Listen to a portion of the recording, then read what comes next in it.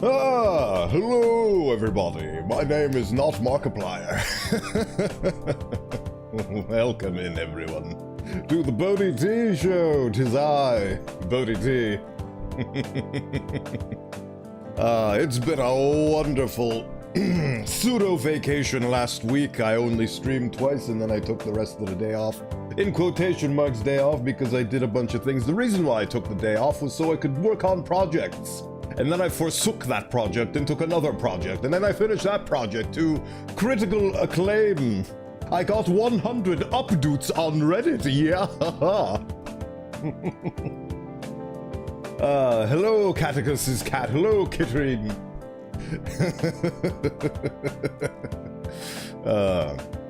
I'm doing quite well. Had some epiphanies. And realizations that there are certain amounts of social media content that I was consuming that wasn't making me feel very healthy and very happy. So I decided to cut that shit out. And I've put sticky notes everywhere to remind myself of my mantras and my wants and needs. Not gonna stay for long, it's 4 AM and I'm very tired after studying so much. That is very fair. And I appreciate the fact that you even stopped by to begin with, so no worries. Again, health takes a priority. By mantras, I just mean little things that I keep forgetting over the course of my indulgence in media and so on. I took a week of vacation, didn't rest any day. Oh, that is unfortunate. That's what vacations are for. That's what you need to do on them. Indeed. You have to learn how to not have that nagging voice in the back of your head constantly tell you, oh, you're not doing anything productive, which means you don't have value as a person. Go do something productive. You're not allowed to rest. Rest is for people who have been productive and you have not.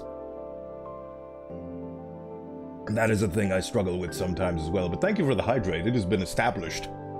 And I have consumed beverage with my mouth hole. But yeah, just basic things that I need to reiterate upon myself because I forget constantly, like, give only as much as you receive, do what is fun and what brings you joy, create, social media is evil, stay off of it. You are not your mistakes, you are the observer of your actions. What actions do you wish to observe? Numbers don't matter, the success of others is an opportunity to learn. Do not compare. Comparison is the thief of joy. And things like that.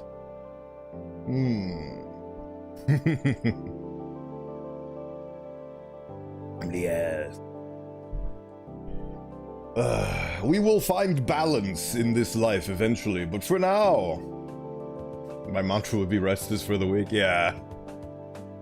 Unfortunate, and I hope that you will learn to move on from that line of thinking. But for now, let us indulge ourselves in some delightful Gatory.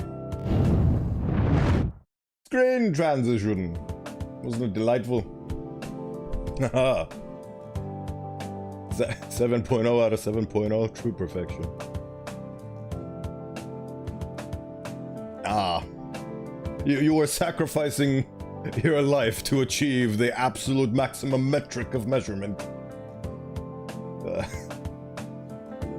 But then imagine the people that don't need to sacrifice that much and achieve the same measure. You're not as perfect as they are. It's a never-ending battle of constantly increasing the bar and raising it until you can no longer keep up and you break down and you crash and you explode. I don't care about them, I'm doing well right now. That's the thing. You don't care about them right now. Hello! Torb Dracone, welcome in. It is indeed Gator time. Beautiful, delicious Gator time. I have delegated, and whatever else I've gated 2 days for this week where I can actually play this game. I'm so healthy. I work so hard and I rest for 2 hours. We have differing definitions of health there. Oh, you actually rewarded yourself for your lack of sleep and also maximum grades. Delightful. You're so healthy. I want to hug that bow. Maybe someday, Suarkal, but welcome in nonetheless. Thank you for stopping by. Let's get right into it, shall we? Actually, before we get right into it, I do have some good news. Should knock me out and take my books. The only person that can truly do that is you, unfortunately. That's another thing that I have written down as a sticky note that I need to remind myself of. Your strength comes from you. Nothing and nobody else can be your confidence on your behalf. That's another thing that one needs to learn, is that validation from others is fleeting. Yes, I have them all on my monitors put on so they don't fall off. I even have them taped with tape. Perhaps later. Where were we? Oh yeah, announcements. Model texturing done. 1.0 texture done. Done texture. Want to get the knocked the fuck out by Bo? Coming to an Ichio near you. But yes, model done, complete, textured, finally. Done the hood, done the sword, retextured a bit of the sword. And now it's finally finished, so now I can get to phase 2, which is particle effects. Give orange me, give eat. Orange me, eat orange, give me eat orange, give me you. Those are wise words of a grand sage. But yes, phase 2 is particle effects, because I want to put funny particle effects on my model, and I need to figure that out. I need to figure out how. The Blender particle effect system is horrifying. You have more good news for me? Share. We are here to yap and chatter away the day. Oh yeah, you wait, so besides the messenger bag, you also got a messenger orange? Oh, you bought the book. I recall the book, yes. Nicely done. I hope you enjoy it.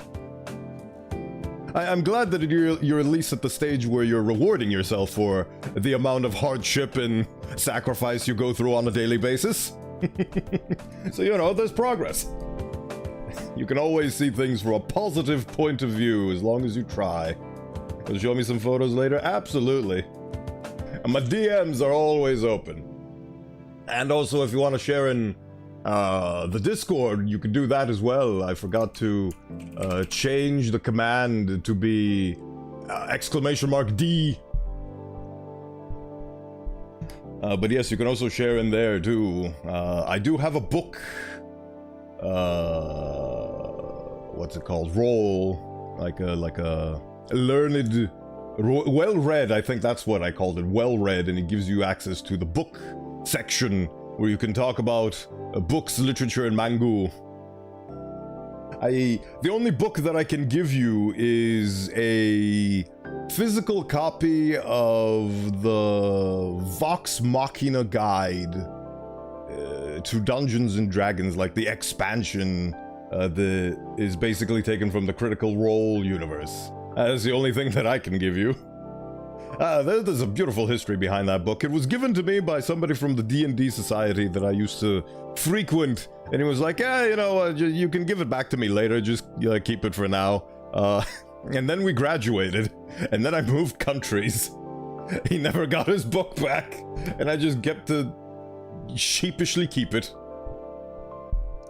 But yes, I need to, now the next phase is figuring out particle effects to put on my model, and then to rig my model, and then the model will be done, and then I'll have to make the castle, and then I'll have to make the assets surrounding the castle, like the new hood. I'm going to have changes to the way my screen right now operates.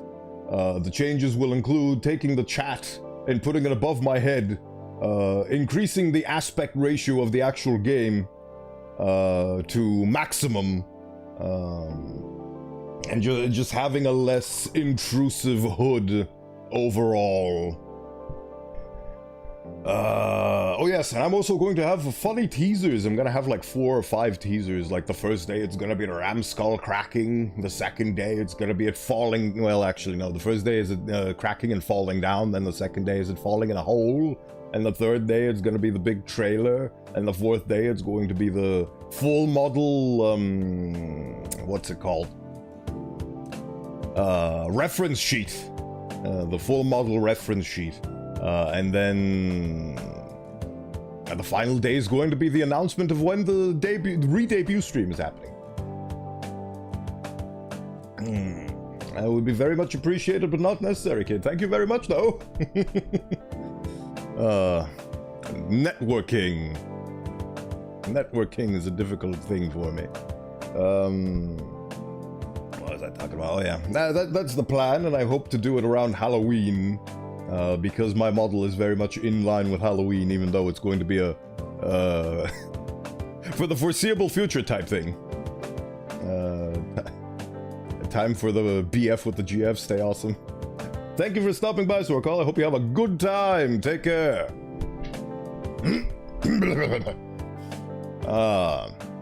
Right, anyway, I think that's everything. I've yapped to death already. I'm very excited for it. I'm glad I finally got to finish the texture on the dang thing. Now I just have to get through the technical process, which is going to be... exhausting, because while I've been texturing the thing, I've been sort of peeking at it because I'm an impatient sod. I've been looking at tutorials for Blender on how to make particle effects and scrolling textures and all that, and it's really difficult and I don't know how to implement that properly. But hopefully, in the future, now that I no longer have a texture to procrastinate with because it's done, I'll be able to get on top of it. I'm very tired, but I truly don't want to leave. I shall dub it the Kit Conundrum. I want to sleep, but I want to stay here and socialize. The horrible quandary before you. What will you choose? Trying to suck out as much health as you can from your current day? Or enjoy this stream? It's up to you. But I'm starting... where am I starting? Where do I... Did I even... Oh yeah, I forget that this is the thing that I do. Is this the last save? Yay. You're just very fun, and I appreciate you, and I hate our different time zones. Well, in the future, perhaps, I might shift to a different, point. Oh yeah, I forgot I already had this conversation with you, but, I don't know. I don't know. I've been doing the 9 AM, the morning stream, my equivalent, for a while now, and it feels like, because I'm a morning person and I do my streams in the morning, it feels like all my productive energy is sucked out during the stream. And I don't want to be productive for the rest of the day, but the thing is that you'll move to a different country. But what about your grades? You can't maintain your grades if you're in a different school.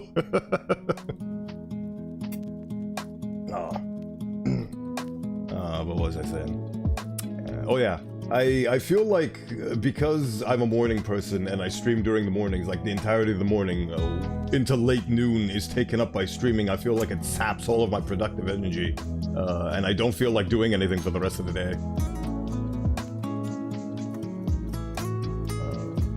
You're a morning person, I'm a night owl. Oh yeah, that is actually a good point. You have the funny trait night owl. I didn't realize it until now, but yeah, that's very accurate. It's right on the first work break for me, so it gives me time to set up. That's nice.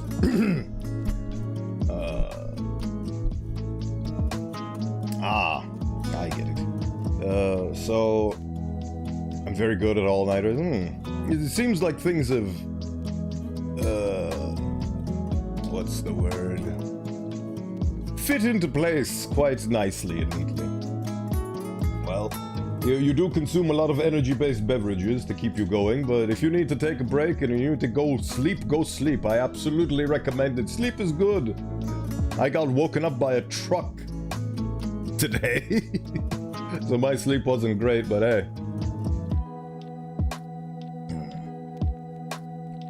Right.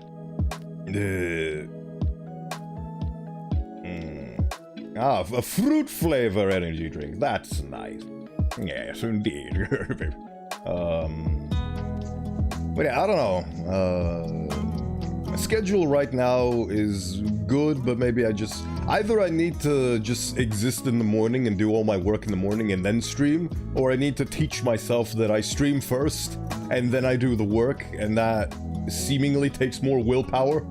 Did I tell you about my insane schedule when I was a child? No, you did not, and if you did, I don't remember. Feel free to share if you want to. I shall do this funny game now because I really want to see where the story goes and continue it.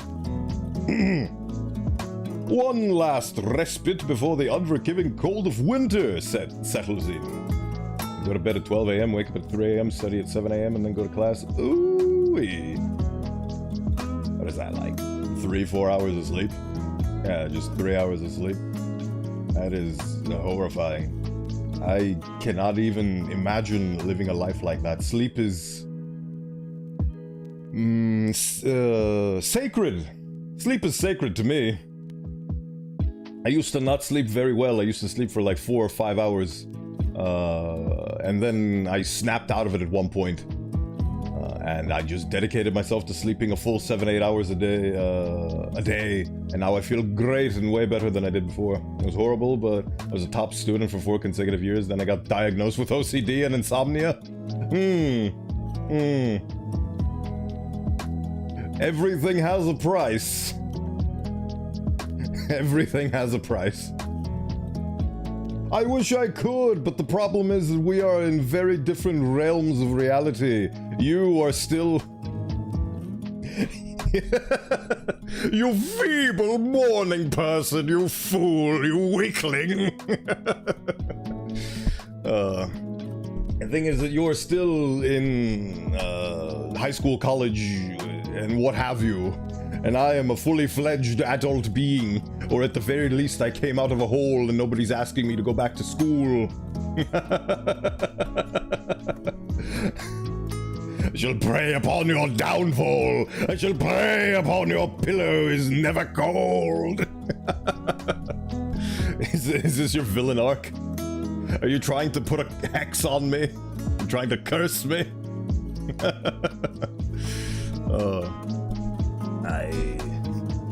I pretty much... This is my voice for you from now on. I shall prey upon your downfall. You shall perish soon.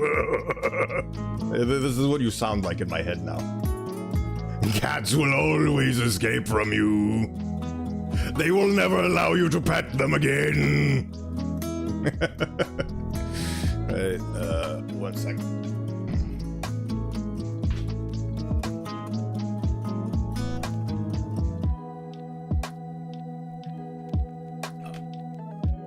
I had to open a window because I'm already feeling your witch's hex upon me. Okay, I'm going to sleep.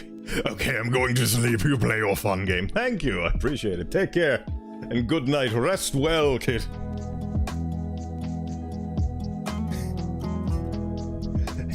Bubbling your witch's cauldron, you cast a hex upon me.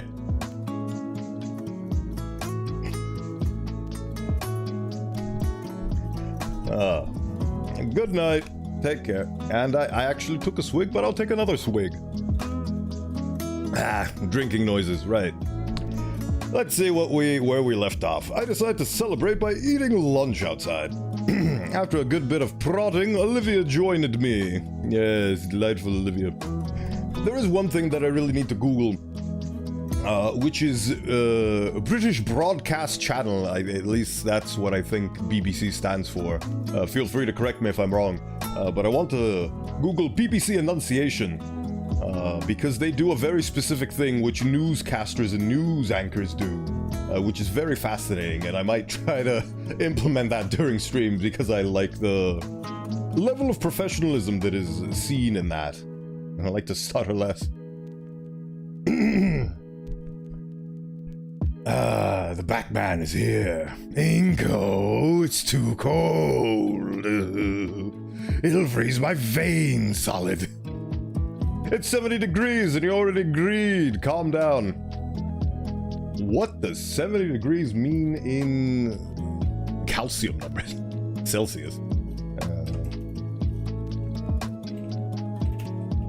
I must Google this to find out. 21. Oh my god, that is boiling. I would be... I would be somewhere between comfortable and boiling at that stage. I'm a cold inclined individual, so the colder it is, the better I feel, because if it's way too cold for my comfort, I could just put layers on. That's the great argument that I have whenever people come to the conversation of hot versus cold. When it's hot, you can't take your skin off.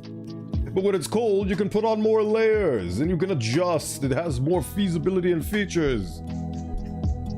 Of course, I know that there are a lot of horror books around the slow decline in death of the cold. And I can understand how that would be a less preferable fate than dying of heat stroke and heat syncope. But ultimately, I don't know. I'd still prefer death by cold.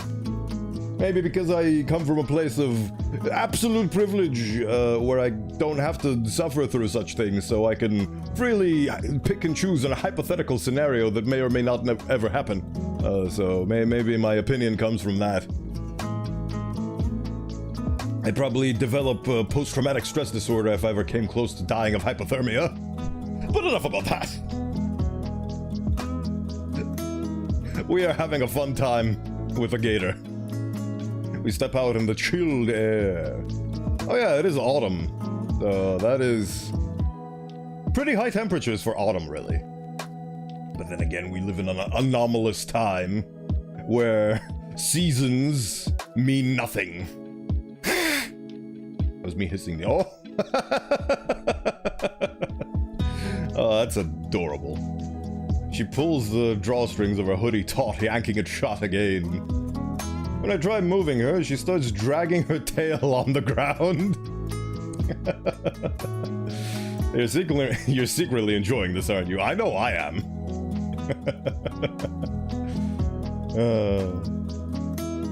That hoodie isn't hiding your silly little grin. There's a table by the edge of the yard that looks pretty good.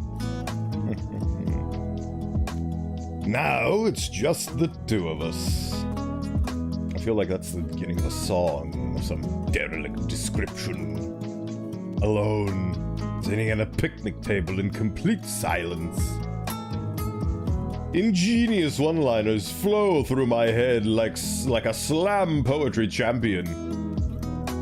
Yet I can't work up the will to say anything about the wedding to her. Guess there's always later. So, Olivia. The gator lifts her head up from her roast beef sandwich, staring directly at me with a toothy smile upon her face. What's up? How about this weather? I love you. Isn't it such a delightful weather? I'm in love with you. Seriously? Yeah, seriously. I'm not used to calling tales marry me, so this is a nice change of pace. I love you. Well, it's pretty chilly. Part of why we're the only ones out here. It is pretty empty out here today. Please, I want your hand in marriage.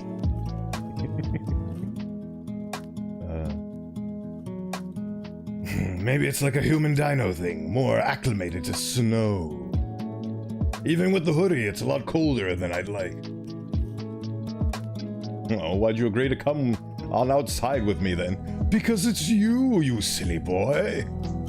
Well, you wanted to, and I cannot refuse your charming whims in your blue jacket. And you? Olivia's lips quiver a little as she tries to work out the words to say. I wonder why that is.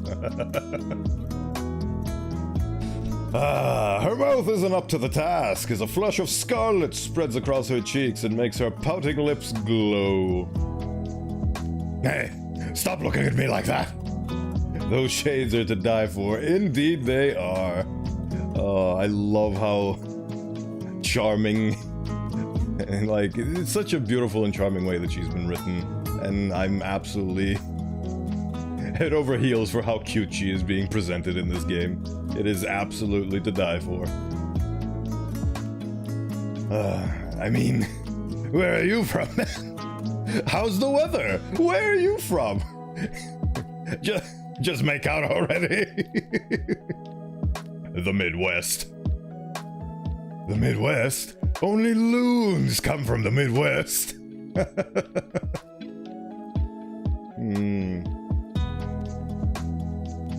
The center of the world.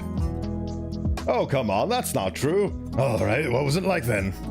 It was full of crazy people and it was constantly under threat of gunfire. A lot of empty promises, nothing worth talking about. What was Saint Hammond like before I showed up? Oh, horrible. Everybody here sucked. Well, they still do, I guess, but seriously. One of the faculty had a stick up their ass, and the student body was holding on for dear life. I'd do anything to get out of this place. If I got to take you and Damien with me. Ah, so I'm Damien's here now, huh? Wow. Colorful. Olivia and I freeze at the familiar voice. Oh, I was actually kind of accurate. The sound of stone grinding on stone echoes through the courtyard as we turn our heads towards whoever said that. The cat is angry. The administrator has been engaged. Principal Scalar stands up as still as us, her face burning red. Did she drink very hot coffee? Though her jaw is moving, teeth grinding exceptionally loud as she looks at Olivia. I wish I could grind my teeth, but due to these indentured metal pieces embedded within them, it hurts to even clench my teeth. So I shall abstain due to medical reasons. Ooh. Big man on campus. Next to her stands a large whale dressed in formal attire. I wonder who that is. I guess Mr. Ferris is still doing that inspection. And did he hear? What were you saying just now about student morale, Principal Scalar? He doesn't even look up from his clipboard as he begins jotting down something with a pencil. I said had. Ever since Principal Scalar took over as our principal, things have gotten better. Olivia's words do little to make Scalar's face lessen in both color and intensity and heat. Yeah. I have to say, this school's way better than my old one by at least a country mile. So, Miss Ringo, would you say that your time in St. Hammond since your transfer has been both fruitful and comfortable? I mean, compared to my old school, I've met good friends, had excellent teachers and classes, and have had, on all grounds, good time, he says with a pensive smile. Also, cafeteria food is great here. It actually tastes like food and not microwave reheated gruel. Mr. Ferris gives a nod and writes something else on his notepad before turning to face Olivia. You know, they could have just kept listening in on this conversation and taken notes, because then they would have had an unfiltered, unbiased form of data to go off of. But then they immediately decided to break their cover, drop the stealth, and immediately confront these kids, due to whatever reason they saw fit at the time. Probably emotion.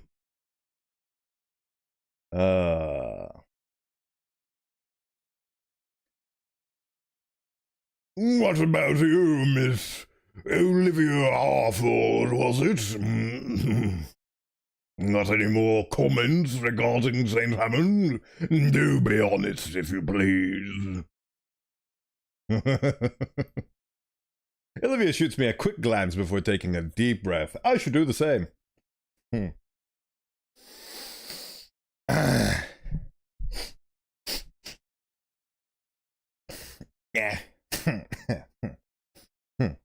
Well, the school needs more handicap access ramps.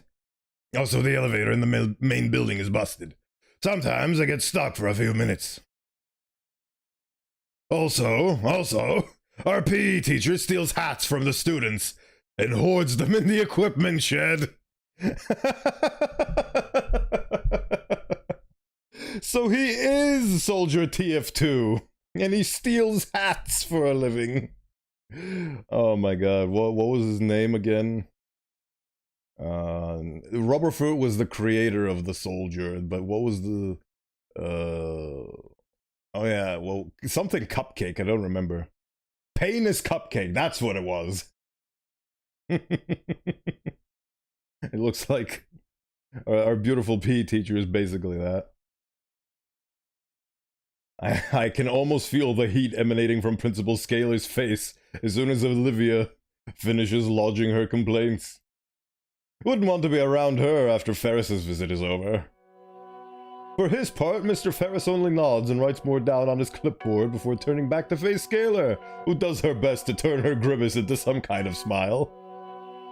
Seems like there are some issues left over from the previous administration.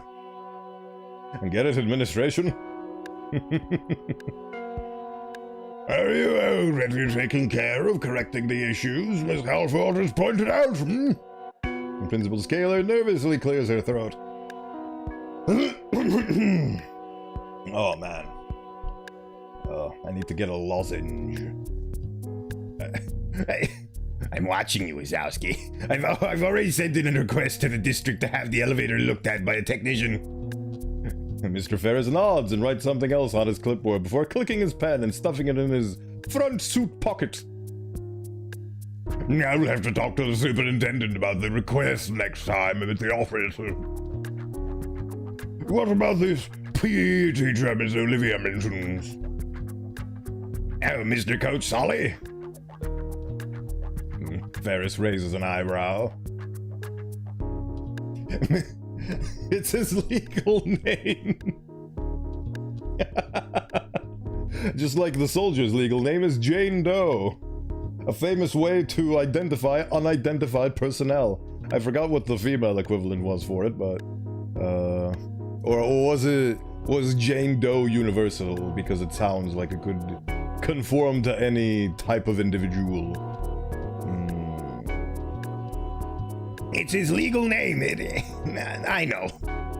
He checks the page, then sighs a bit. Right. Ferris turns to face me.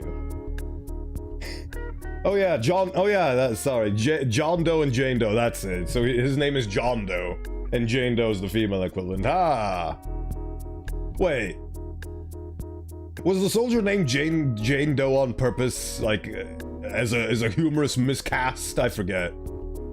I don't remember. All I know is that it's funny.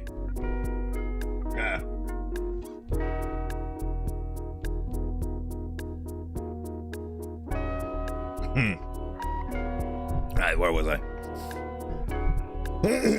Well, that's enough about St. Hammond for the time being. Mr. Inco, how would you say things are going for you? Not just as a student, but also as a growing adult. Well, you see, the love of my life is currently in the wheelchair in front of you, and I do not have the gumption to tell her how much I love her, so it's going great.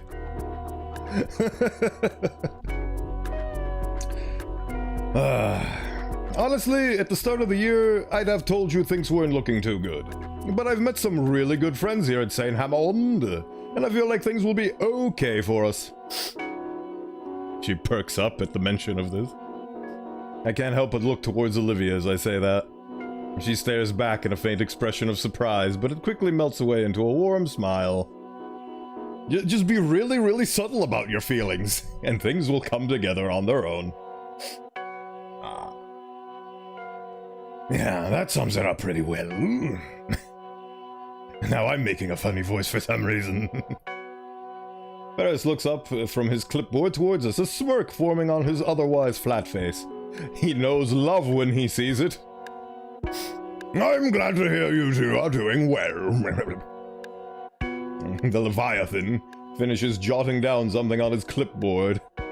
That's the first time I've seen that word used as a regular descriptor of someone. Finally turning to Principal Scaler. I think I have everything I need for the time being. So, Mr. Ferris, why don't we adjourn to the faculty lounge? Of course, we can go over your future budgetary plans over a nice cup of coffee. And they slide away. The inspector turns away, Principal Scaler lagging behind him with a look of pure misery on her face. Oh, she's gonna get done in by the quality inspector.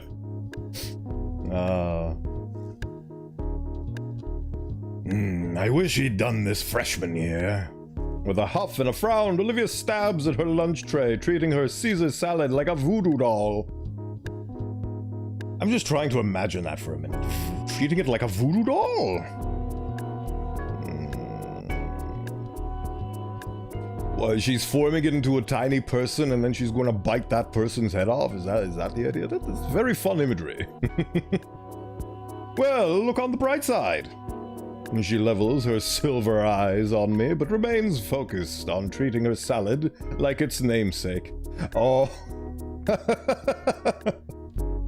Forming a back out of a Caesar salad just to stab it in there.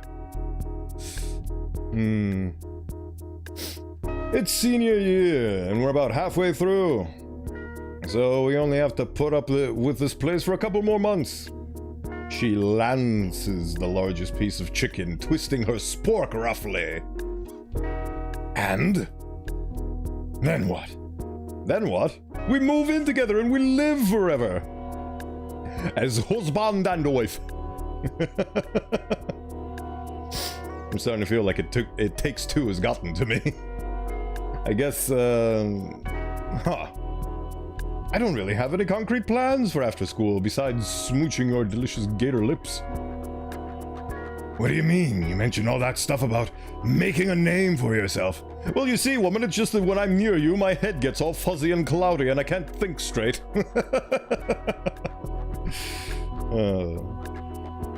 I mean... watches a ramskull juggles 12 voices at the same time. I mean, yeah, when I first got here, that was the goal. The best part is that this is my regular voice and I somehow mess it up. Oh, well. But honestly, I haven't considered what I was going to do to get there. It's my turn to toy with my meal. Oh boy. Oh boy. You? I plan on getting an art degree. The most useful degree of all, let me tell you from personal experience. Art degrees are just mwah. They teach you absolutely everything that you need to know, and what you need to know is that you just follow YouTube tutorials. And then you go in debt! Art degree! I hate it. Others have had the same issue due to how much back and forth there is.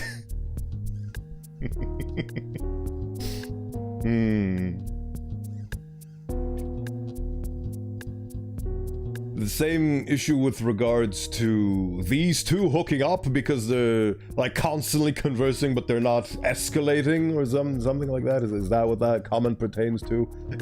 The problem with streamer brain is that the minute I say something and it leaves my lips... Oh, voice acting. Oh.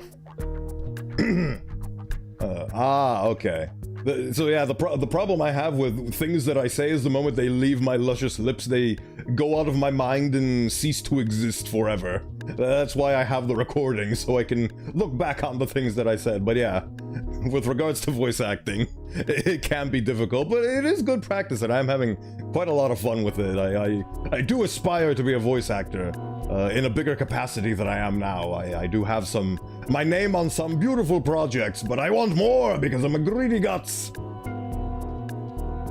My goal is to be paid for voice acting work someday. I have yet to achieve it, but I'm at least happy to be in the credits of a lot of projects. My name is in there and I contributed. And I still continue to contribute. I have over 100 lines in Raising the Bar Redux. Most of them are redoing the soldiers' lines, but you know. And by soldier, I mean the Combine soldier. Not the... Imagine, I've never done an impression of the Team Fortress 2 soldier. I don't intend to right now either.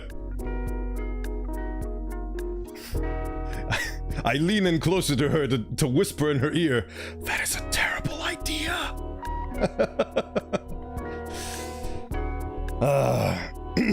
Whoa, really? Online, of course. Ah, beautiful. Oh. Not like I have any other options. The only time I'm worth anything is when there's a brush in my hand. That is very unfortunate when you go your life with your only sense of worth being tied to your work. I managed to convince myself that there is more to me than just my work. I don't know how I did it, but somehow I managed to trick myself into having self-confidence, which is a great feeling, even if it comes from a fake place. The feeling is real!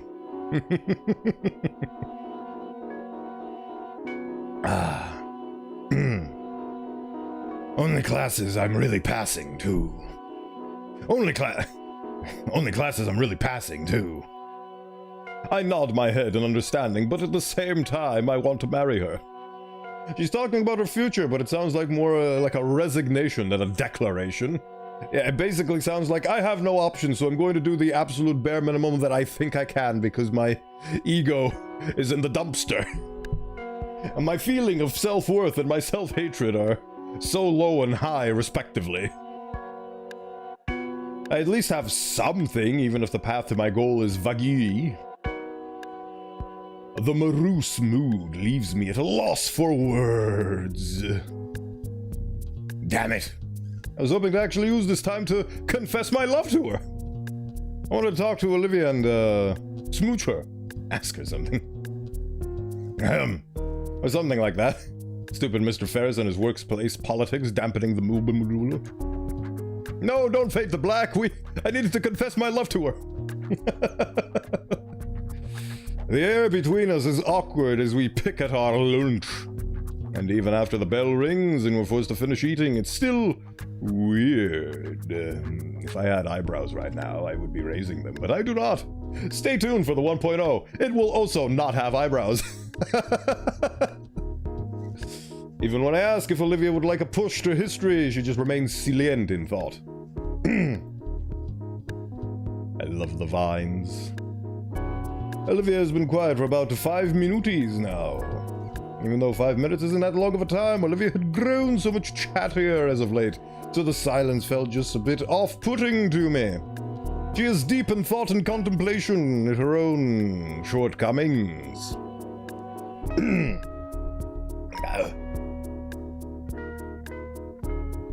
A part of me couldn't help but wonder if it's a cold shoulder directed at me or just remaining nerves from that last conversation. I'm pretty sure she is deep in personal introspection and contemplation. Not everything's about you, buddy. I had to learn that the hard way. Believe me, it's a difficult lesson.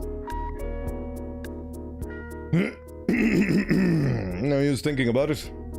So, penny for your thoughts, Olivia? All right, I'm supposed to think. Sorry, I guess I'm not here right now. Oh, classic tortured artists. They escape into their own head for extended periods of time. What are you thinking about exactly? Olivia lets out a sigh and turns her head upwards so that her eyes meet mine. Oh, that's a lovely... I wish I saw that perspective view. It would have been beautiful. I really got to thinking about what we were talking about earlier. How it seems like neither one of us knows what exactly we'll be doing after school is over. Alright, yeah. That. I hadn't really given much thought to the fact that I had essentially dropped a bombshell on both of us. Yes, the future is difficult and scary to think about. What are your prospects? What is your life's worth? What do you want to achieve before the inevitable decay? Who do you want to be? What was that song again?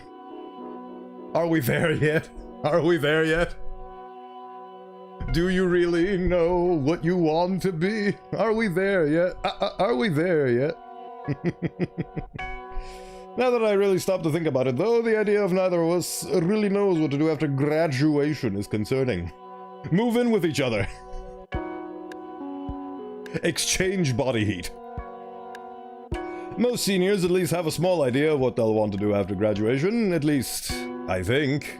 Yeah, see, that's the thing. You are comparing other people, like, you're not even comparing other people's output. You're just imagining that other people around you have their shit together and know what they're doing.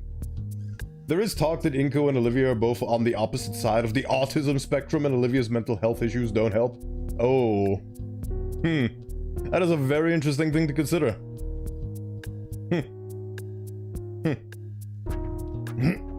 I wonder where I fall on that scale. Get it? Scale? I didn't intend to do that, but it is what it is. I wonder if people that are on the opposites of that spectrum can still get along. It seems like they can. I think feelings work regardless of what kind of chemical configuration you might be. It's a very fascinating thing to consider. What was I talking about? Oh yeah, like, just the notion that you just imagine and assume that other people around you have their shit together and you're just looking at their outputs and then comparing them to yourself, and you haven't gone through that progress yet and you're immediately, like, depressing yourself and going in a negative feedback loop. Like, that's a horrifying kind of thinking that I am glad that I managed to, at the very least, realize that I'm doing myself and then acknowledging it and I'm trying to stay away from it. Like, you should never compare, like, other people's end results to yourself. Liz seems so together right now.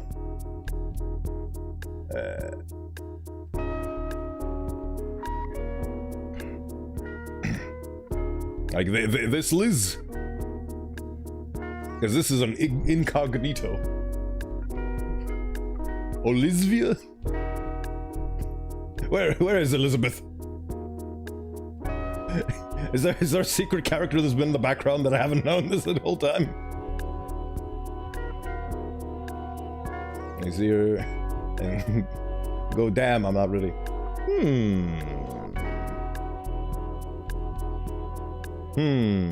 My brain trembles. Oh yeah. Now my brain turned on. Okay, good. At least I think. Hell. Oh, there we go. Liz had made a full chart and timeline for herself. There we go. The game has caught up to your comments, Draconi. I see that you have a very well-versed understanding of this game.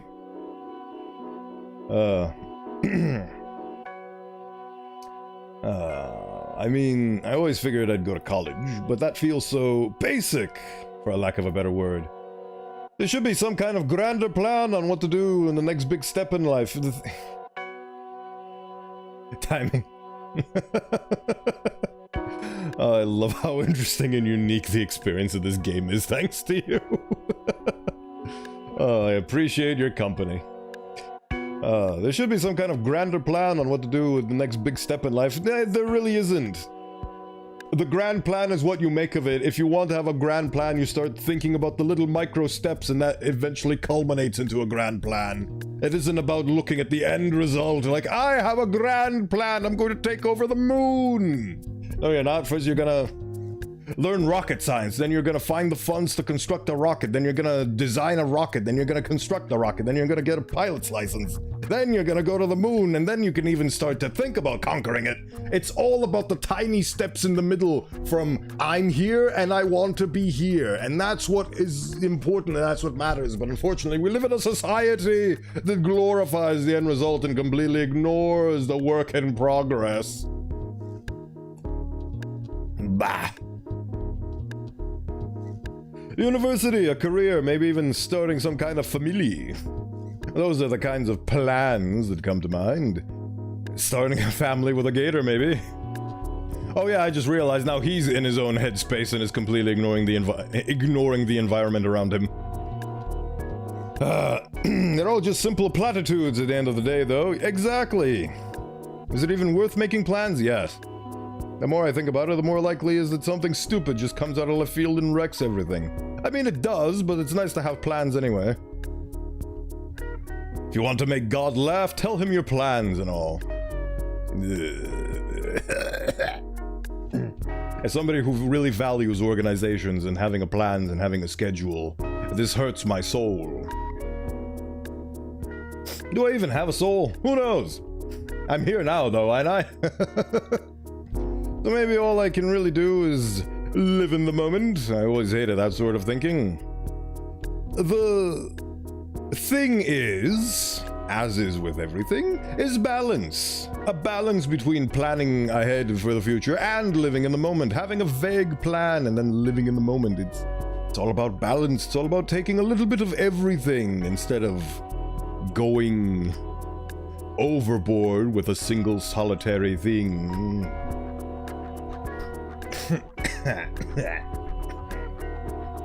Just be a sitting duck for life to take pot shots at me? No. Just live pretending death can't show up and take me at any time? What do you got, cancer? You got 2 months to live? Oh, hello, speaking of death.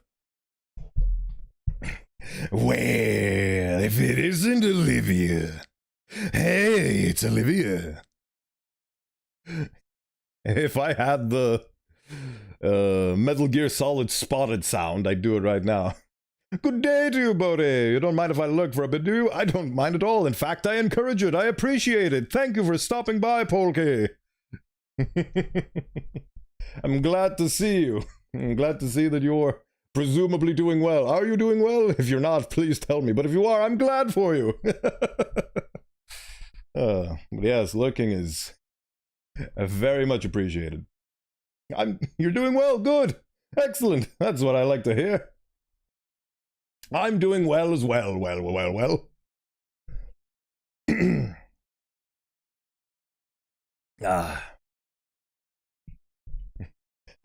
As long as we're all doing.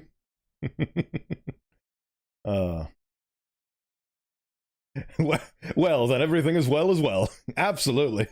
Everything as well can be. I fell down a well. Or at least I'd like to avoid her. And friend. Olivia stiffens in her chair. Oh, hey, Mia. Olivia's words are a hiss as she tries to face away from the crimson-scaled girl. Her hands shakily strain against the wheels of her chair, slowly turning it too. Well, got a couple of questions to ask you, Olivia. Would you like to humor me for a bit? Oh, what am I saying? Of course you don't mind. Oh, Jesus. The parasaur saunters up and with a sway of her hip pushes me aside as she takes Olivia's reins from me. Oh boy. What the hell? You're insane if you think you're going... We're going with you anywhere. We? She looks down to Olivia and back at me. We.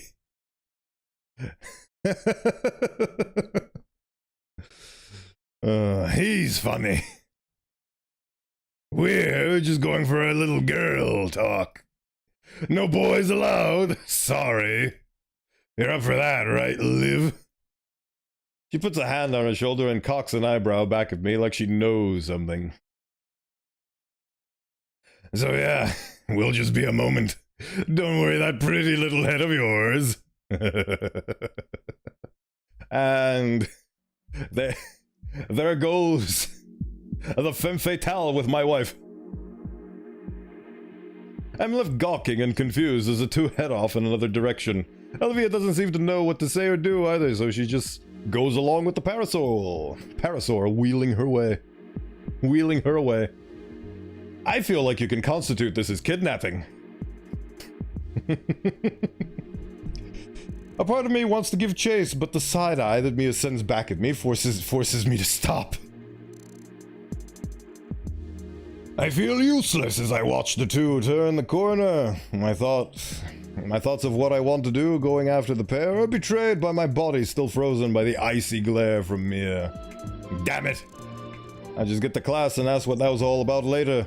If she lives that long, that is. Hello, Miss Pauling. I mean Prockling. By the time I get to Prockling's history class, I'm half expecting to find Olivia already waiting for me, some kind of remark primed and ready to be spoken to me. But instead she isn't there. That's because she's a puddle of blood somewhere in the school grounds. I reluctantly take my seat, tapping my foot impatiently. Even when the bell comes and goes, there's still no sign of her. Shit! Yes! Your wife is dead! You should have saved her when you had the chance. That's the last time you'll ever see her. She's been wheeled off a cliff. ReZero style. I shouldn't have let Olivia go with her alone. What the hell was I thinking? What were you thinking? You weren't thinking, you were frozen due to fight or flight, telling you to not intervene out of fear for your own life. Which is, you know, an understandable reaction. I really don't want to cut class, but I can't afford anything bad happening to her. You excuse yourself to the bathroom and then leave forever. Nope, can't sit and do nothing. Gotta go save my wife. I shoot my hand up into the air, causing Miss Miss Pogling to pause mid-lecture. What was her voice again? Oh yeah. Yes, Mr. Nito? Miss Progling, can I be excused? Why? Class barely started a few minutes ago. Because I'm gonna diarrhea.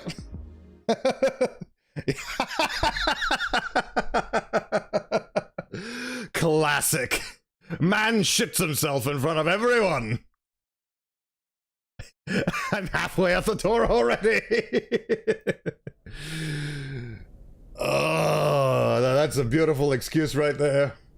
He doesn't even care about his social standing, and considering that was a full class that he just proclaimed that in front of, he does not give a shit. Or he gave too much of a shit. Who knows? All I know is that I desire water. Where did they go? There's not a soul to be found anywhere. If I were a bitch, where would I harass somebody in secret? Shoot, whatever's between them, I hope it isn't turning physical. Probably the women's bathroom, I would imagine. That'd be my educated guess. I mean, she wouldn't, would she? Like I said, your lovely gator wife's a pile of blood. You unfortunately cannot hug liquids, no matter how hard you try. My hands clench tighter and tighter as I focus on walking faster. Finally, something snaps me out of my trance, the faint sound of squeaking metal. I've heard that sound before. Please tell me she hasn't been beaten. I turn towards the source just beyond the door of a nearby classroom. Judging by the paraphernalia covering the door, I think this is the algebra room. I grab the handle and haphazardly throw the door open, praying that I'm not about to rudely interrupt a teacher for a second time today. Looks like shit. How am I supposed to should be happy, dude? Aha! I found them at last. Two heads turn to me in a mix of anger and surprise. And they're the heads of the girls I was looking for. It's like a sudden three-way standoff. I was definitely not intended to be a factor in whatever this is. Yay, she's not dead! I really should have thought about that before barging in. Thank Raptor Jesus, she's okay. Oh, I cannot do two voices at the same time. What the fuck are you doing? I should ask you two the same question. Oh my... Oh my god, Baldy, this is not the time. Don't talk to him like that. Yeah? What? I told you not to... I told you not to be followed. You were there when we left. He just heard you screaming like a maniac. I've been forgotten already. Hey!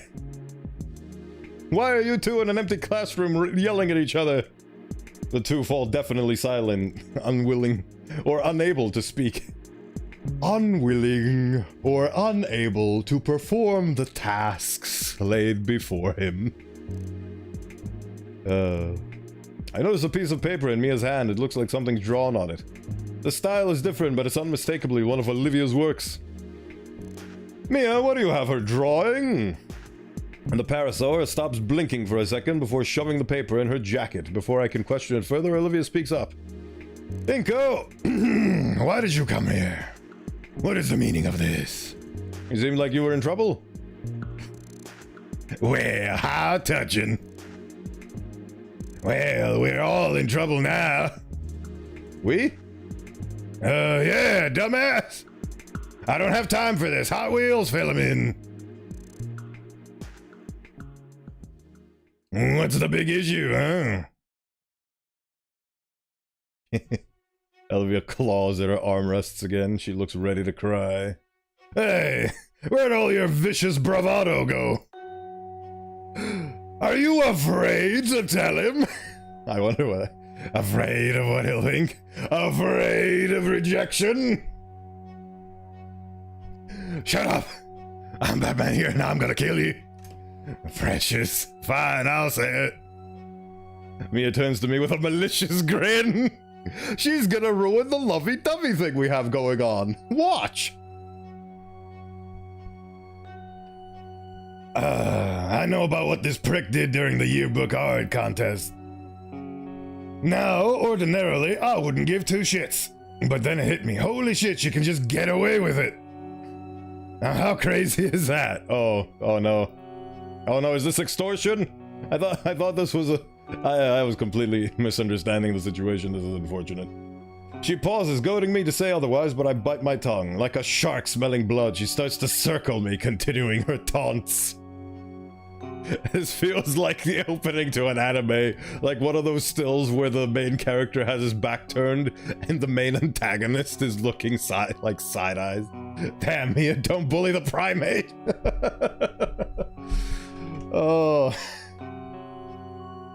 Oh, monkey see, monkey get bit. And then one thing leads to another, and now we're helping each other out. After all, if the school found out, it'd leave a permanent mark on her unemployable ass. Mia starts chicken dancing around Inku. She's Fortnite dancing in a circle around him to establish dominance. What? Yours too, probably, since you're involved and all. Oh, I forgot. Ben yapped. That's what's happening here. Ben yapped to his funny red GF. This isn't even red. This is magenta. This is to his funny magenta sharp GF, and she is now using that to extort us. My teeth creak painfully from my clenched jaw, and yet the blood drained from my face. I'm talking about her record, you mouth breeder. Breeder? Breather? It's her big break, right? Skipping the whole rigmarole. The gist of it is simple. So Olivia draws up some BS group projects for me, and some friends of mine turns them in, and I make sure the whole incident goes away. So this is extortion. I managed to earn back some of the feeling in my consciousness. Just long enough to defy her. Bo does what in the mouth? You didn't hear that. So what if these are permanent recordings that go up on the YouTube channel? Listen, I have trouble with the th sound, okay? It's not my fault, it's a speech impediment. Sometimes the word breather sounds like breeder. It's not my fault. Officer, I'm innocent.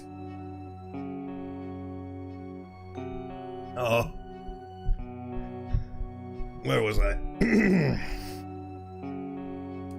But that's blackmail, that's cheating, that's wrong. Me and Olivia in the same room, don't blame him. It is true, these are basically...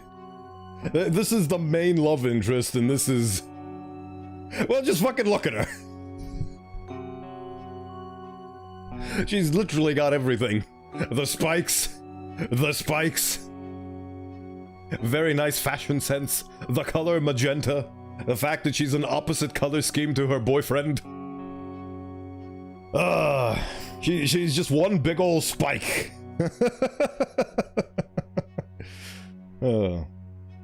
That's cheating, that's wrong, that's impossible. Oh my god, that's fucking precious. Mia blinks a few times before turning to look at Olivia, then back to me, then back to Olivia. I knew there was a reason for that whole incident. I felt like it was excused way too quickly. I knew it was gonna come back in some form or another. I just didn't expect it to be this form, but it makes complete sense that because Ben was there, he immediately blabs to this she-witch. She-devil. What, are you disappointed in her now? I bet you made her pinky swear she would never do anything like that again. She leans closer to me, Fox whispering. Well, sorry to break the news, Ingo, but your friend here is a liar. Don't listen! I wouldn't be! She was threatening me! Threatening? Honey, if we were swapped, you'd see my ass hang. All I'm doing is making things better for the both of us. Not my fault you tried to get away with cheating. See, this is what happens when you make incriminating mistakes. People are there at the ready to take advantage because they perceive you as the bad guy. And they're doing this because they think they're right in all this and that they're doing the right thing. Because she was disrespectful to her boyfriend and now the revenge is full circle. But as you know, when you plot for revenge, dig 2 graves. I'm going to put half of Mia in one and the other half in the other.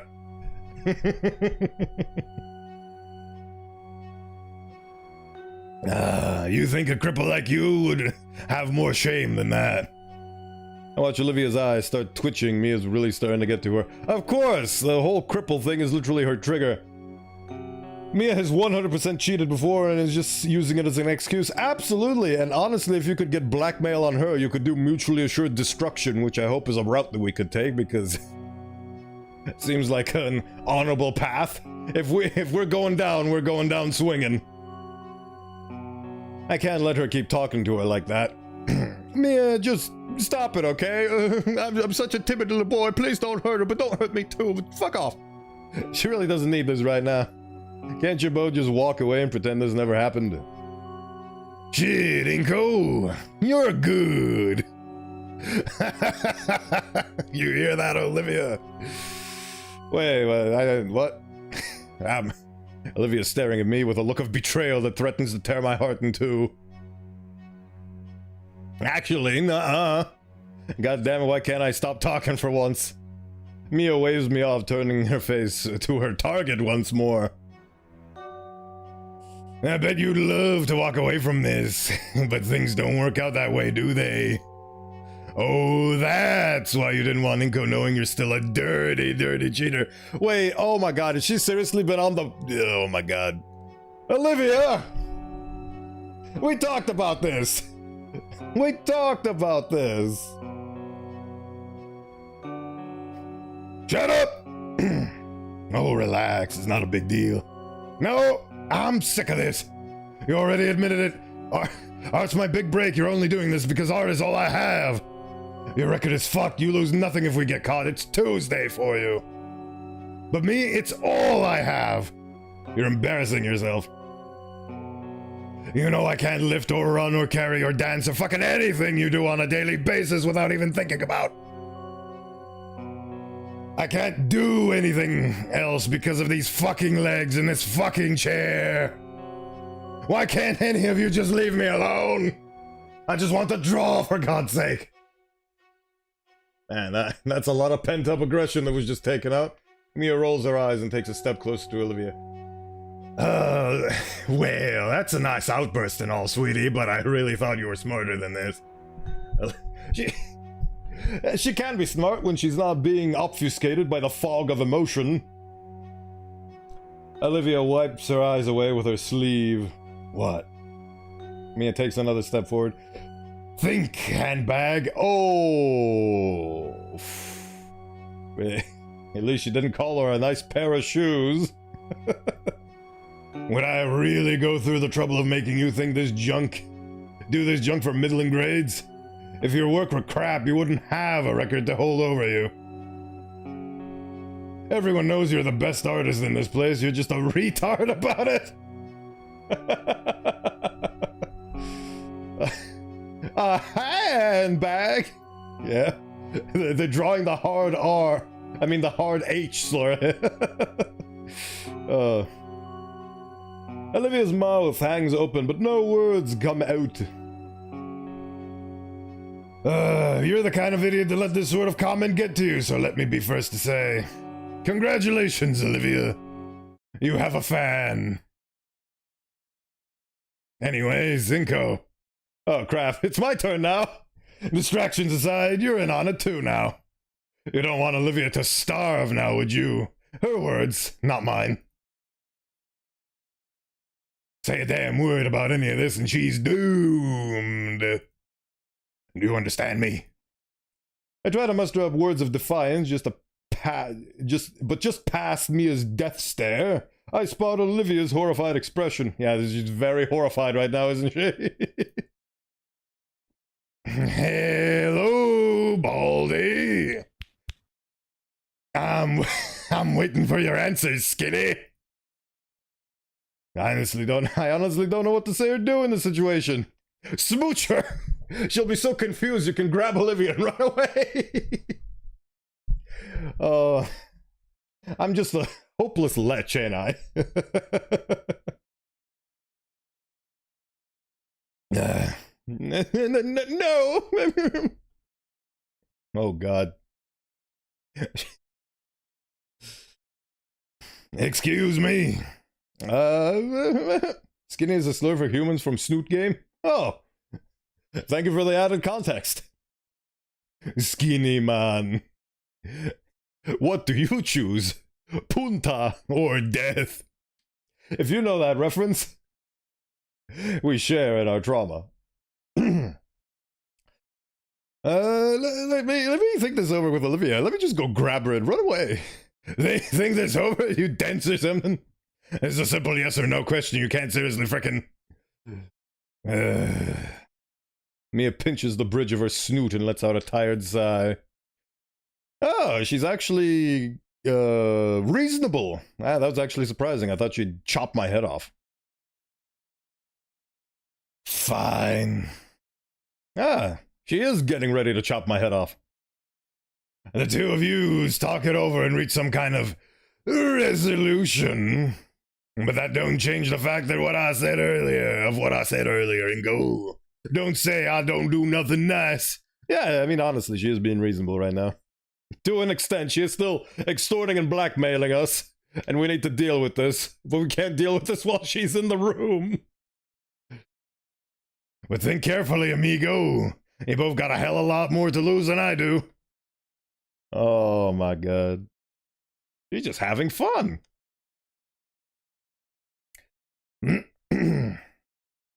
The tail spike glare. The sharpened tail spike reflects. I need to dust the cobwebs out my ram skull.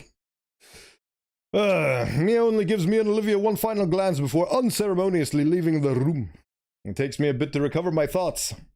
I came into this room with the premise that I shit myself. I never thought Mia would go this far. Honestly, this is less far than I thought she would go. Remember Mrs. Super Sweet, the nice one, you get to know her, Mia? Oh. Yeah, she's absolutely... Well, I mean, she is basically acting out of her own desire for revenge and to protect her little hubby boy.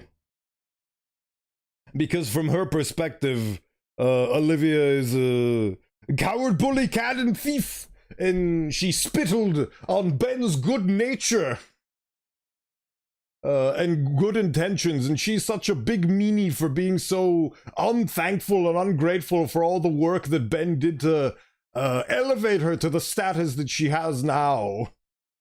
So, from Mia's perspective, she's basically extorting a villain. You know, it takes a lot of suppression of empathy to pull off, but this is the situation we're in right now. With my parents that are never around money, I purchase a Glock. Oh, God. That is a joke. For legal reasons. Also for illegal reasons as well, just generally. Humor. Comedy. Never thought Mia would go this far. And Olivia right now, she must be devastated. Stand up from the floor, slowly approaching the alligator. She looks like a mess. Oh, I guess I'll have to confess my love to her another time after we finish this and put Mia in the ground. The fictional character in the ground. Why? Why did you have to come in here? I could have kept this secret away from you. I could have protected you. I could have sacrificed myself. I'm sorry, I was just so worried about what Mia could have been doing to you, and I wanted to make sure you were all right. Buy a Glock? In-game, absolutely. We need to go to the in-game store and purchase an in-game Glock. And do violence against a fictional character to resolve this narrative mess. I'm a funny video game character. I am virtual. Nothing that I say has any real hold on real life events or reality. Everything is all make-believe. Gotta be fast enough to use it. Dinos are very quick on their feet. Ho ho ho ho ho.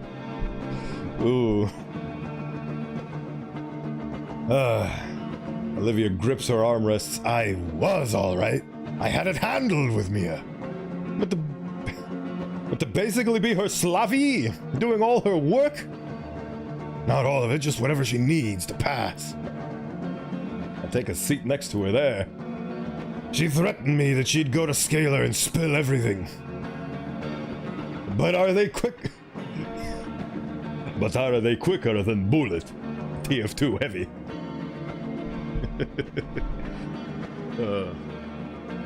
I have yet to meet one that can outsmart Bullet. Cry some more! And if Scalar knew that I swapped the art, she'd know that it was with you. I wouldn't let her do that to us, so I got desperate, told her I'd do anything she wanted. That's how I got mixed up with her. I let out a deep and heavy sigh.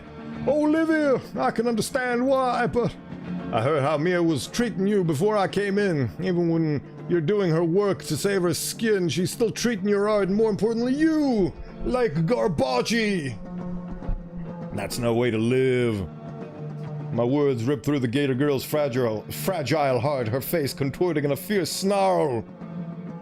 Even as her eyes grow wet. You're miserable. You know that. Olivia looks away from me, her face scrunching up as tears well up in her eyes. I just don't know what to do. Well, now that we're in this together, we get to die together. I don't even know I can trust her to keep her word. That is actually true. You could do all of this work for her, and then she could just tattle on you anyway. It's a lose-lose situation. And now that you know what's going on, Mia has a noose around both our necks. Unless, because we're two people, one can occupy her and the other one can dig up even heavier dirt than what she has on us. And then we can reverse the blackmail. So that way, she stands to lose more than we do. But it's gonna be a very heavy toll to pay. You have to get some dirt on Mia. Absolutely! Great minds think alike, eh? Swackhole. And she'll get dirt on you. And then we'll have to even get even more dirtier dirt, and by the end of it we'll have a mountain's worth of dirt. It's the... Oh, it's the dirt race, the escalation of dirt technology. Oh! Oh god. What dirt Ben is... Ben is the student president. That's the dirtiest boy out there. He's secretly hauling drugs to the cartel. Oh lord.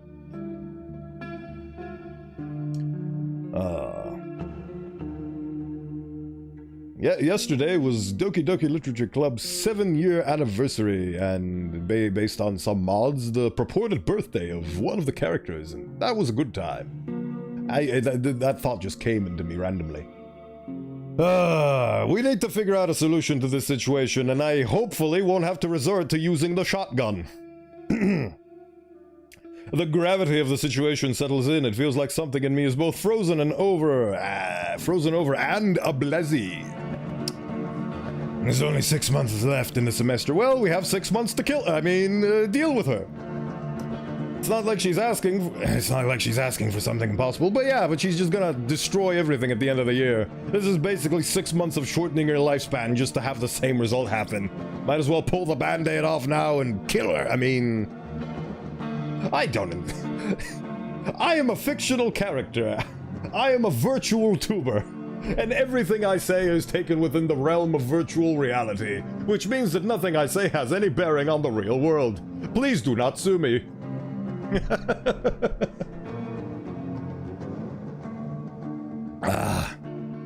Her eyes regain some fire as she smiles. I'll just have to tough it out. Oh god, she's going back into her old ways. 6 months, we only just need 6 block deep...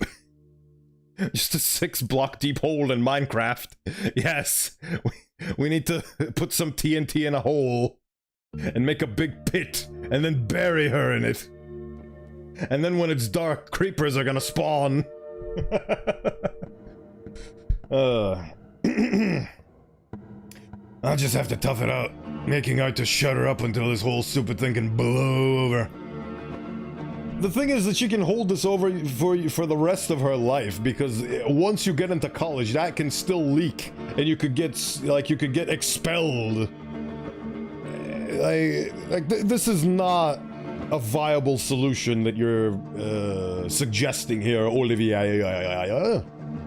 She's been going through this for so long, and it's just... I'm out of options, and so is she. I just blurt out the first thing that comes to mind. Good! Be the himbo we always knew and loved you would be. The only option is to kill her in Minecraft.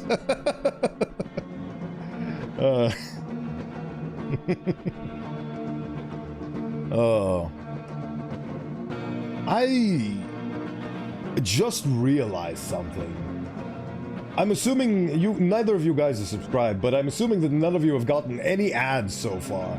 And I'm starting to realize, because there is a channel that I frequented for 4 hours yesterday that had over 1,000 viewers. It was a special event, but still. I was not subscribed, and I had absolutely 0 advertisements. And it's starting to click for me that the more advertiser unfriendly I become, the less ads there is a chance for my viewers to get, which is a win-win. So effectively, I've managed to figure out how to turn off ads. Murder, death, kill, slaughter. Do not put an ad for Mitsubishi.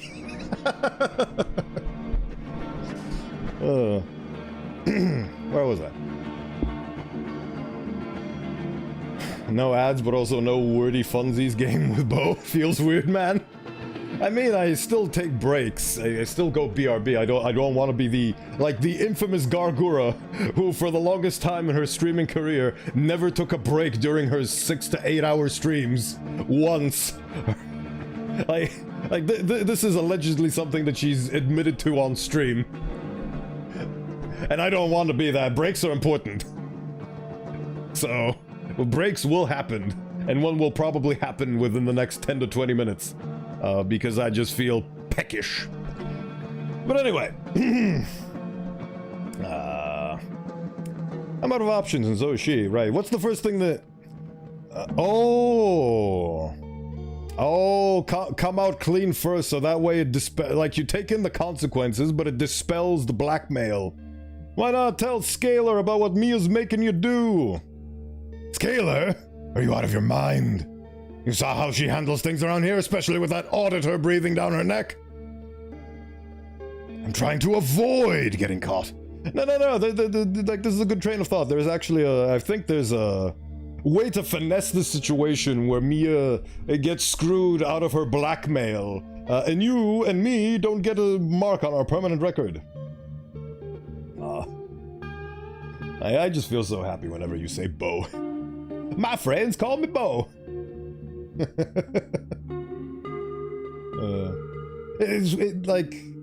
I read a book once that stated that a person's name is like a lullaby to them. And the more frequently you use it and the more you say it, the more entranced they get in your words. It's a psychological manipulation tactic. But it works. And it works very well because people treasure their names. Because when you say somebody's names, they feel acknowledged by you. So it is absolutely delightful, and it is sending the good vibes up my brainstem. Because it is a name that I both have and have chosen. Right. Okay. How about Hirkin? Hell yeah, vibing dog. Feels good, man. Feels good, man, indeed, so I call.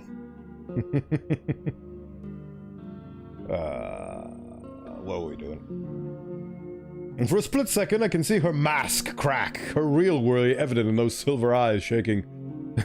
I don't want Daddy to think less. I mean, I don't want Yidikin to think less of me. No, no, no. Olivia makes a show of clearing her throat. Mr. Yidikin doesn't need to hear this either. You know, he'd be able to... She slams! I can do this on my own! You don't need to! Life is a co-op game, we're a social species. The fact that we're both roped into this has benefits and nothing else. We can work together. Turn this visual novel into a co-op game. Marry me. I can do this on my own. Her balled up fists quake wildly after they slam into her armrests, and the Gator girl does her best to hide her wince of pain.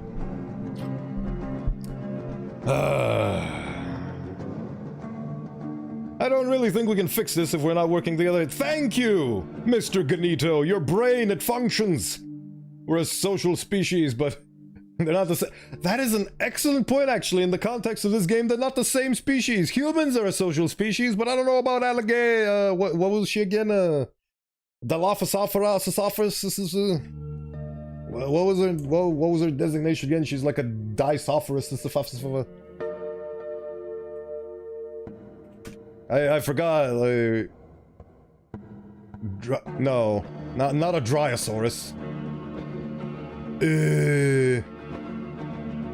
I forgot what kind of dinosaur she was, but I don't know if they're actually a social species. Probably not. I do not recall lizards being known for their social standing. They seem to be a bit of a solitary species, considering that they're cold-blooded. So yeah. I'm going to teach you my culture, Olivia. I'm going to teach you the culture of ape together strong. There's an old saying, baryonyx. Thank you. That's what she was, a baryonyx.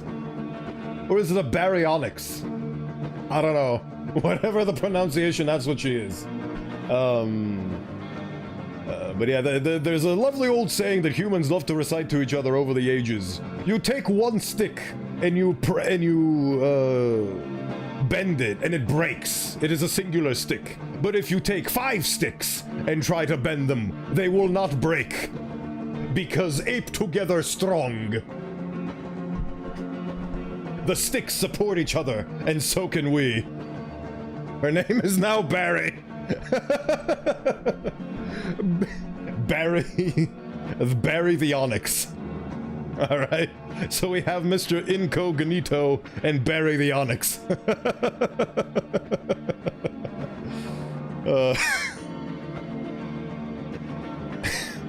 There's nothing to fix, says Barry. Oh, I'm gonna piss myself laughing, which means I need to go BRB. I told you I have it under control. I'm Batman. I need to solo everything. What have I done? What have you done? You know what you've done? You've made me instigate the BRB screen for a minute. I need to go recuperate from this.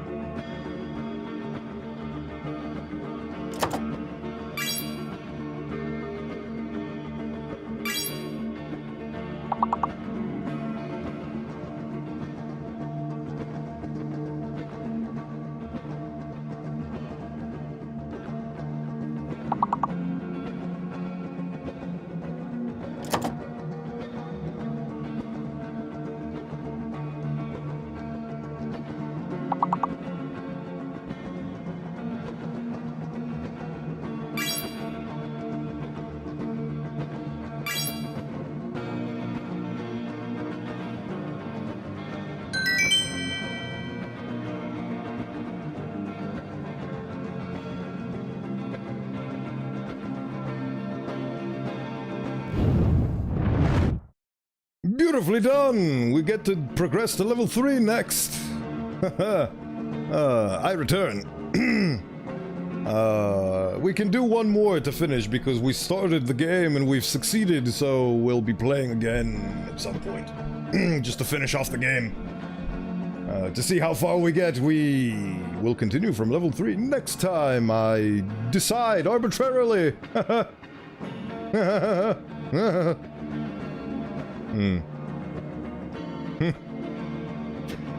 I wonder if it's even worthwhile to manually run ads, because whenever I do a BRB and start the game, I'm still figuring this whole streaming thing out, but I'm having lots of fun. Right. I told you, have it under control. Just please and go. I need you to trust me on this. I do trust you, but trust the fact that more people working together makes things easier.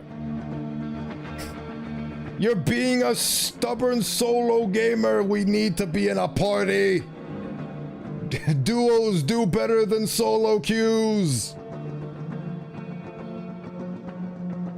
I tell you this because I love you, Gator Girl. Co-op with me. Accept my friend invite, Olivia. Accept my party invitation.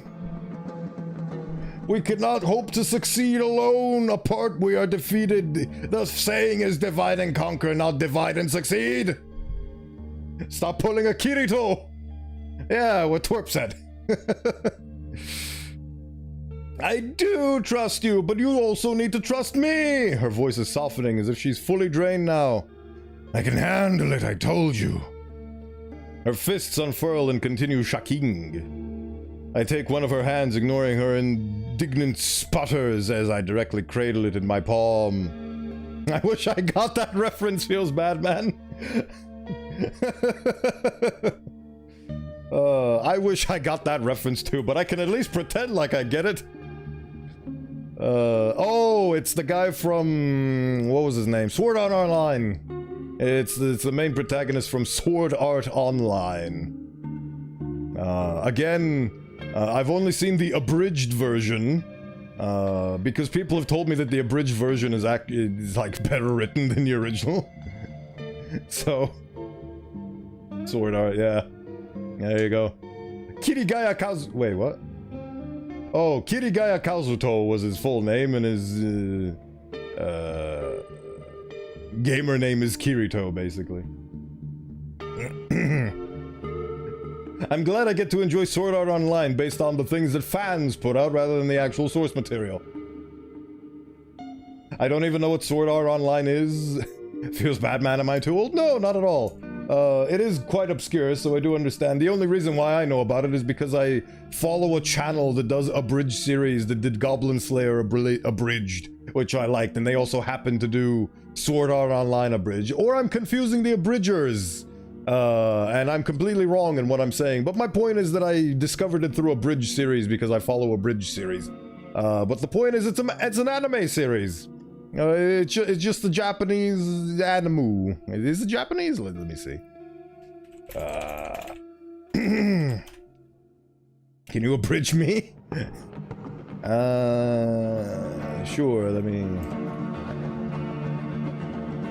yeah, it is a Japanese light novel series. Series takes place in 2020s, yada yada.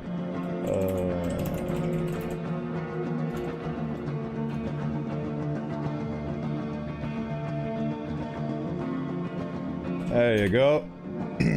I can send links because I'm the resident streamer. Haha. There you go. That's a decent series. I give it a watch. It's something nice to have on in the background, and I do enjoy it. I enjoy it more than some legitimate animes, I'll tell you that much. But anyway, back to game. I take her hands. I want to hold her gatory hands in my clenched fists for all time. Her protests die down in a pained whine when my thumb ever so slightly presses down on a joint. Nankies. Feels good, man.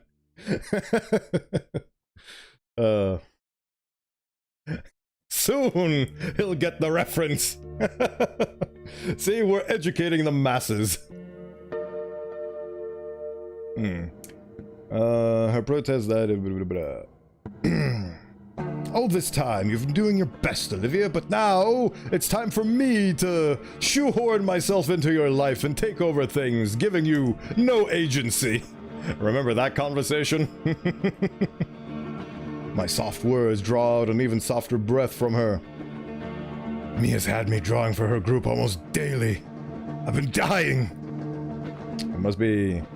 It must hurt after so long. Maybe it does. But it's nothing I can't work through.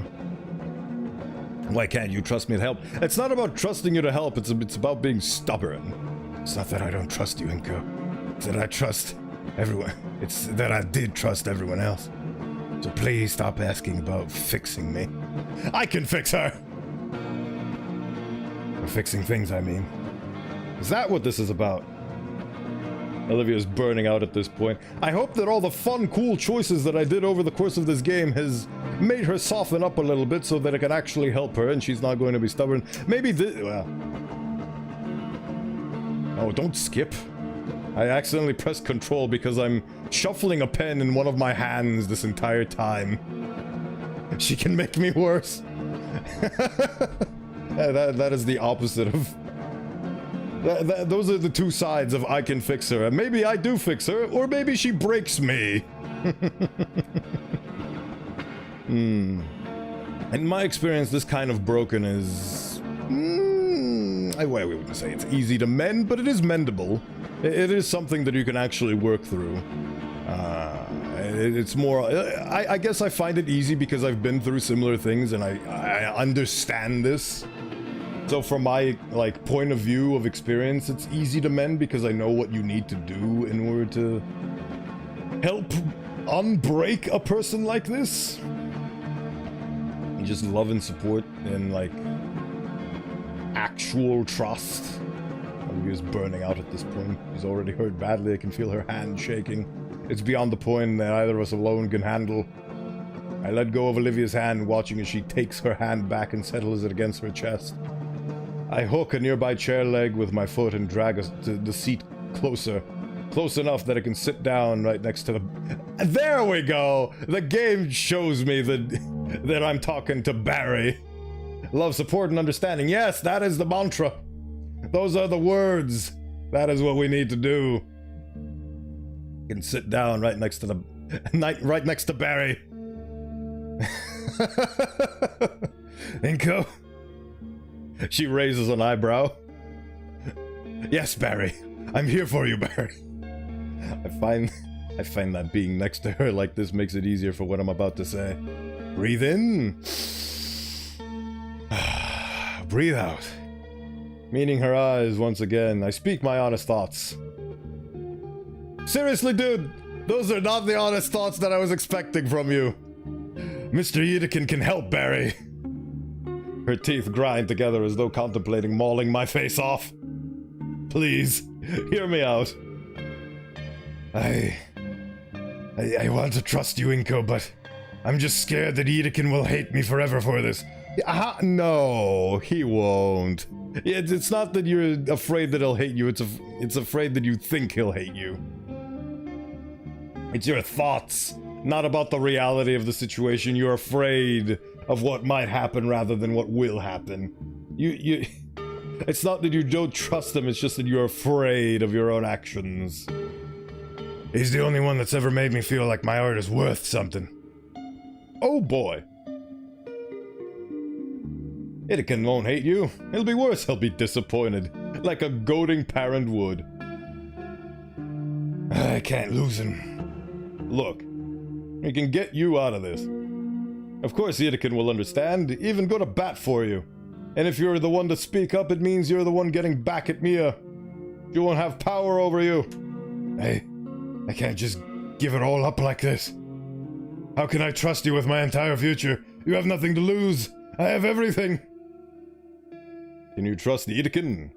Will he really just let that happen? Mia has no reason to not throw you under the bus. Does he? But honestly though, people forgive a lot. We all fuck up. It's true, it's true. We all make mistakes, and it's important to keep the people close that will forgive you for your mistakes, rather than immediately throw you under the bus for them, like Mia does. She's not a friend. She's not somebody you need to keep close to. I had a Mia in my life once. I thought she was a very close personal friend. Turns out she wasn't, because the minute I fucked up, I was thrown under the bus, and then alongside the fact that I was scraped off the wheel of a bus, I was thrown off a cliff alongside the bus. It's not a fun time. You need to really figure out who you can truly trust, because people you think you can trust will immediately eject you into space with a cannon when they get the chance to.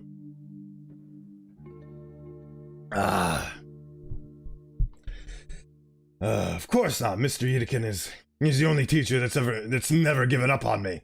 And he won't give up on you now. I'm here with you too, Barry. I believe in you, Barry. We can do this together, Barry.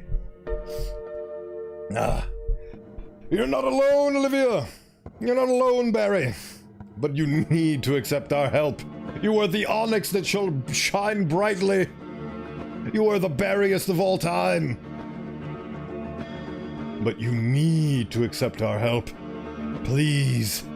Please do it for me. And then, please accept my marriage proposal. Olivia looks at me in the eyes for a few seconds before sharply snapping her face downward. Her body begins to quiver, almost as if she trembles with a mixture of cold and fear. Olivia, Barry Onyx, woman of my dreams, light of my life, do not give up on us. Do not give up on yourself. I get up from my chair and reach out to grasp her shoulder. I'm doing the classic himbo move and try to comfort her somewhat. It's okay. I'm here for you. Olivia's shaking lessons, giving me hope that my words were starting to reach her, but not 2 seconds after, those thoughts cross through my mind, Olivia's shaking resumes once again. The shaking's followed by sniffling, at which point I notice tears rolling down Olivia's snout and falling right into her lap. Oh god. Before I finish my words, Olivia lunges forward and wraps her arms around my abdomen, bringing me forward and burying her face into my stomach. Oh, okay. I thought she pushed me aside and ran away. Whew. At which point she begins to let out what I can only describe as a pain-filled wail. At first, I'm left utterly frozen in place, hands raised and eyes wide. Nothing in my life has ever prepared me for a situation like this. Nobody's ever prepared for a situation like this. This is not what I would call something you learn. This is something you experience. No, Inky, you know what? I place my other hand on Olivia's other shoulder and slowly take a single knee, bringing me to eye level with her. Welcome back, kid. It is unfortunate that you cannot sleep. I am here to spread the cheer, even though we're having a very serious and intimate moment with our funny Gator girl.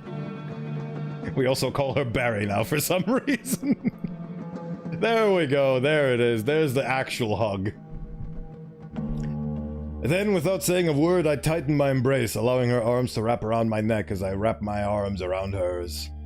My waist is pulled closer too, by her boa-like tail that's become an impromptu belt harnessing me to the Gator girl.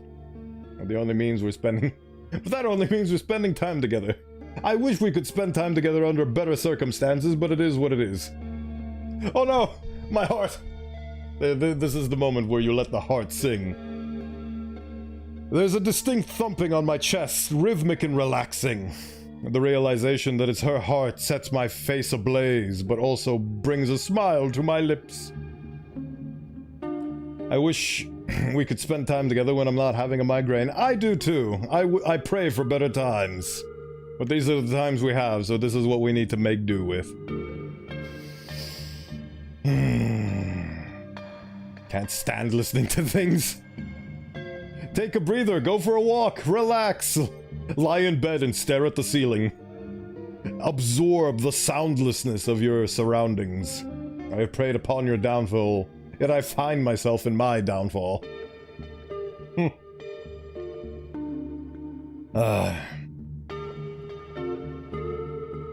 I close my eyes and let myself become lost in the warmth of Olivia's embrace. I love how every time you redeem hydrate, I've literally just taken a drink, but I shall take another. I actually had to go take a bathroom break 10 minutes ago because of the amount of excessive drinking I'm currently undergoing.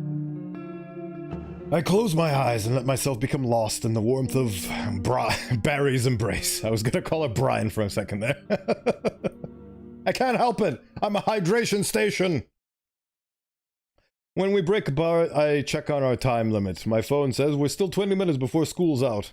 Hopefully Yitikin has a free period right now. You ready? Olivia gives a small nod. So that was the genuine hug. That was the real hug. I am a hydration addict. I'm a hydro homie, as it were.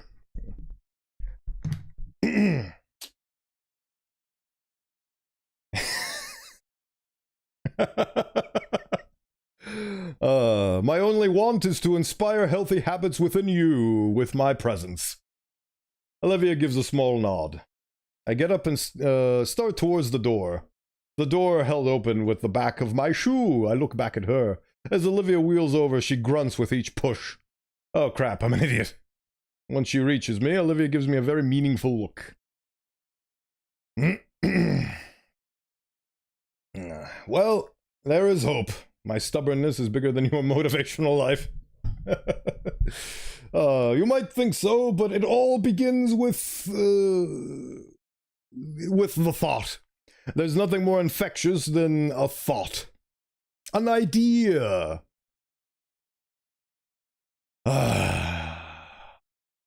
As long as you believe that you can do things that you can change for the better, then you will.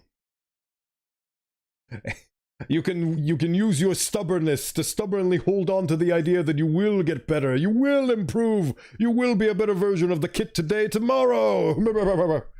Though I don't really know what its intent, her tail whips itself around my wrist. I don't know if I told you, but the day I was born was the only day it ever snowed in my city.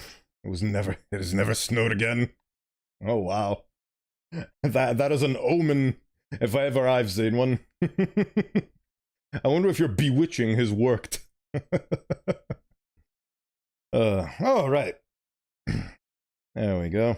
Taking Olivia's reins for her, we start towards our art teacher's room in companionable silence. I've brought and taken the snow with me. Think of it as your power. Will you muster that power into something good, or will you sink deeper into migraines and sadness and depression? Conjure the snow, it is with you, within your will. Maybe not. I don't think you have access to a weather machine.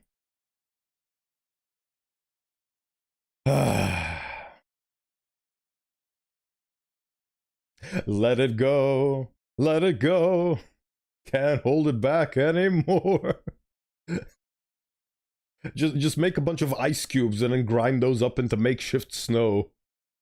Man, I can't wait to just go home and relax. Maybe open a bag of chips. I miss having bags of chips. I used to love partaking in those, but I've realized they're not super healthy for me, so I've decided to abstain. I've also taken to eating more vegetables recently, along with feta cheese. I wish you luck on your sleeping endeavors, kid. Olivia's tremoring has fallen to a 2 on the Richter scale, so that's nice. She's seen enough Mia to last a while. Then again, so have I. She'd probably kill us if she saw us sneaking off. We're near to the end of it all. It's nearly over. It's the first bit of quiet that we get. Just the sounds of Olivia and I walking through the halls. Take this quiet in. Enjoy it. Feast on it. Olivia's gripping my wrist pretty hard. Guess she's pretty tense. Say, maybe there's a massage place around here. Would be nice right now. Wait a second. That just sounds like Olivia and I walking through the halls. I'm getting overly stimulated. What's going on? Something ancient awakens in me. An icy chill races down my spine.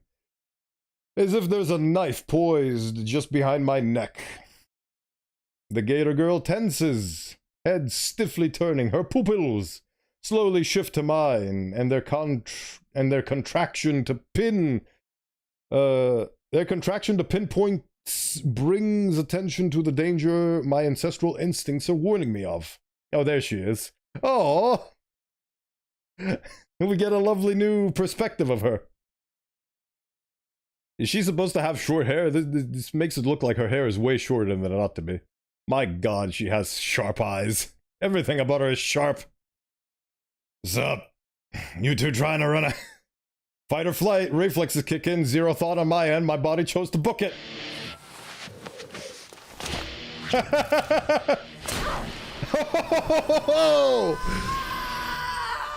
Oh, the animation. Oh, she's pissed. Oh, she's pissed and she's screaming. Oh god. Run, boy, run! She does have short hair. Get her in, get in! Oh god. She probably has the strength to do that. Woo! Ooh, that was not. Oh, it's all just a big misunderstanding. Oh. For a moment, I wonder if the deafening noise of the metal doors being hit is from Mia punching it in rage, or accidentally slamming it, chasing after us. When I catch you, I will eviscerate you and every last thing you love! Fuck! The elevator finally begins its descent downwards. Oh, we fucked up. Basically what happened is I threw her tail sideways and it hit one of the paintings of the walls because we're in the art corridor, and because her tail is so sharp, it embedded into the artwork and glitter started flying everywhere, and basically a bunch of glitter from the painting went into her eyes. and she became enraged. Oh man, my hands are shaking. Like, my hands feel numb. Yeah, she got purple glitter in her eyes. Which again is, like, I panicked and essentially threw her tail to the side because she was having it very close to my face. So again, it's all like this is the same situation from the story I talked about in an earlier stream, where there was a guy that threw me a broom because he thought that I wasn't doing any of the cleaning work in school, but I did do the cleaning work, so I instinctively, like, without thinking, I just threw the broom back at him and it hit him in the face. That's the exact same situation that happened right now. Mia hit the enrage timer. Ooh, she's gonna take half as much damage now with enrage. What else does enrage give you? I forget. I haven't had a barbarian in my party for so long. My god, like, my entire body feels heated up from that. Like, I actually feel tense from that. Play games that make you feel like this. Oh, I think I genuinely felt fear and, like, concern for my well-being from that. And now my body is winding down. And, like, I'm actually sweaty.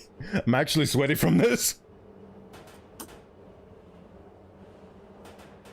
Oh my god, my hands are actually trembling as I consume beverage.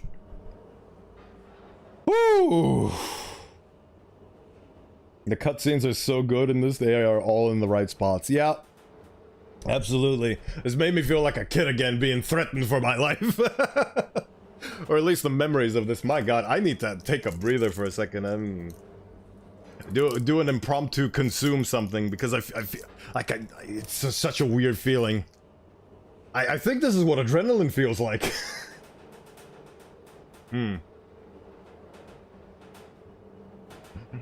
Yeah, this is genuinely stress eating. I just consumed the Twix. Oh. Okay. My god. If before I started streaming people would tell me that I would get this involved in it, I wouldn't believe them, but here it is. Oh, I love this. I also wish you had a Twix to consume, Suakal. I wish I had the power to just generate a Twix in your vicinity so you could partake with me. Imagine how they feel. Oh, probably the same way I feel, but times 10. I exhale deeply. Olivia gasps for breath. My arm stings from Olivia's razored grip. Good thing I have a jacket. Her claws have shredded the sleeve. Holy shit. Oh my god. I want to stress eat even more. I'm so glad that I have so many candy bars around me. And I didn't have a complete breakfast. So I'm just gonna continue stress eating. So, now you stop the elevator between floors and stay there until forever, basically. Until, remember earlier in the stream when Principal Scaly said that she was gonna bring a technician? We wait until the technician shows up. For 12 days. Maybe then Mia's rage will subside and we will live to see another day. Problem is that now that we've put glitter in her eyes, she's probably got half a mind to just go to the principal and tattle on us immediately. Like, she feels like she's on a hair trigger at all times. I cannot open this chocolate bar. I don't know if you're hearing the sounds, but here's your 4D experience of me eating a chocolate bar.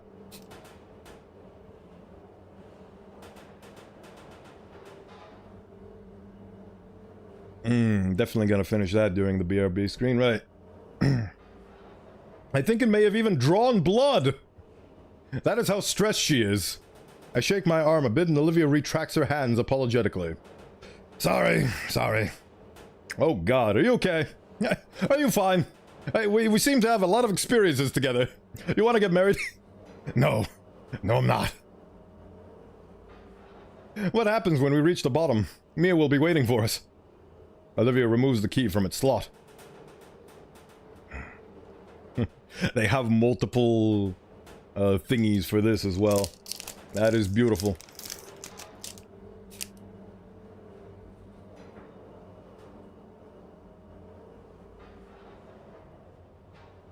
Oh, have I mentioned I love chocolate? And there's a VTuber I discovered. Like half of her premise is that she's chocolate. And I love that. And I love chocolate. It won't open. Just don't make any noise. her perception is based on noise. If she doesn't hear us, she'll go away. The elevator reaches the bottom. Just as Olivia said, without the key, the outmoded chamber simply powers down. Silence. There's a small gap under the door, letting light in. There's nobody there. We sit in the dark, empty cabin for what feels like minutes. The thing is that because this is an elevator, and presumably this school has multiple floors, she can't predict which floor you guys are gonna be on. Chocolate is pretty fucking awesome, not gonna lie. Hey! My brother from another mother! We are allies in this cause.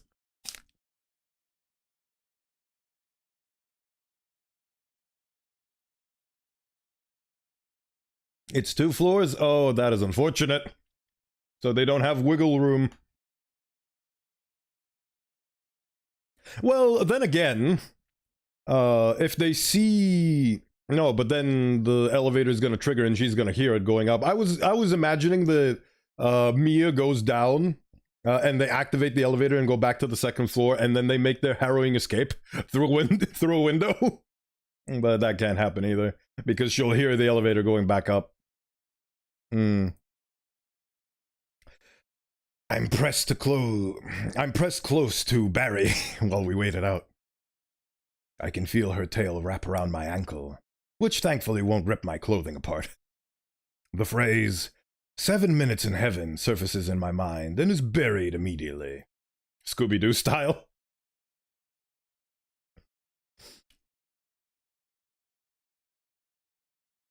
It's a bit warm in here. Shh. Oh God. Oh God. Now that is the expression of somebody worried for their life. Heavy, rapid footsteps zone in on us, accompanied by the sound of ripping paper. Oh boy. Mia's destroying everything on the walls. Oh, she'll get in trouble. You fuckers better still be in there. If you cowards run away, so help me, Raptor Jesus. She's right in front of the door. I hear every breathing and soft thuds. I hear her heavy breathing and soft thuds as she attempts to put her ear to the door a few times.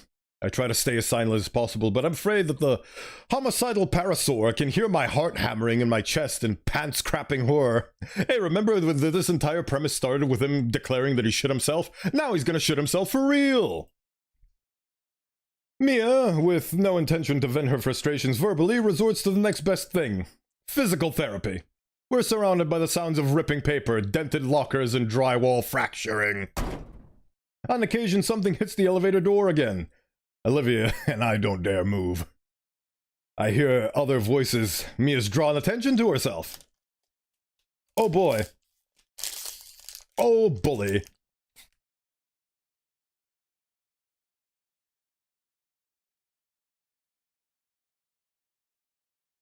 I wish I could offer Olivia a candy bar in these trying times, but I cannot.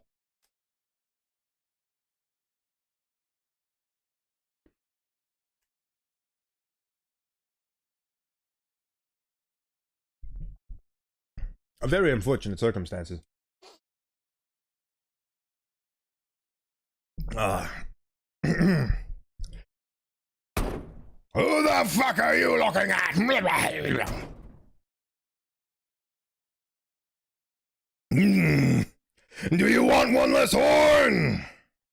Find someone quick. I fucking swear I've had it with that fucking luggage case on wheels. Good luck painting when you're eating through a straw, bitch legs, crocker cunt. Holy shit. She didn't even do anything. She was just in the vicinity. Olivia takes a sharp breath. Silence. What was that sound? It sounds like a series of sharp cracks. Oh, now she calms down. Hey, it's all cool. It's all cool. It's not what it looks like. It's Rapid footsteps echo down the hall. Here comes the coach to settle her down. Please, coach, you're an authority figure. Please, please save us. Is she gone? What the fuck could have scared me like that? There's a light knock on the elevator door. Hey, anyone in there? He sounds exhausted, but he's definitely... Oh! Hey! Anyone in there? By now, my eyes have adjusted to the light. Olivia's relief is palpable and shared, my body finally relaxing and practically melting against the wall of the tiny elevator. We're going to have to tell Edekin. It's safe to come out, it's all clear. Well, it looks like a stick of dynamite went off out there, but otherwise it's fine. That was a taser cracking. Oh! Oh, she was... Mia was threatened with actual... what's the word?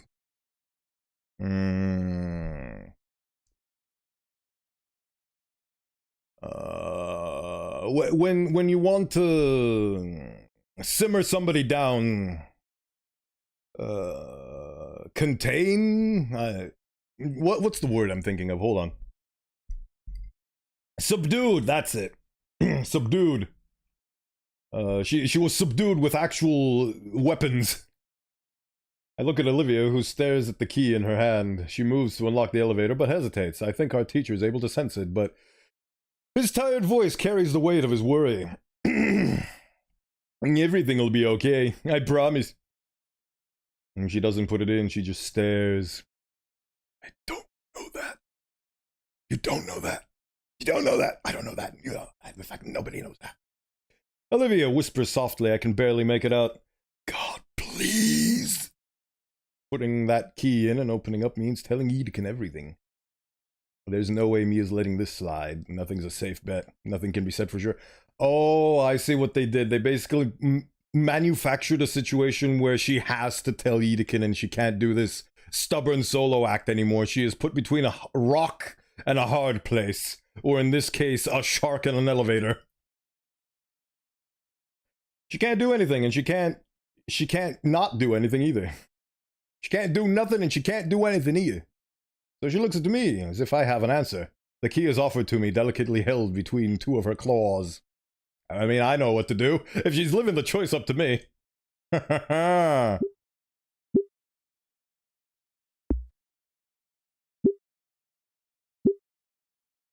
Yes.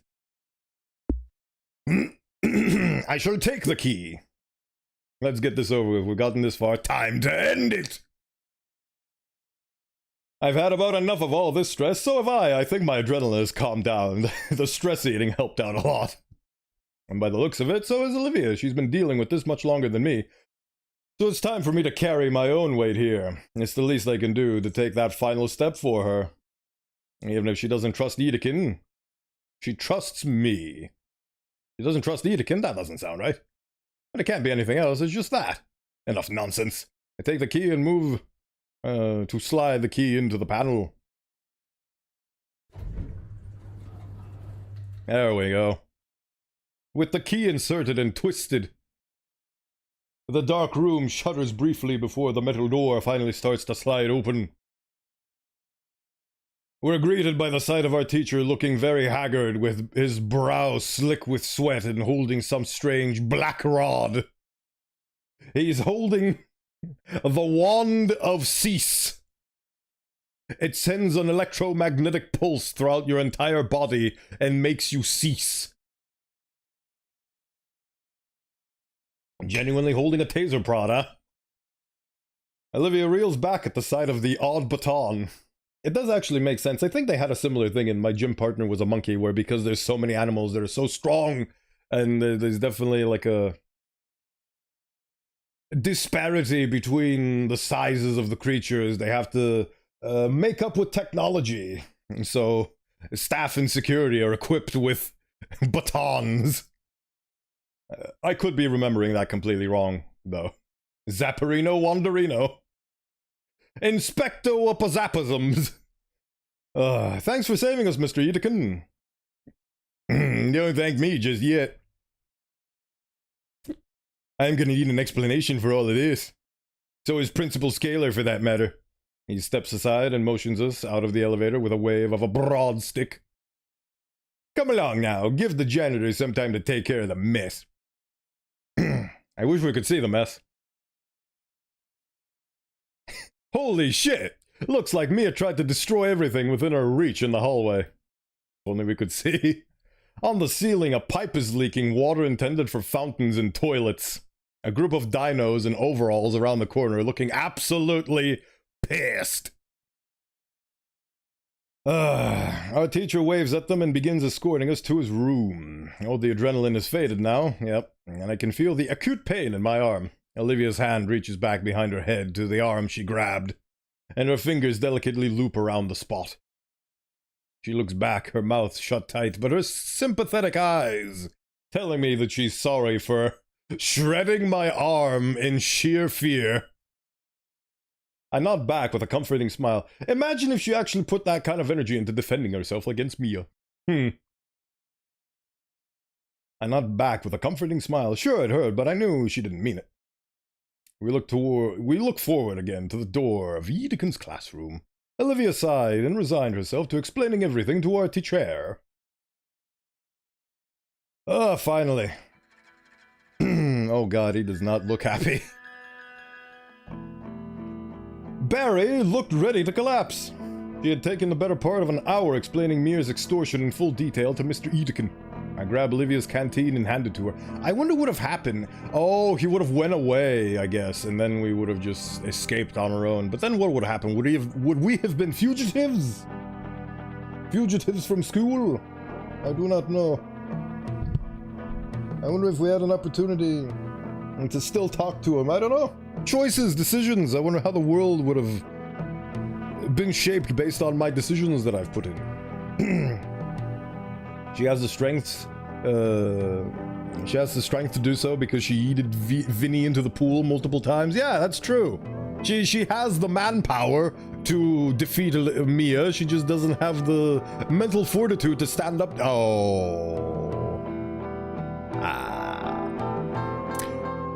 I keep forgetting about this whole thing. I literally had to stop myself from making a pun without realizing it. Let's just stand up to her, Olivia. What are you doing?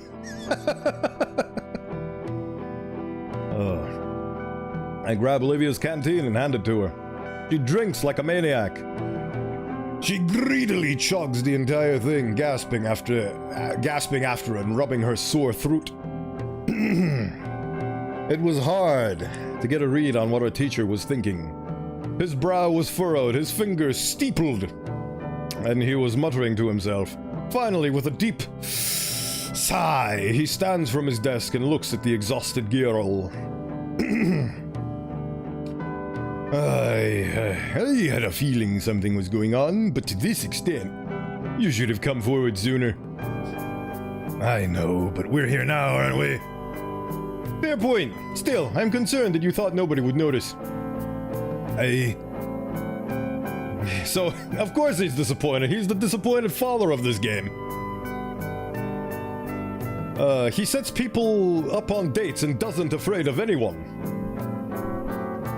I didn't think anybody would care to look. Of course we care, Olivia. Just because your perception is that nobody cares doesn't mean that that's reality.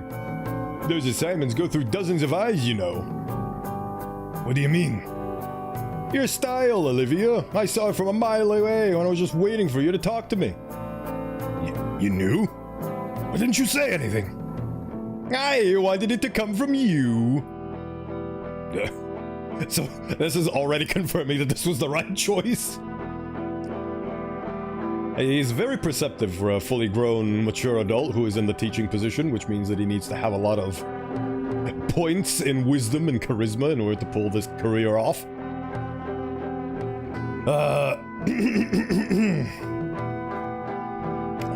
Don't worry, I'm not going to lecture you. Raptor Jesus knows you've had enough of that already. You two did well for yourselves, though. I'm proud of that. He says, as I'm bleeding from one of my arms.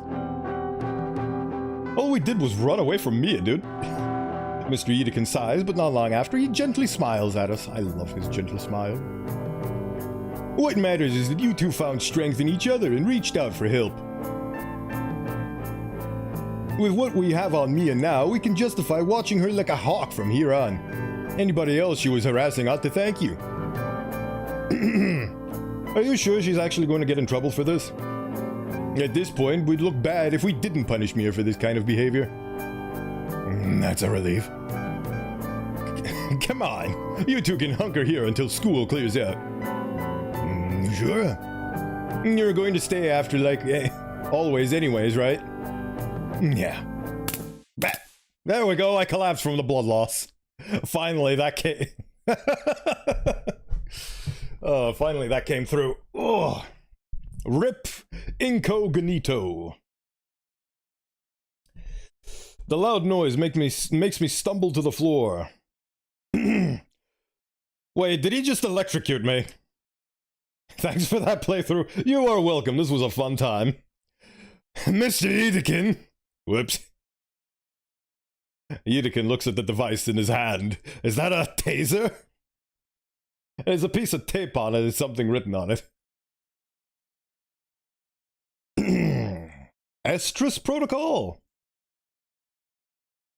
Anyway, I'm going to run and get some things done. Why did I just get electrocuted? Considering I have an exposed wound, would I have just died there? Estrus synchronization is a reproductive management tool that can be used to increase efficiency and probability in beef cattle operations. Oh wow. They are actually using... That's what these are called. He used a cattle prod on me. They have cattle prods to keep the students in check. Wow, that is insane. It's the bonk the horny.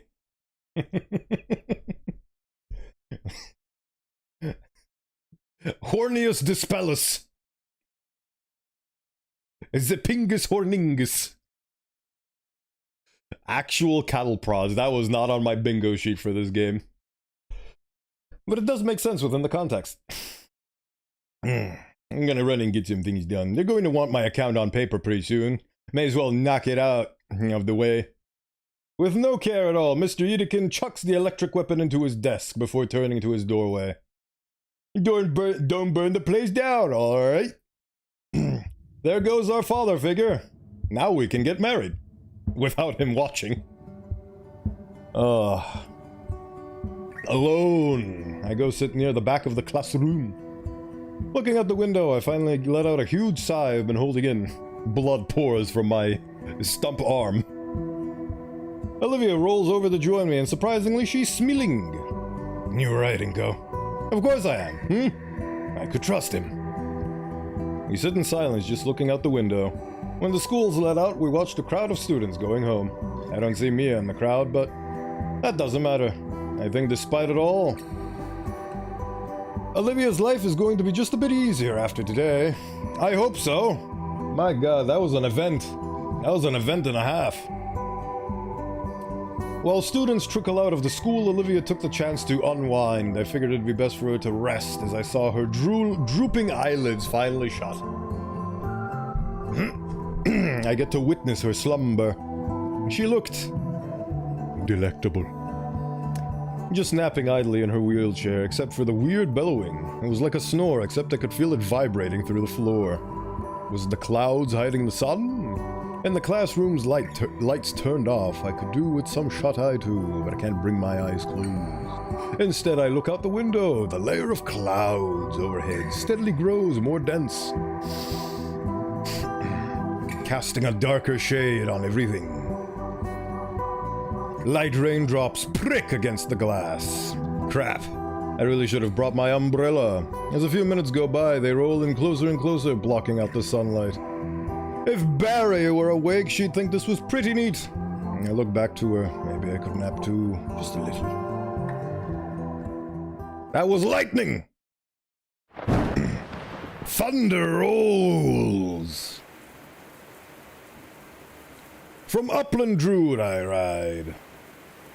My eyes are drawn upward to the heavy clouds in the ski. In moments, the glass of the window is assailed by numerous heavy droplets of rain. Heavy rain, huh? Holy moly! The trees outside are billowing almost aggressively. Several small branches are stripped away in the torrential downpour.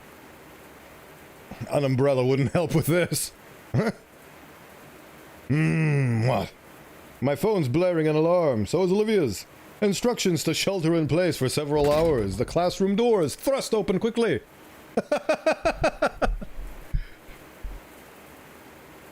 Sean! We need to set up in the Winchester.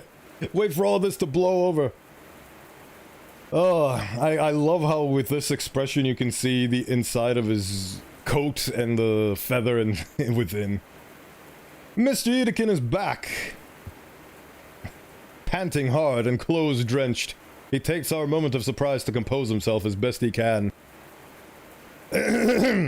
Sorry about that. The faculty is doing a sweep of the campus right now. Apparently there's a monsoon scare right now. Monsoon? What the... Does that happen? Monsoons are real? They don't... What? Edekin gestures to his drenched outfit and out the window, as if to ask if Mia had clocked me in the head after all. Right. They're going to be alright. Yeah, of course. Schools are designated shelters for the worst disasters. If anything, you're safer here than at home. But the hallway outside is open, isn't it? I just finished putting up the cover. A cover? Just keep close to the wall, yeah? What do we do now? Edekin shakes his phone at us. Shelter in place. We're all stuck here for a few hours. Olivia reaches into her bag and pulls out a drawing book and a well-used pencil. Actually, why don't you use this time to catch up on some schoolwork? I'm sure you have some work from other classes still pending, and I can't think of a better time to tackle than that right now. Wing ding ding dong dong wing boom beep boom. But today's been rough. I can't do this. Can't I do this or finish my nap instead? That's fine too, but aren't you falling behind grade-wise in some of your other classes? Maybe. And Bodhi, do we need to get the estrus protocol for you? Lots of kids talk happening.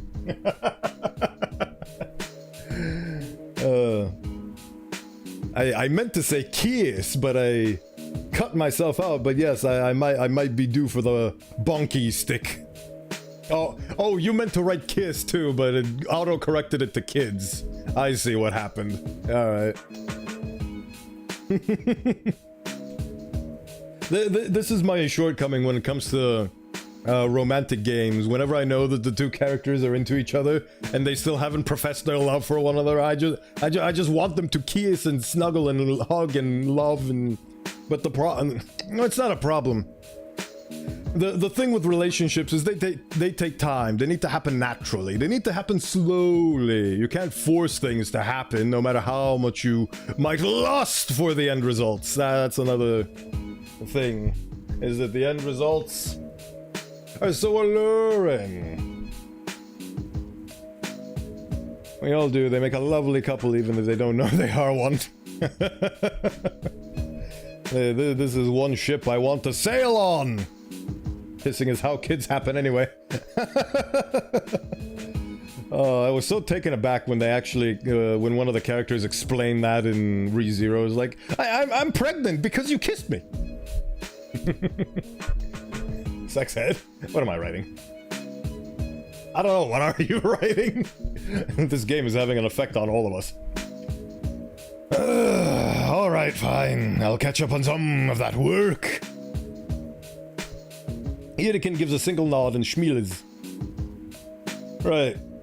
Olivia puts away her drawing materials and instead puts out her bulky mathematics book, which she sets on the table with more force than necessary, followed by her notebook. We all need a little estrus protocol, it seems. Oh. I didn't know that was actually the designation for it. I just always knew them as cattle prods. Didn't know they had a whole protocol about it and everything. With some hesitation on her part, Barry sets herself to work. Meanwhile, I bring myself closer to her in case she wants some help with the work.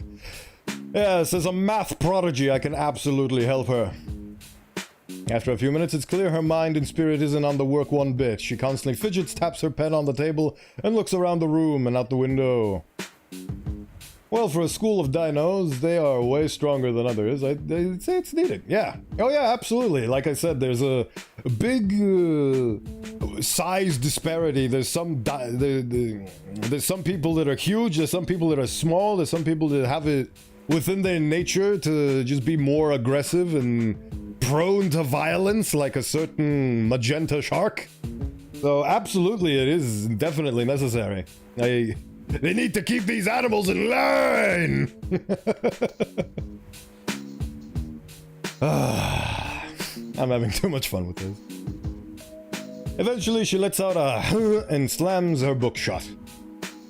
This sucks. All I want to do is make out with you. Can I please do something else like kiss? Edekin, who had been busying himself with grading some paperwork, snaps up away from his work, looking at Olivia while rubbing his chin. Does he have one? I'm gonna say he has one. Well, there is one thing you could help me out with. Imagine neck girl slapping you full force. Oh boy. We'd need both of your help with it. Hey, a quest! A questing we shall go.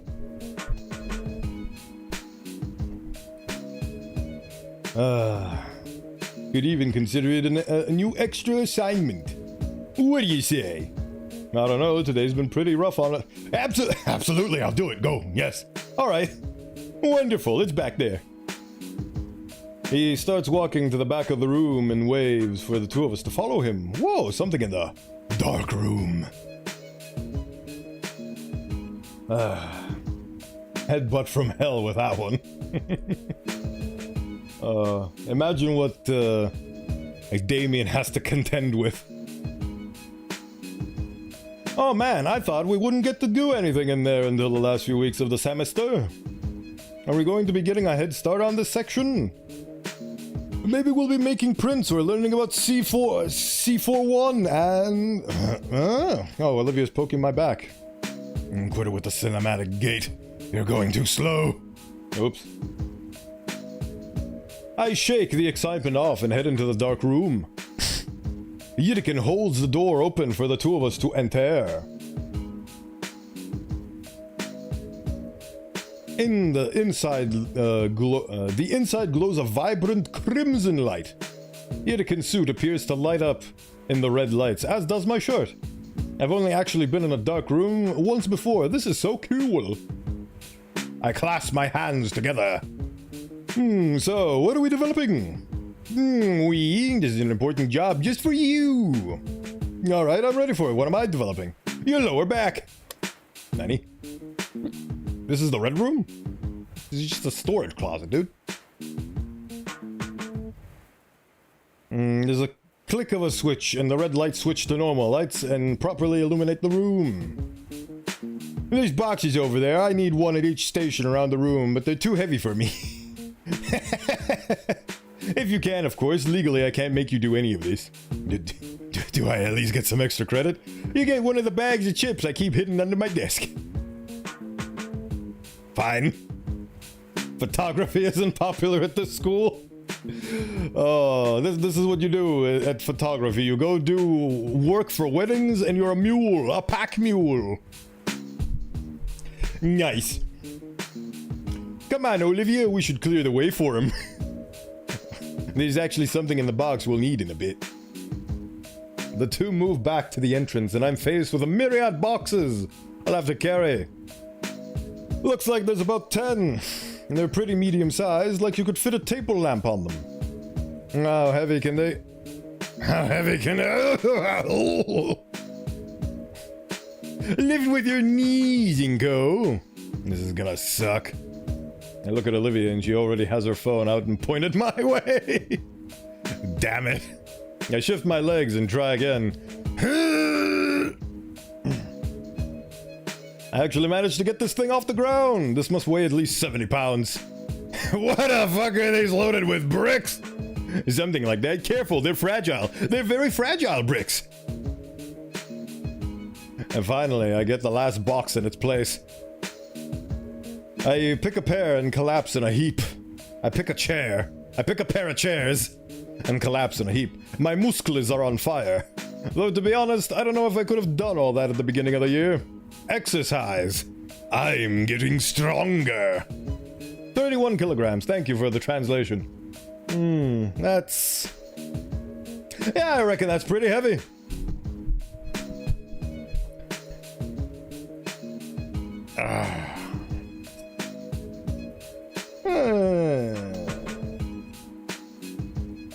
I actually do have a...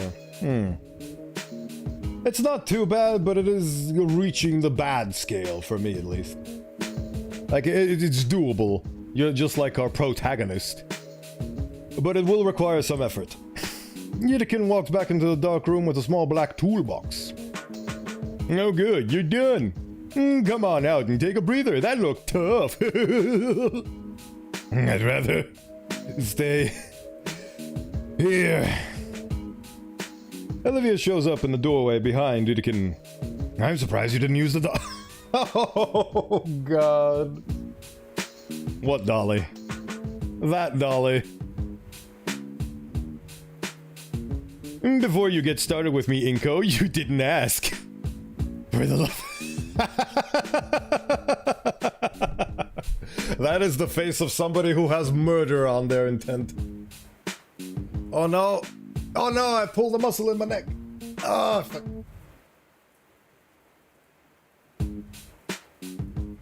Oh, this is the danger of having a neck. This is why I don't want to have a neck.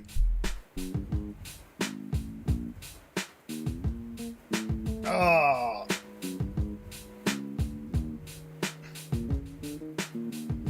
That face is so angry. I'm in physical pain right now. Oh.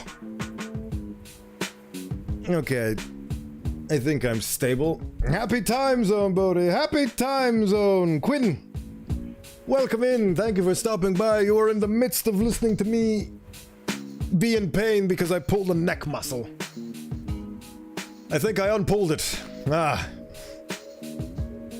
There we go. For reference, the time is 11:30.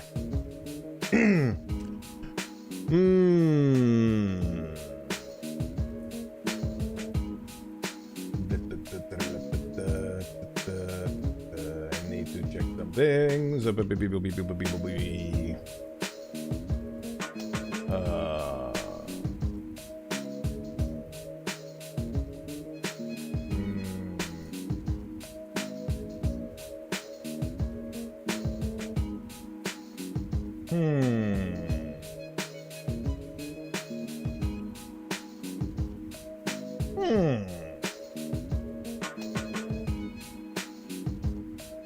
Right.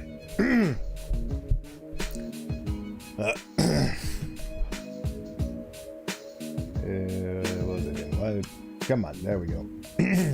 Imagine being a ram skull and pulling a neck muscle. Phantom pain be a bitch sometimes. Hope you're okay. I managed to put it back into place. I say that as I managed to unput it back into place.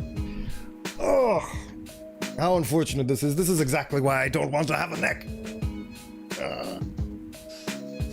See, even though I don't actually have a neck, it is genuinely phantom pain. Because even though I don't have any of the sensibilities of a regular human being, I feel everything simulated through magic. Including this. Bah. Right, I think I'm fixed. Okay. I was getting onto it. Have a fun little shout out. I had a real good time on stream with you. Was it yesterday? I think it was yesterday. It was a whole lot of fun. Check out Jaguar Quinn. They're a whole lot of fun. Variety streamer extraordinaire. They have some good japes. Yesterday's game was a delight.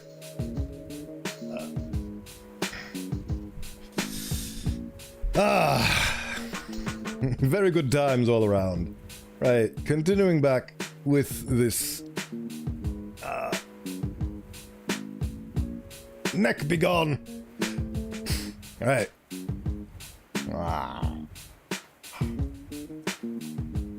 Is this gonna be like this for the rest of the stream? Come on now. There has to be some sort of rotation I can pull to fix this.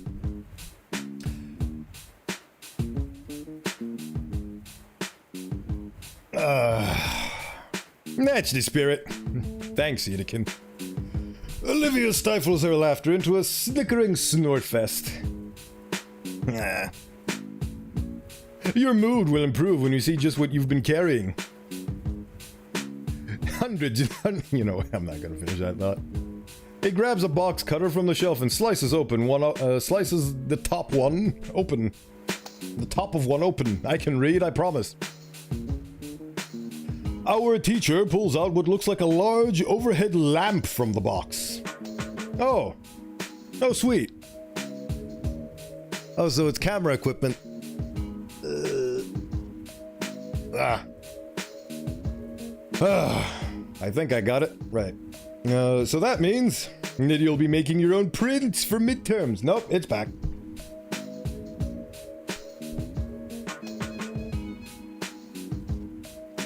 At the very least, you can see my head rotate in at least one axis.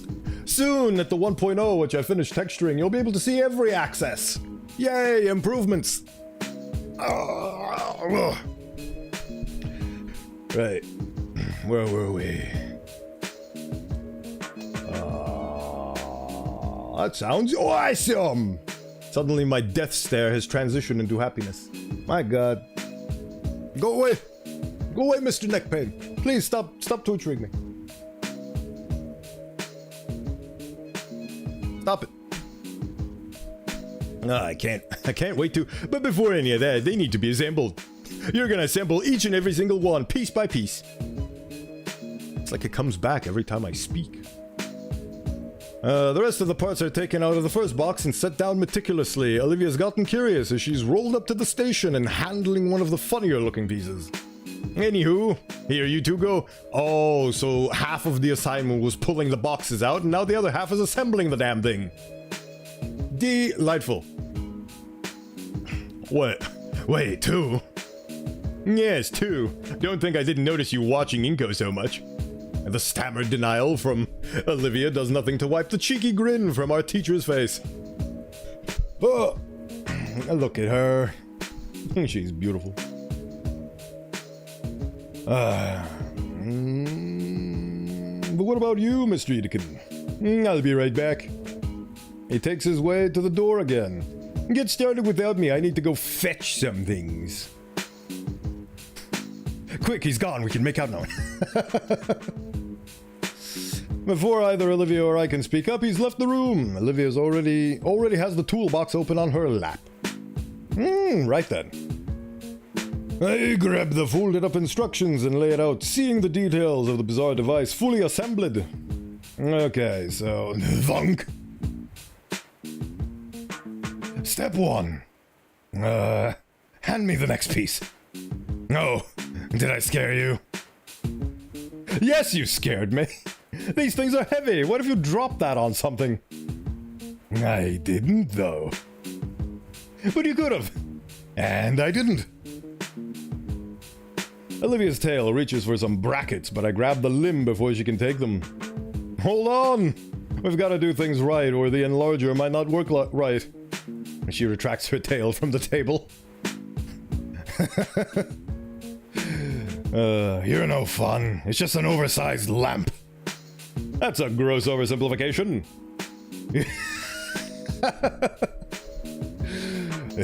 You're a gross oversimplification. I kind of am, if you think about humans as being like the base race. Everybody else is just humans with extra features. That's what anthropomorphism is, really. Yedekin's gonna make you use one... Yedekin's gonna make you use the one you break. It just means I can sketch more, right? Especially Inko. Yeah, he's literally a blank slate. Like, he is the most featureless human being on the planet, to the point that he had to assign features to himself with the glasses and jacket. Which still isn't showing signs of it being, like... ripped apart from the earlier scene. Just means I can sketch more, right? Well, it means you can't participate and learn about photography. Photography's your thing, so it doesn't really apply to me much, does it? Well, maybe that's the case for you, but photography's my thing. It's the whole reason I took this class, after all. No, sorry. It's nothing. Olivia politely rests her hands in her lap. Her eyes linger on the box of parrots. Well? How does it work, then? The print enlarger? She shakes her head. Photography. Like, why the giant lamp thing? It's all digital today, right? Yeah. I think that's the first time someone's actually asked me about it. Quick, she's taking interest. Don't blow it. Don't blow it. Remember in the arcade cafeteria when you took interest in her stuff? She's trying to... what's the word? Not reconcile, but like give back the gesture. I don't remember. Words are hard. Sure, I've had lots of mid-shower rehearsals explaining my hobbies and their cultural significance to others, but none of that's coming to me right now. What's the word? Reciprocate, that's the word, reciprocate. She's trying to reciprocate. I know words. It's all about shot composition, and this machine is a part of the production of it. And getting the right things in the right places at the right time to evoke a certain feeling. Composition is a thing in painting too, you know. I'm ill-prepared for Olivia's comeback. Yeah, but it's a lot easier to pick the composition you want. You don't have to worry about any factors other than yourself. With photography, you have to build the set to get a good photo. That's the fun of it. Why would you want to limit yourself like that? Why not just draw whatever you're taking a picture of instead? You could express all kinds of things you could never express with a photo. Ah, you are not familiar with Photoshop. Olivia taps a claw on the imager, the metallic ping echoing in the small room. What sets all this junk apart from just lines on a page? The technique and the vision. She smirks at my petulant comment. Fine, I'll show her. I'll prove to you that it takes skill, he says with a frown. I hold the lighting portion up, making sure it's all the right angle, and fasten the last portion of the enlarger in. I plug the machine in and flip the switch, happy that it works right and lights up the entire base. Olivia looks at me with confusion as I move to the entire entrance of the room and flick the light switch, bathing the room in bright red again. Wow. Funny red filter. Going back to our workspace, I pull the developed negatives from my backpack and slot the slide I want into the carrier. And ta-da! The negative carrier in place in the machine, a blurry gray blob is projected onto the base. What? Give me a minute. I hold the manual under the light to the side of the blob, checking which knob is which, and slowly turn them. As the lens and billows shift, the Rorschach test transforms, gaining more definition until it finally becomes the spitting image of the school's front entrance. I can even do this! I take out the negative and place another atop it before slotting the carrier back in, while also increasing the strength of the light. The image displayed is now the entrance of a half a dozen semi-transparent students in front of it. What did you do? I overlapped another shot. The backgrounds are the same and doubled up. So I had to intensify the light, otherwise the entrance would be too dim. So? That would take me a few minutes to do, tops. What, are we having a contest here? It'd look a lot better, too. She smirks, but I think she's feigning her apathy this time. Her tail gives her away. It's a lot more technical, I guess, but I only knew how to do this kind of stuff from Mr. Edekin's lectures about negatives. What else can you do with this thing? I don't know, but what's that smell? I pull out a negative carrier and wince about how hot it is. Wince at how hot it is. Olivia is quick to rip the plug from the socket. With my sleeve, I open up the carrier and see I've managed to melt the two negatives together. Oh man, I was gonna use that. All that work, and I go and mess it up trying to prove something. Olivia's never going to let me live this down. The green Gator girl lays a sympathetic hand on my shoulder to my surprise. Hey, shit happens. I've ruined a lot of paintings in the past too, you know. She takes the reels from the warm metal plate and holds them up to the red light, trying to see through them. And you've got more shots on this thing. But I like those shots. Then go retake them. It's not that easy, like it has to be the exact same time and weather and... Oh god, I've been knocked out.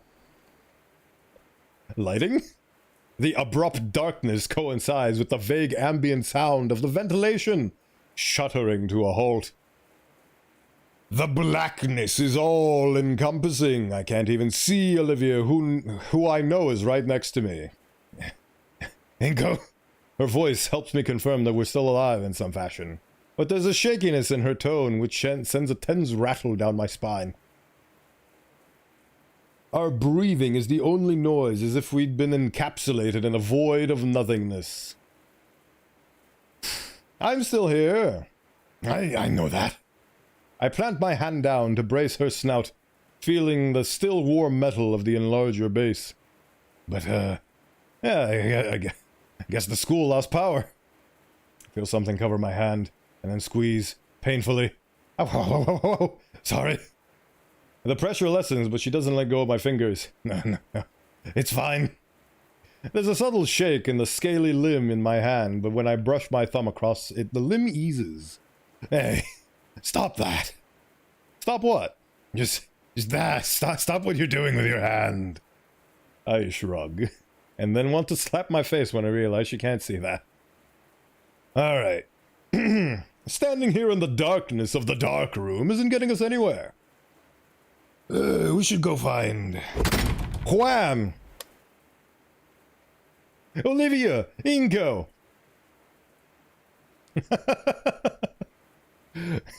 This is the one James Bond theme intro they don't want you to know about.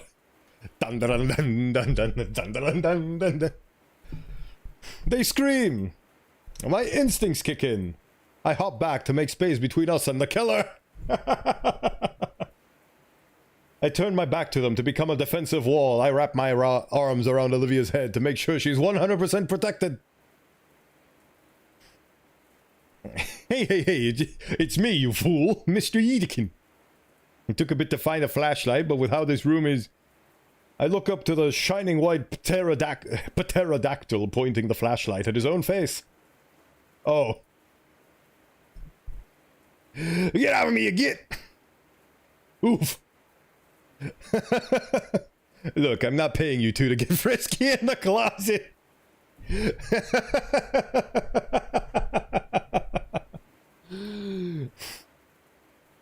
That's what Trigham's class is for. Who the hell is Trigham?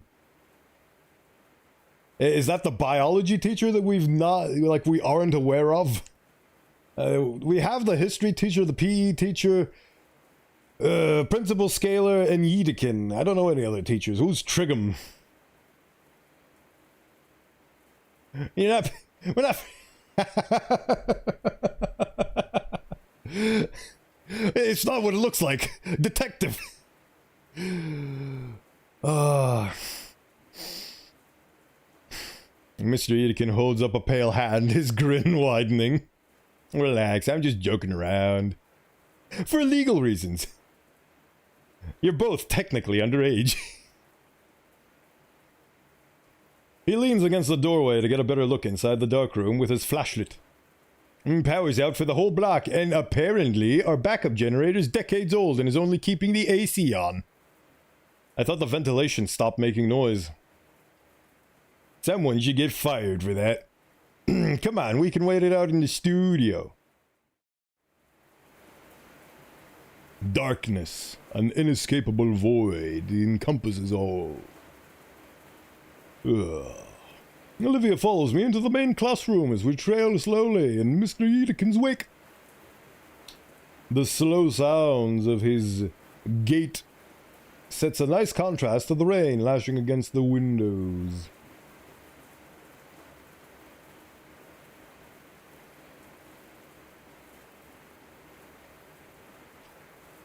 Oh, it's really coming down outside.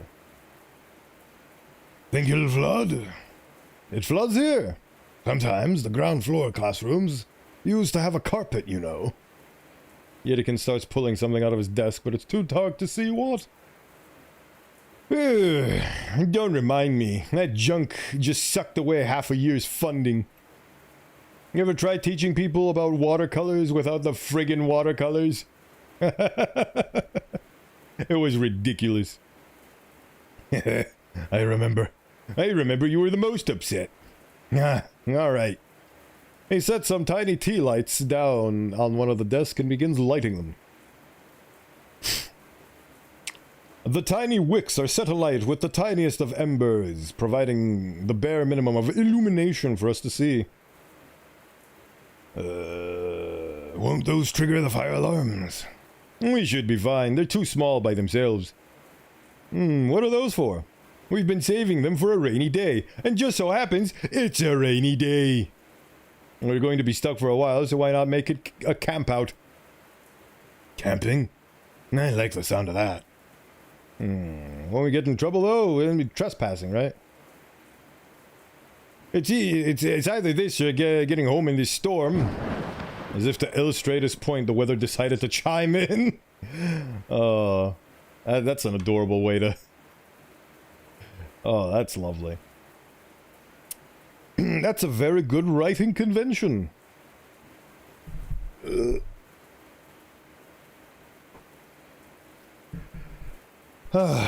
Besides, schools are usually made with sheltering in mind. There's all kinds of procedures for this, like bringing everyone to the gym and breaking out some really moldy cots. Olivia winces. Those haven't been replaced? Our budget has been in the red for years, Miss Halford. I keep spending it all on drugs. How do I think I can tolerate this class and its students? Part of why we're being scrutinized right now with the whole audit business. Anyway, we're the only ones left on campus, so I'm not gonna go through all that trouble. So just relax for now. I've already called a taxi for the both of you. I thought you said it was safer here than at home. Taxi? I made the call as soon as the power went out. It's just gonna be a while to get one ready and send it out. What will we do in the meantime? Our teacher has a wicked grin.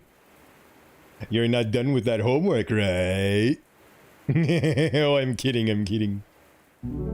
Time and the storm carry on, yet things are surprisingly calm. Olivia pretends to focus on her work while I pretend to help her.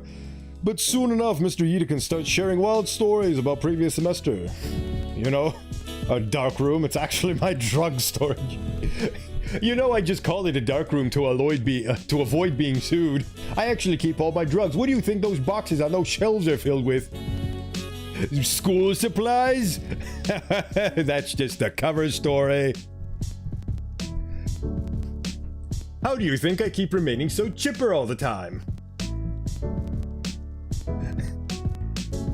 From the previous semester, I had a school dropout that keeps helping me with my other business. His name is Jesse Pinkman. He helps me out from time to time. You remind me a lot of him, Inko. You want to join in?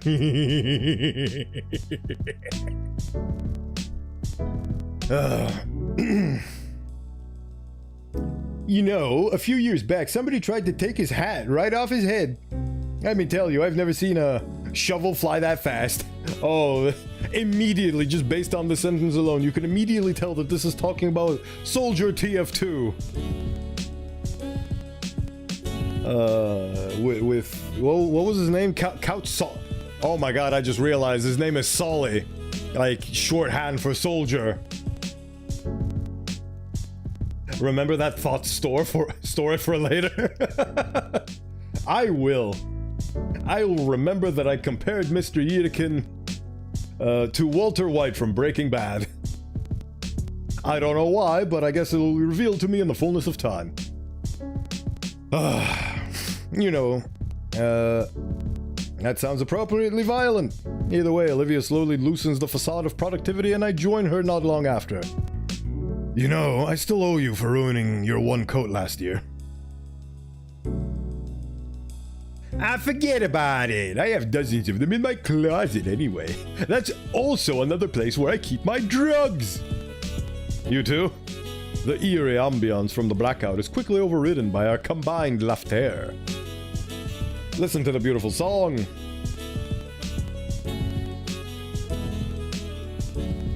I will be able to bop my head soon, I'll tell you what! Eventually, we run out of things to say and just wait quietly in each other's company.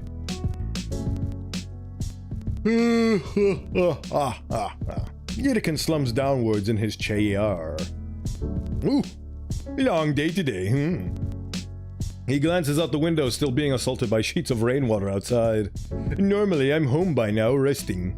You two mind if I relax a little? No, go ahead.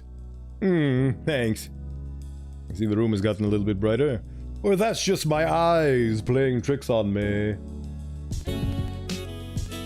He stretches behind him, cracking his spine against the groove of the chair. Oh, Olivia, I've been meaning to say. You're usually so quiet, reserved, isolated even.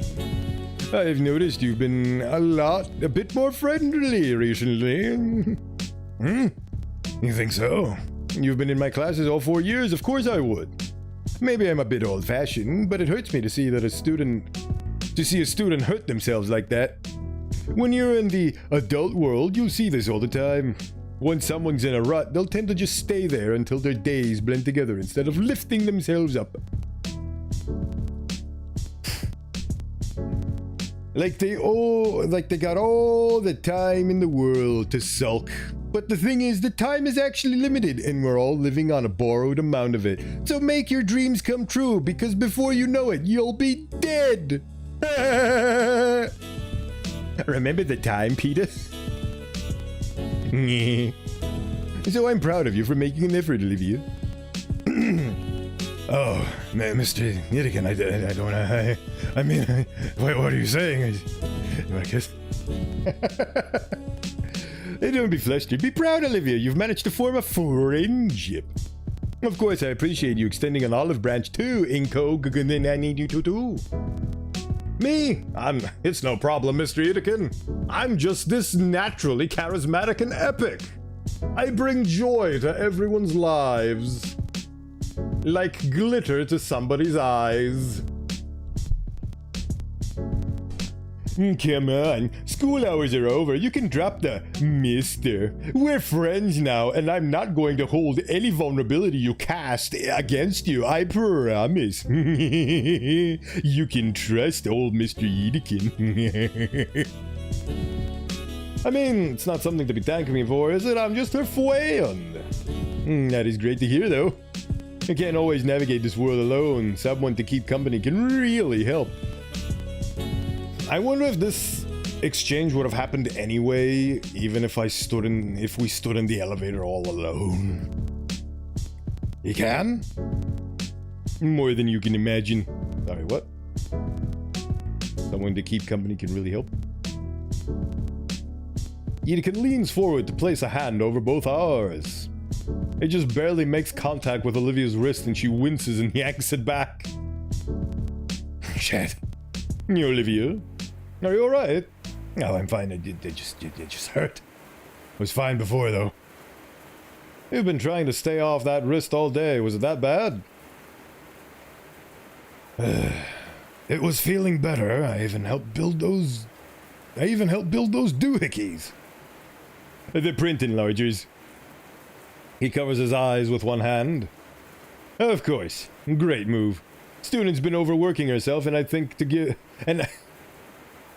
Oh, I see. Student's been overworking herself, and I think to give extra physical work.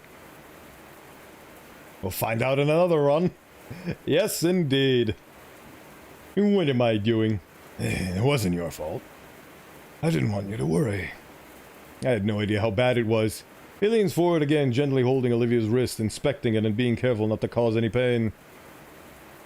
You need to take care of yourself, Olivia. Your own well-being is very important. Unfortunately, a lot of people build this mentality that they don't matter. Thusly, their health doesn't matter. Thusly, they punish their bodies and they break themselves in an effort to please others all the time. You really need to avoid building that up as a way of living, Olivia. Barry. It's not good for your health, Barry. You don't want to make old Mr. Yedekin sad now, do you, Barry? I promise you, if you make me sad, I can make you disappear along with my sadness. In the back of a trunk. Off a cliff.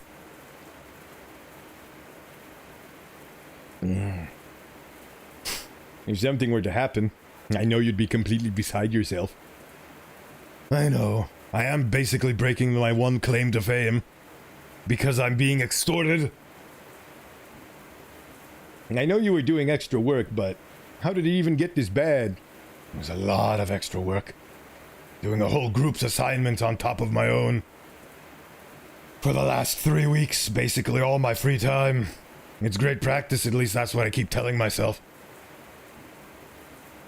Olivia does her best to hide her wincing as the teacher tests her arm. I never would have made it to graduation. All because of that painting you switched. He shakes his head and lets go of Olivia. No, it goes further than that. That painting was all because of the pain you've been going through all these years. All because of that first contest entry, hanging in the gala. Your first venture into the art world, and it went how it did. Olivia looks down at her hand, stretching the fingers out and in slowly, carefully. My hand moves without thought, fingers taking her hand carefully to help in some way or another. You and that painting. Our teacher palms his face and groans into it. It's a genuinely good piece, Olivia. I've told you that so many times, but you don't believe me because you are so full of hatred for your own self that you won't see past your own snout. She locks up, but manages a small nod. What a horrible chain of events. I've had to witness it all these years. Watched as it's taken your friend, your self-worth, that little smile you had when you first came into my class. And now it's ruining your health. He gently lets go and covers his own eyes again.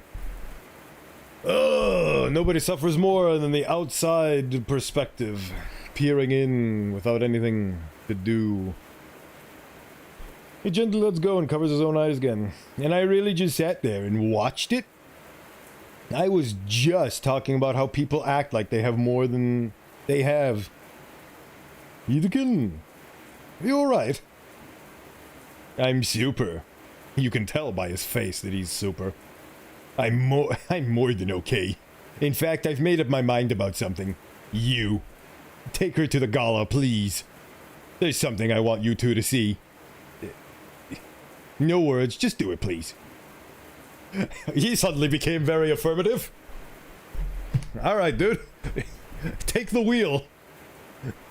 What was his, pterodactyl Jesus? What are you going to show us? He stops at the door. Something you should have seen a long time ago. Oh my god, is this gonna reveal that Yedekin actually deleted the whole thing that Ben did and her success was based on her own merits this entire time, but she didn't know? Let's see. My shoe sloshed noisily through the flooded hallway as we slowly head back to the main building of the school. At least this is gonna wash Olivia's wheels off. Olivia herself had used her arms to tuck her legs into her seat, her head now resting on her knees. Yedekin didn't seem to care, each of his steps splashing water around and soaking his slacks. The drains in the floor are working overtime, keeping the water at a minimal level. An unsettling feeling washes over me as I enter the atrium, the interior of the school pitch black from the lack of lighting. At least we aren't dealing with wet floors, but navigating the halls in the dark is a new difficulty. Olivia brought out her phone, using its flash as a light to shine our way, but I'm still unnerved. The only sound I hear is the squelches of my shoes and the awkward dripping from both Olivia and myself. And it was then I realized what Edekin had left us behind. What? Mr. Edekin? Her voice bounces down the dark halls of the school. Did you see where he went? We're suddenly in a horror game. Kinda. I think he went that way. I just make out Olivia's hand pointing, thanks to her phone, towards the school's offices. I keep pushing Olivia through, taking my time as I feel my shoes threaten to slip with each step I take. It's slow going between the eerie darkness and my slow steps. What would have taken us a minute, at most takes us about 3 minutes for us to arrive at the gala. Well, here we are. Nani? The storm rages against the glass ceiling. This is the painting or this one was the one that Mia hit with her tail that glittered her face. The storm rages against the glass ceiling. What's normally the source of the hall's natural lighting is completely obscured by the typhoon. And there's still no sign of Edekin. I withdraw my phone and turn its flashlight on too in the hopes to improve the situation. I can hear something else aside from us and the rain. Something that's getting closer. A tiny red light in the distance. There with the sound. The tiny ember bounces and sways in rhythm with the odd tapping. Until... it's God!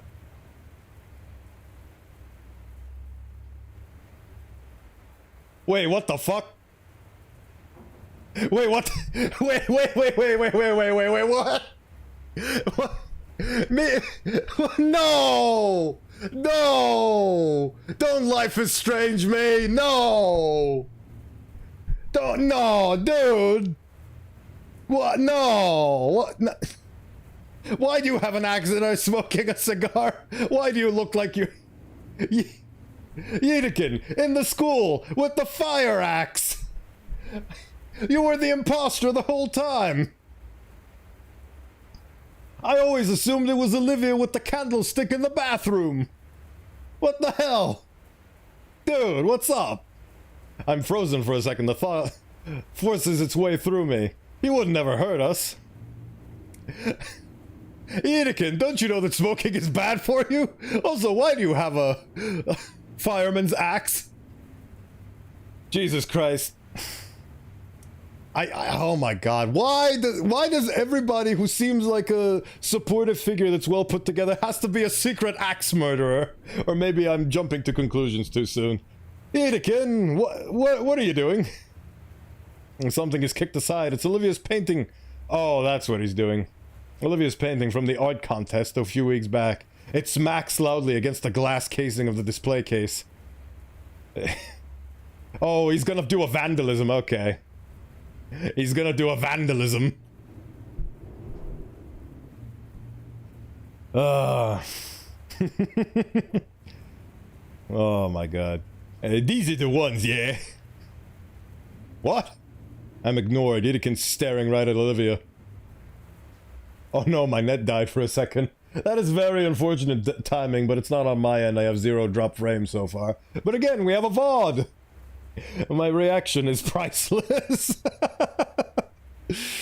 Edekin's staring right at Olivia. The axe murderer comes for her. She's also struck fearful, but she nods. Edekin takes a deep breath and faces the display. It's time to do a vandalism!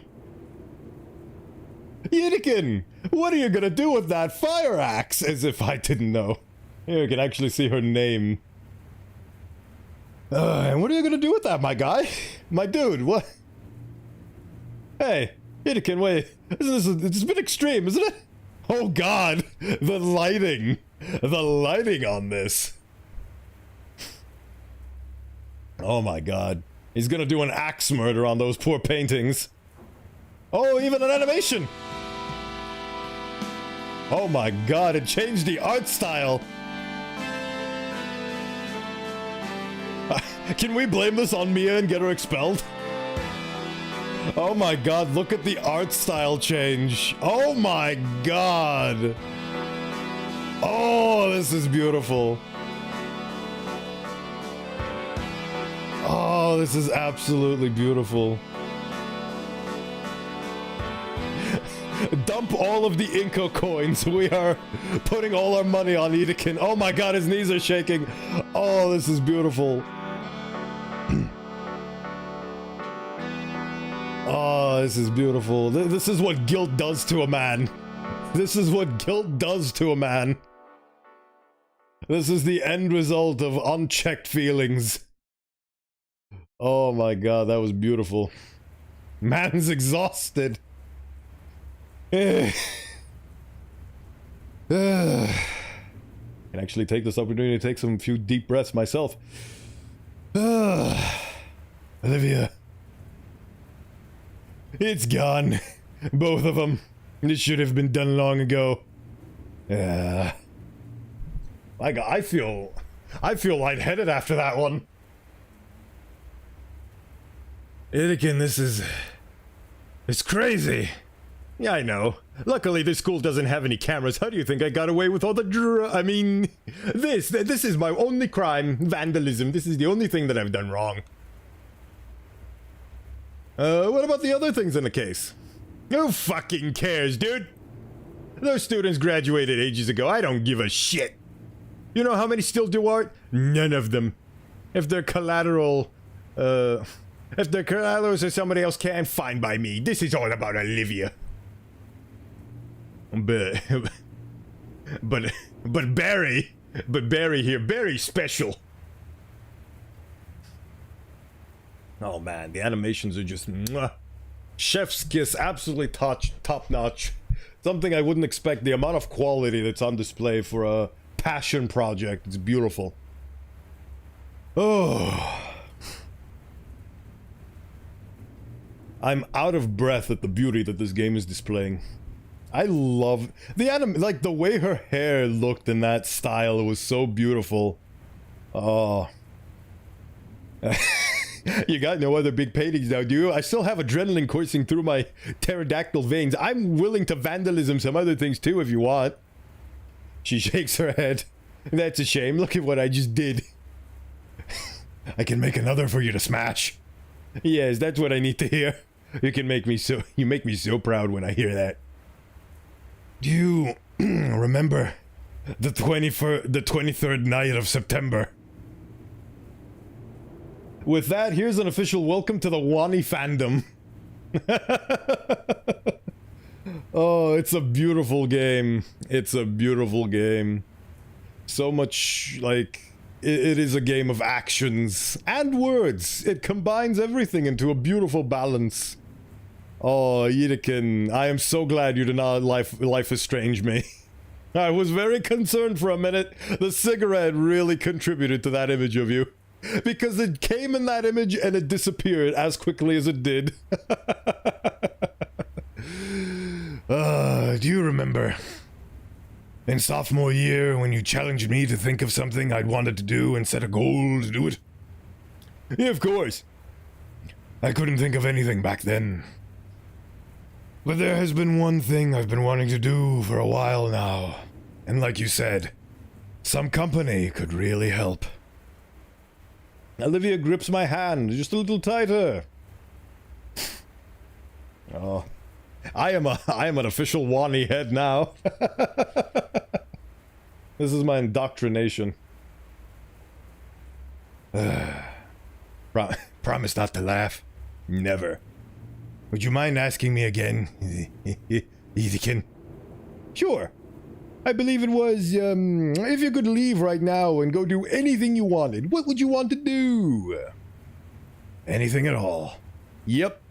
I want to go see a fountain. And paint it for you. Fucking brilliant. There's a fountain here. There's a park. Not too far from here, and you can barely see a fountain in the center of it from the window. You can't see it right now in the storm, but I want to go there. I think I know of it. The one in Stig Equestrian Park. That's wonderful, Olivia. It's wonderful.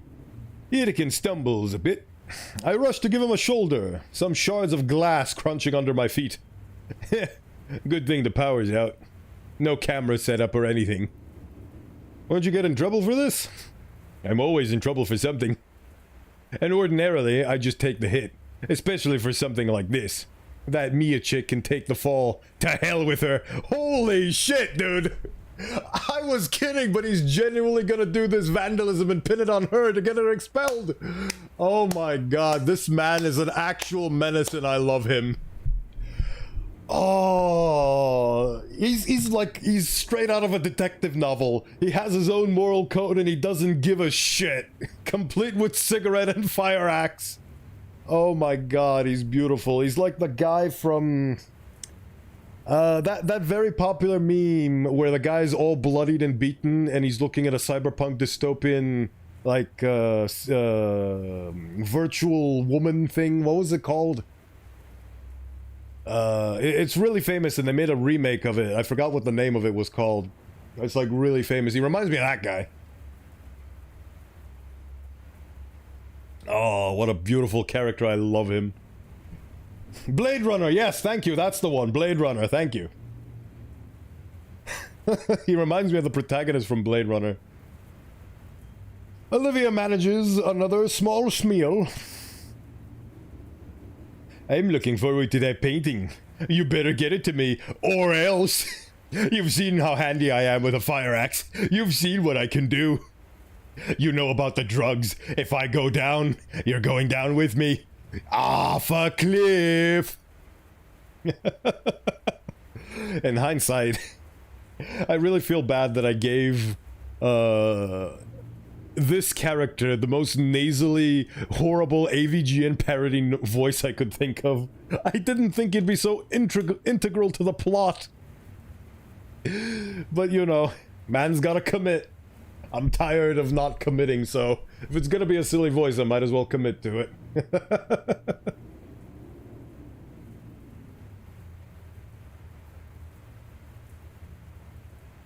Oh, I will. Most people sound like that or very flamboyant. And you better help.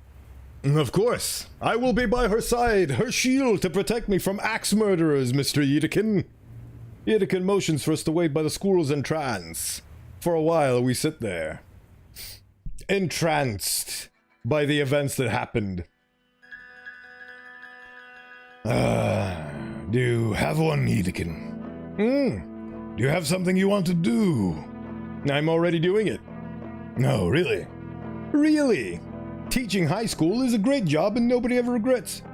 Teaching high school is a great job that nobody ever regrets. You should pose that question to Ingo there. All this character development and he's barely said a word. Alright, Ingo. What about you? What do I want to do, huh? I want to hug a gator, I want to kiss her, I want to smooch her, I want to marry her, I want to dedicate my life to bettering hers. I want to be there for her in her time of need, and I want her to be there for me. I've wanted to devote my life to being a better person as her half. If I could pick anything, I guess. Oh!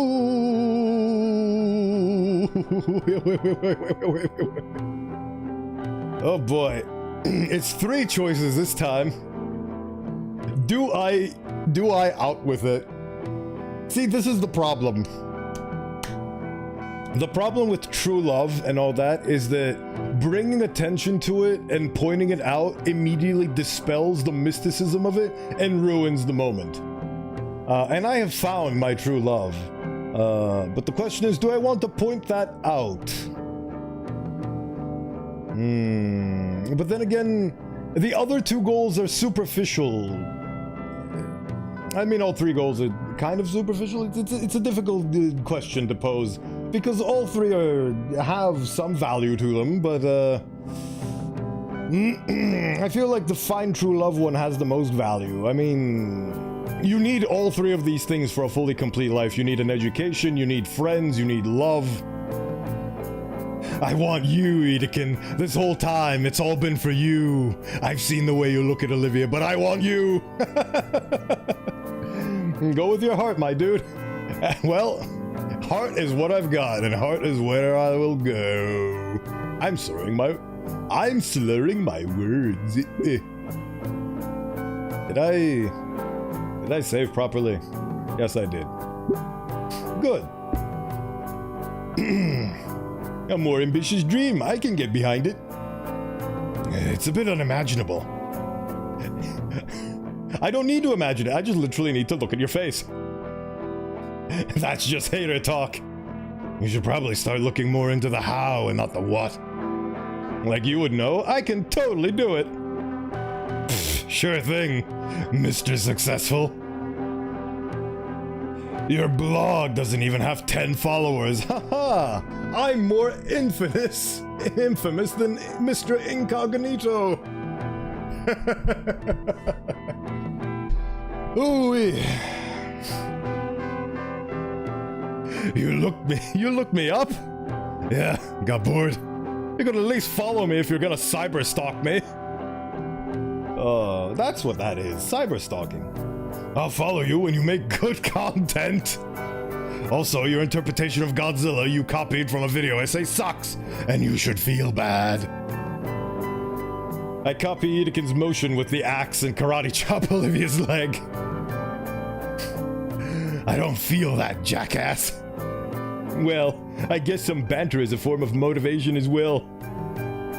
Sounds like you have quite the promise to uphold now, Inko. Boo! I'm a ghost now. Even with the disses being thrown around, what stood out the most was the wild grin on Olivia's face. Between the staccato of rain of rain and the uproarious laughter, time seemed non-existent. An infinitesimal moment between the beams of time. I could feel the muscles in my face ache, brought on by bouts of laughter and grinning. Which made the taxi's arrival so disappointing. As we were escorted out of the parking lot, our mirth was replaced with something more. Calm, comfortable, uneasy quiet that let my thoughts wander back to the things that we said to each other. Back to what our Patero teacher had said. Can you tell the enunciation? Navigating the world alone. Okay, that's bad. For all the time I spent around Olivia and her friends, it never really occurred to me that she'd harbor something like loneliness. I mean, Damien alone is like a wild crowd composed of a single madman. And Liz, she's practically the group's nanny or something. The driver of the yellow van leans into his horn, and I can feel a baleful leer on me, even though the haze of fog and rain drops. Olivia draws her hood up, and I hold my jacket above my head. With a final look to Mr. Edekin, we thank him. No need for thanks. No need for thanks. Seeing my student grow and prosper into adulthood is the reward this old fossil needs. Make something of yourself, because that way I know that I had an influence in that. That's the ultimate joy of a teacher. That's why the profession of teacher is so fulfilling and so alluring, because you get to see children grow, and you get to influence their growth for usually the better. That's the true value of being a teacher, and it's one of the most noble professions out there, if I may say so myself, without tears welling up in my eyes due to the intense emotion I'm feeling over confessing my genuine thoughts on the matter. It's being real, and being real means being vulnerable. Isn't a man like in his late 30s? He's not a Jesus Christ, dude. With a wave, he sends us off into the rain, to the irate taxi man's van that yells at us about burning gas. While Olivia works to get herself situated in the cab, I turn back. Mr. Yedekin is sagging, meandering back into the building. Oi, hurry up! Right. Is it gonna copy the one from me sitting with her from before? Since it's been about a week since the typhoon, the days after were surreal with just how things just realigned with the old schedule. Yedekin was serious when he told Olivia to keep off that wrist. He effectively banned her from painting until it got better. Meaning all week we've been doing our work as a group. It was exhausting. My god. This is the game that just doesn't quit. Oh, hello. Hello. A familiar background, but with an unfamiliar sight. Oh, she blinks too. That's delightful. Oh, and she even moves to the tussle and bustle of the train. That's absolutely delightful. Oh, look at that. I can't stop. Her blinking is just to die for. Oh, you're so delightful. Today I'm pretty excited. For the first time, Olivia's actually joining me on the metro. We're headed for the city. It's going to be a bit of a trip. Ah, that's why. Oh, look at her. Look at her. She's beautiful. They just flipped the one from... At least it looks like they flipped it, but it's very similar to the pose she was in during the elevator when we were running for our lives and I was stuffing my face with chocolate. Alright, ladies, take notes. Blinking is Bo's weak spot. Oh god, no, don't reveal my secrets. Oh. Oh, well, once I become somebody's mark, it's over. I have so many weaknesses. Just look at those eyelashes. It's just so beautiful. Oh. We're headed for the city. It's going to be a bit of a trip. For at least several nights, Olivia has been using my inbox to store sketching ideas while her wrist heals. On Thursday, she even attempted sending me a few left-handed sketches, but gave up after a third or fourth malformed rat.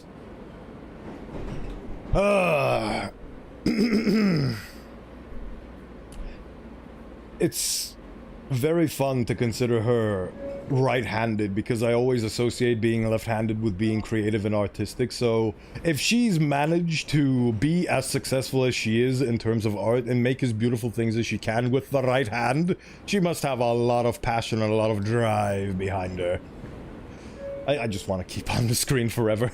I'm just gonna have this as a dynamic wallpaper where she's just blinking at me with her neutral poker face. Then Liz sent a game-changing invitation through our group chat. Her uncle has some business in the city, and he told us... And he told her she can go do something with the time since it's her car. So she's invited the rest of us to join her for lunch at a fancy place. It's got us pretty thrilled. It's got me pretty thrilled.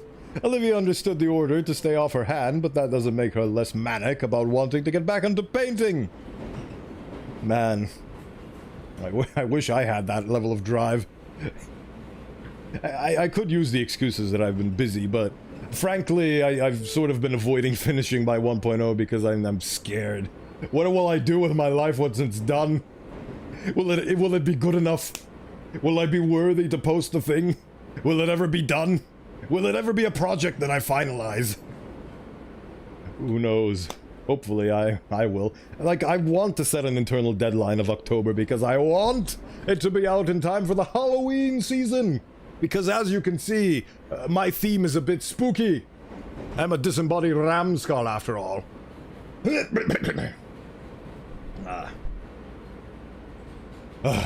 Why'd you agree if you didn't want to go? Well... a trip to the city won't suck so bad if you're here. Oh my god, just kiss already! I'm dying. Look at her smile. Look at her smile, and she's blinking still. Look at it. Oh, I'm melting. I'm melting and I'm dying. Tuber models are never finished, always improved upon. That's a good way to look at it. I need to improve upon mine by giving it an actual rigging, because right now, if you could see my hands, they would be in a static T-pose. And again, this model that I'm currently using is a temporary one. It can't even tilt in the Y-axis, only the X. I hate that. I don't even know why it happened. I think it's because I don't have an actual body to tilt with.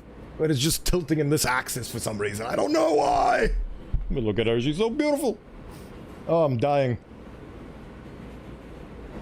I'm dying and I keep hydrating so much that I need to go for another pee break. So I'm gonna go do that. And I will leave you with more stream on word so we can continue our level from before. Yeah.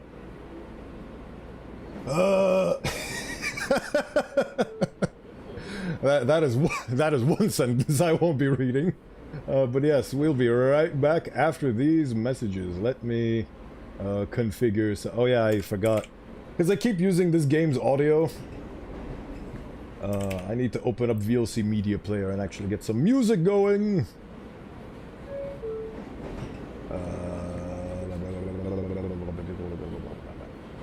Bah. Ultimate mix, there we go. Alright. Be right back.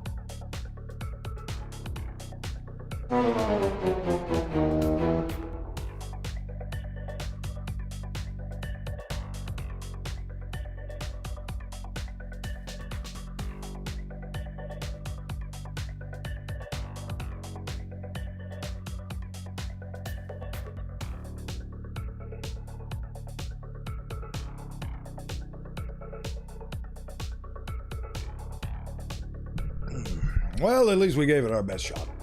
And I'm gonna continue feasting.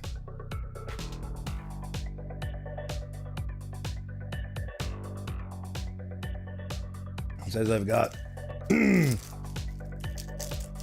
12 more seconds on the ads.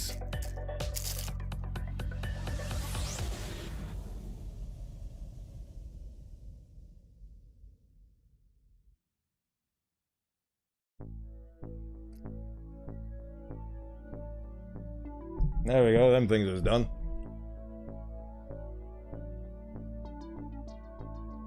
So let me stuff my mouth real quick.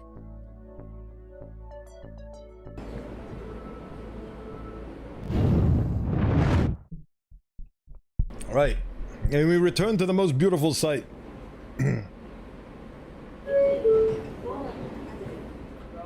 Oh. She immediately switches.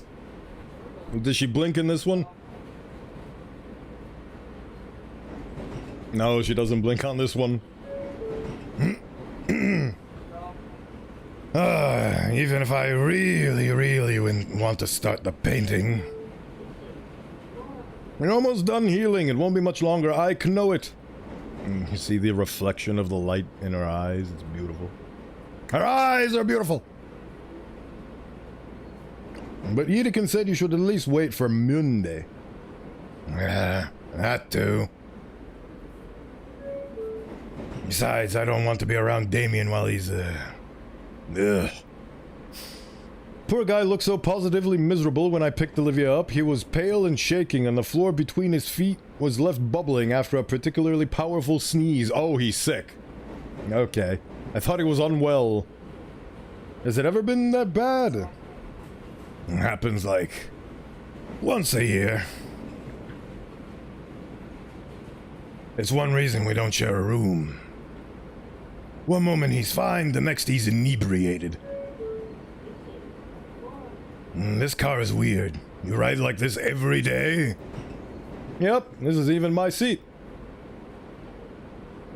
Right next to the folding accessibility seat? What? Did you start accounting for me before we even met? Marry me.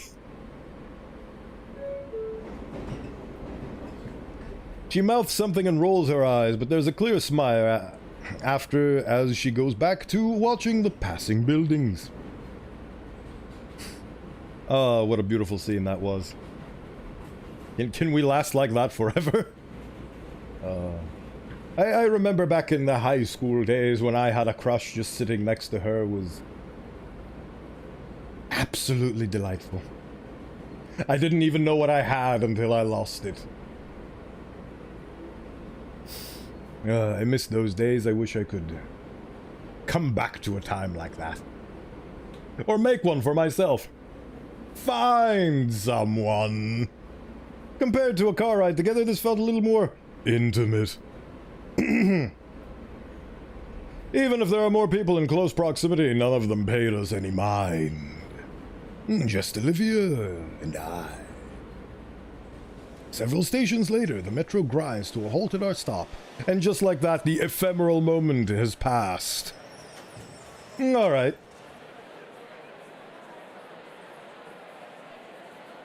Is this genuine Kevin MacLeod music? It feels like it. It might not be, correct me if I'm wrong, but it feels like it. Oh, this is definitely Kevin MacLeod music. Kevin MacLeod sponsoring this stream and this game. Not directly, but we do use his material because he has beautiful material. Check him out. It's in the About page. He is credited, and I love him.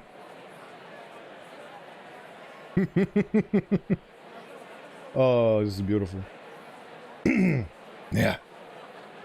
Olivia shoos my hand away when I go help her out the metro. Ooh. We step out into the chilled air of the city. I'm already getting goosebumps. That cold front is really making itself known. We should find Liz quickly before Olivia starts shivering. Are you seeing a long, big green neck anywhere? None that I know of. Great. That sounds awesome. We looked around. Through the alleyway, into the closest shops. Maybe she's in the bathroom? I'd wait around, but I don't want to make Olivia wait in the cold. She should have put on a jacket. I love the fact that she still has slippers down there. Did we get to the wrong shop? Did we get to the wrong stop? Just text her already. Crap, right? Yeah. We have texting in this modern day and age.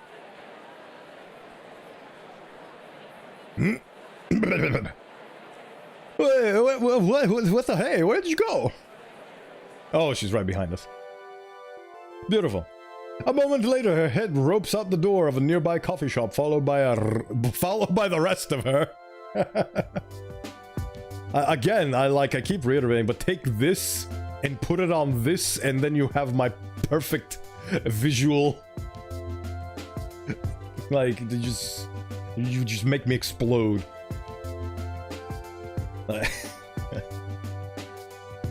Oh, So I just realized what's going on. The music wasn't from Kevin MacLeod. I didn't turn off the fucking VLC player, which is why I was hearing Kevin MacLeod music. I'm stupid. And you couldn't hear it because it isn't on the screen. At least I don't think it is. No, it's not. I am a fool. Oops. Okay. So, I just forgot to turn off the VLC media player. I appreciate it, Sorcall. Oh my god, like, oh my god, is this Kevin MacLeod? He's such an amazing... He's fucking... God. This is exactly why I tried to experiment, because I have, advanced settings and, like, keybinds and things. Like, for example, my microphone mutes when I switch to the BRB screen and the start screen, and unmutes when I switch to any other screen, and... When I switch to this screen, it automatically changes the angle of my skull. And those are some really great functionalities, and I tried to extend the same functionality to VLC media player to turn it on and off whenever I switch screens, but I couldn't figure out how to make it work, so I have to do it manually, and I forget, because I don't have a brain. Oh. Right. I'm amazed that it takes me such a long time to figure out that there's two sets of music playing. God. Oh well. Alright, well, oh yeah. Hey, Inko, glad you guys could make it! Yeah, I just got confused, didn't know you'd be in the cafe there. Really? I've been in there the whole time. I messaged Damien, I went to to escape the cold.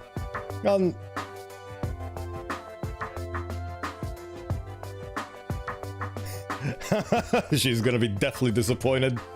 Where's Damien? Oh man, he got a nasty sick right before we left. He couldn't make it. But, oh yeah, right. Her disappointment that she couldn't orchestrate another date with her boo is immediately shunted to the side by her just sheer worry that he's sick. Excellent. Is he fine? He'll be fine, I think. Okay, alright, okay. And now that her worry for his well-being is gone, she can go right back to being disappointed that her date failed. Well, that just throws a wrench into all my plans now, doesn't it? We can still have fun without him, right? Yeah, no, it was just, well, I was hoping between the four of us, it'd be like a double date. Can you two just smooch already? Huh? Yeah, Damon and me, you and Inko, all together for a fancy lunch. Liz, Olivia and I. Wait. Oh, I'm sorry, I just assumed. Boy, this is embarrassing. Whole day seems like everything's going wrong for me. The thing is that you made that assumption before too, during the arcade, and nobody batted an eye that time. I guess you're just being more direct with it this time. It's fine. Yeah, well, we can still have a good time. I'm still having lunch with friends. I'm sure y'all guys will love it too, come on. I love the delay from her head to her body. Beautiful. Liz leads us through the streets, pointing out our destination when it comes into view through the towering skyscrapers. Beautiful. The building is more akin to a narrow spike aimed skyward with a large disc-like room built near the tip. And you see that space near the top? It's the restaurant! They built it in a way that the whole thing slowly rotates so you can view changes while you eat. I can see the whole city, the ocean, even the mountains. It'd be a perfect place for your boyfriend, wouldn't it? If only he wasn't deathly ill. Whoa. Where the hell is she going? I've gone here with my parents all the time as a kid. Always daydreamed about bringing friends and important guests there on, well, you know, business type stuff. This will be our first time on my own. Well, you know. And she's gone. I love how they think I won't notice. Any subtle change is under my scrutiny at all times. Yeah. You'll see there's even a... Well, hold it. We lost Olivia. We turn around to check on our errant Gator friend, who's a bit further behind and grimacing. She comes slowly rolling in, fighting to hide the slight winces every time she pushes herself. Oh, sorry. It's fine. You sure you don't want help? Hey, I can manage on my own, please. Alright. You want to lead the way? Alright, it's that Space Needle looking thing, right? She rolls ahead, Liz and I follow behind, continuing our conversation. The restaurant is an impressive spire, with an actual seating area, 30 floors or so up. After Liz verifies her reservation, we're let into a special elevator with a glass front. After a minute or so of rising above the city, we stop, and the doors slide open to reveal the restaurant. I've been in one of these before, they're cool. I don't remember where, but I know I've been in one of these. Maybe it was in Spain. I don't remember. The wonders of Europe. Maybe it was in Germany. I don't know. Been all over the place.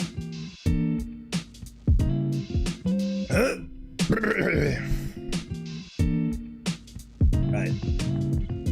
Oh, it's a circular room with the seating by the windows and an inner ring for bars and the kitchen making up the center. Definitely a carefully crafted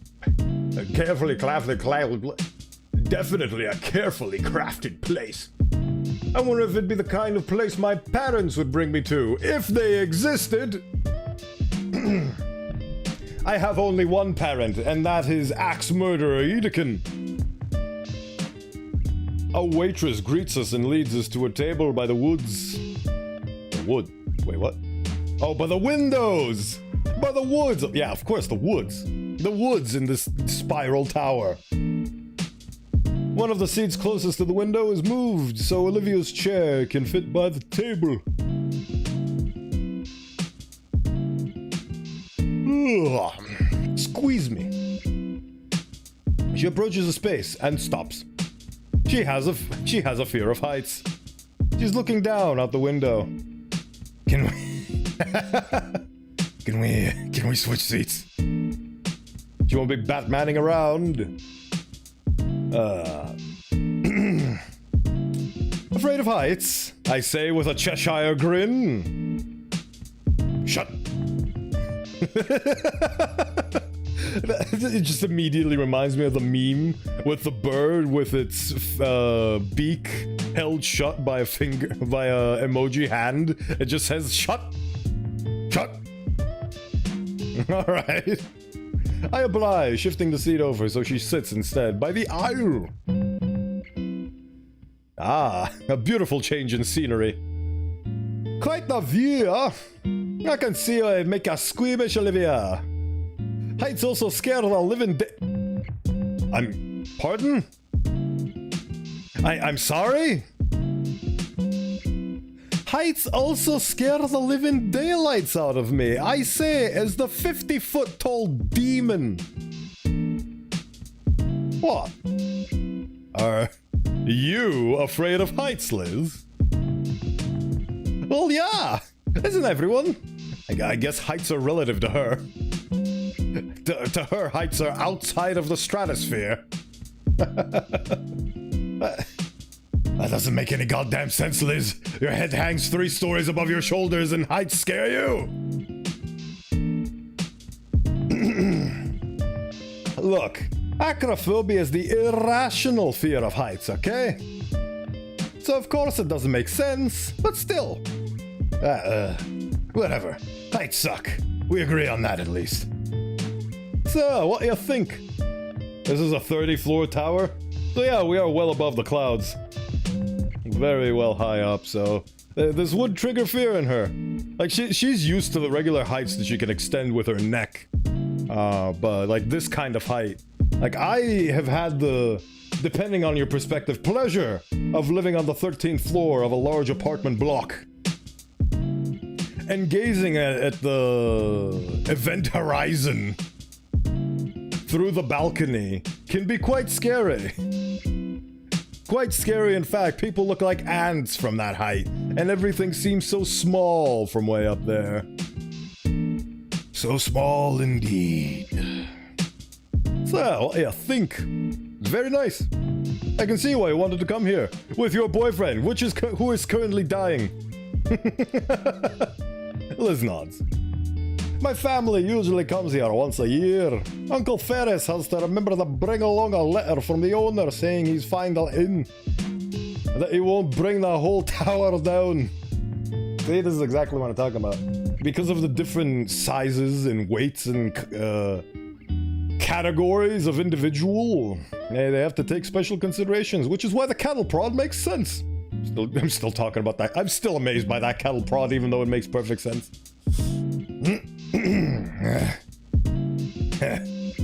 What the hell is a biscuit? Olivia's looking into the menus, right? Right, we're here to eat. Lobster bisque? It's a lobster tail in a creamy kind of soup. And why not call it lobster soup? Bisque is a stupid word. Biscuit. I looked down at the menu myself. There's all your standard options between pasta, sandwiches, cuts of meat. Oh my god, I'm all like...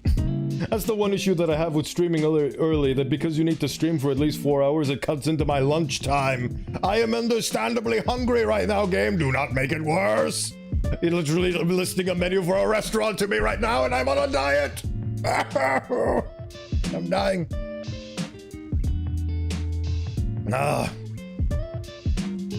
Some weird novelty things, but I actually like trying those. I guess I'll have...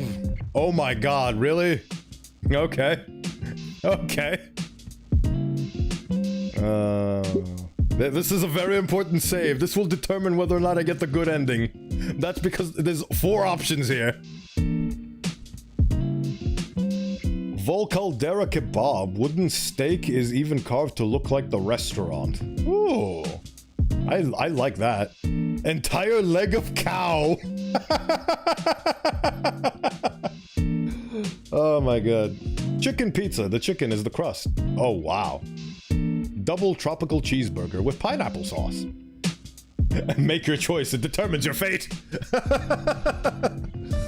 Oh. Honestly, if this was a completely, like, me-centric option, I would go for the Volcaldera kebab, because it's a kebab, and I love kebab, and it's a novelty item, so it's carved to look like the restaurant. But I'm picking for the character. And this would also fit the character, because they said that they like trying the novelty options. So this would be in line with the character. But this option... it would be good to have this entire leg of cow, because I could then just give it to Olivia, but then I wouldn't eat. That'd be really weird of me. And chicken pizza is weird. The chicken is the crust. So is it like an entire chicken that's been shaped into a pizza crust? That's what I'm imagining. Like a live chicken that's been shaped into a crust. And just saying, help me! Help me! I'm just gonna go for the kebab. Oh my god, don't make me save scum, woman! With onion rings. If you want it, I'm buying. They serve breakfast all day too. I'm going with their pancake platter. You mean the whole meal you would have be given up? Yes, the crust is a chicken tender. Oh, I see.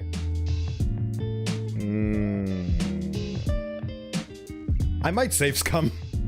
This is the most important decision. I've only had to save scum twice in this game. The first time was during her confession, and now here is the second time. What kind of menu do I want to eat? Like, what kind of dish do I want to eat?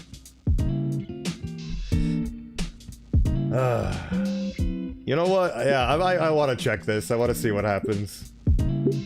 Wait, what? Oh, I see. Oh, okay.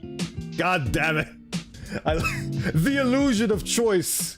The cow with two paths and they lead to the same path. Okay, so it's... Oh, of course. Of course. The illusion of choice.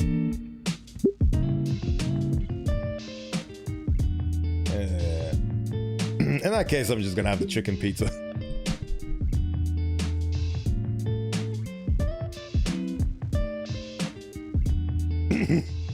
God damn it. This game is so charming. This is the perfect point to show when you can make choices matter and when you can't make choices matter. Oh boy. Lives waves a waitress over and we give our orders. Nostalgia pick? You got me, it takes me way back. It's a really good thing that she can have the opportunity to go to a restaurant she used to go to as a kid, and then just order the things she used to have as a kid, and then just the feeling of nostalgia waving over her. I wish I had that feeling. But the childhood memories have only been that, memories. All the places I know have been closed off, or irreversibly changed. Gotta throw in some red herrings for some fun? Absolutely! Absolutely. Whew. She stares out the window longingly for her sick boyfriend. I look out the horizon as well. The view has shifted a bit to show the mountains. We all look for a long while. Maybe a little too long, ordinarily. Ordinarily, I wouldn't contemplate them, but these are extraordinary times. Rather than giving you the illusion of choice, I'll take the liberty of choosing for you when and if your hour comes again. This will be around the time Damien would say something to keep the conversation going. Oh right, he's usually the one bringing us all together. Yeah, it's strange to think about it, but Liz and Olivia aren't really more than acquaintances. It's true, it's true. Their only connecting point is Damien. Childhood friend? Love interest. But during lunch, it's Damien that always makes sure everyone else is included in the conversation. Nothing comes to mind. I don't think I'd make a good Damien. One moment, please. I'm going to go to the bathroom and blow it up, just like Damien would. Ooh. Sick.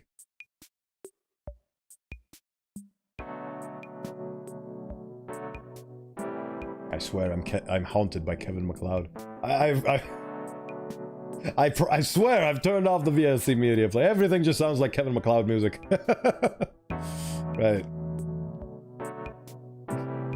I ring Damien up in the hallway.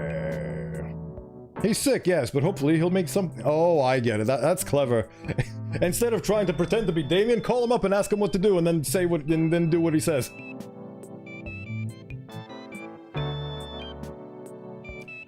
If he picks up, please. Hey, look at his child. Hello? Hey, bald daddy. Get ready to throw hands. Oh boy. Vinny, I wish to speak with your bigger half. Nah, he's out right now. Mom's with him in the backyard. He's puking his guts out into a bucket. Oh, he's gonna get so many guts, big daddy. Why? Pest control guys buy it from us for $50. What the fuck? What the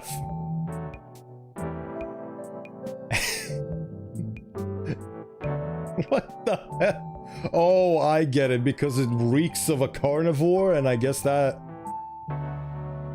I mean... Oh, right. Oh, yeah, right. They made a plot thing where you can secrete poison. Right, they secrete poison, but he's not grown enough. He has to go through puberty to do that. Although the whole thing with the spit during the not the beach episode, the pool episode. That's it, the pool episode. Jesus Christ, that is an amazing hustle. I am weirded out, but impressed all the same. Gross. What'd you want for him for? What'd you want him for? I can tell him when he comes back in. Oh, why not? I wanted to know more about how he always keeps our friend group so lively. Like, I was considering small talk, just bringing up movies or something. Ew, no, movies suck. Nobody actually likes them. The fuck? Huh. Alright. Let me tell you what you need to do, big bald daddy. What? I'm playing Fortnite. I'll turn it down so you can hear me.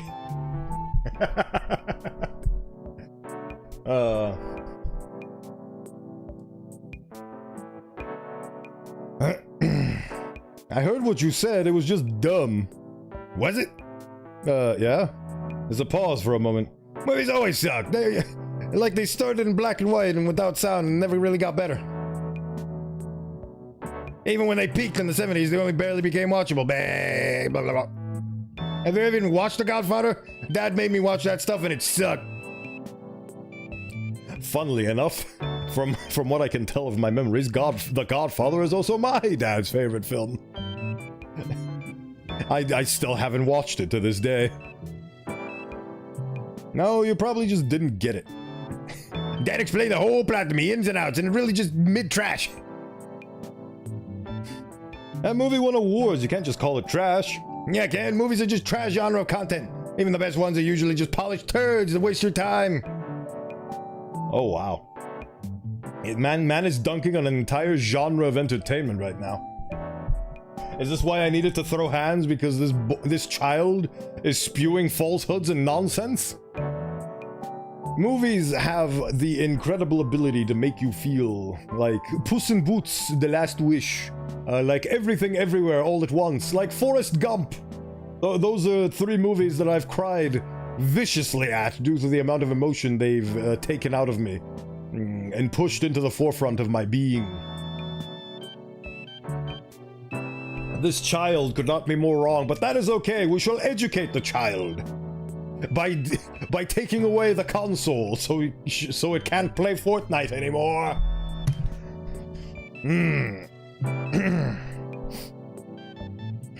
Let me guess, he's gonna say the Emoji Movie. Okay then, what's a good movie?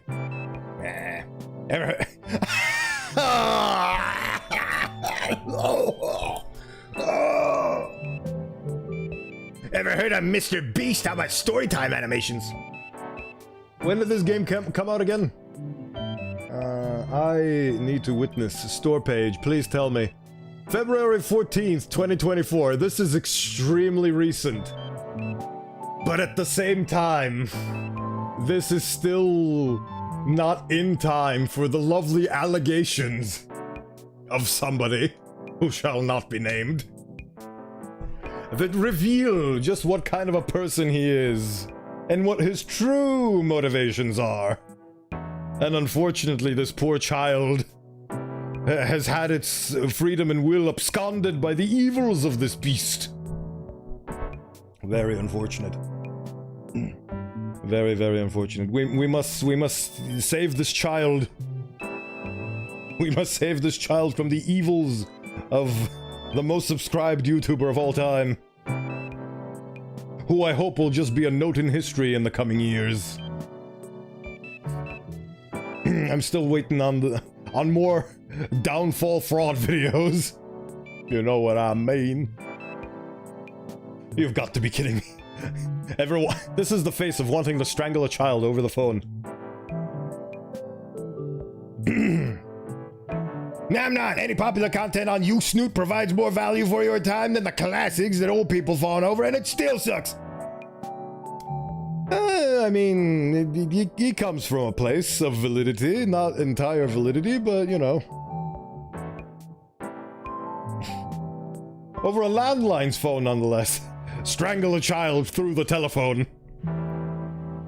Those aren't even movies. Yeah, he's conflating just the modern consumer entertainment with actual thought out movies. Like, Markiplier wouldn't be making a movie if it was the same as him making his interactive YouTube series. Those are also really nice. If you haven't done them, check them out. They're great. Markiplier plans a heist in the other one. And Markiplier Goes to Space, I think, was the third one? He had 3 in total, if I recall correctly. I don't know, I don't keep up. I don't keep up with the trends. I'm an old goat. I'm an old goat and I just do what I want. And I just do what I want because when I was in social media, it made me depressed, and I realized that I need to lay off the social media. It's horrible. They have algorithms, they make you pissed off. I don't like being pissed off. I like being happy. I'm gonna stay off of that shit. I'll stay off of that shit.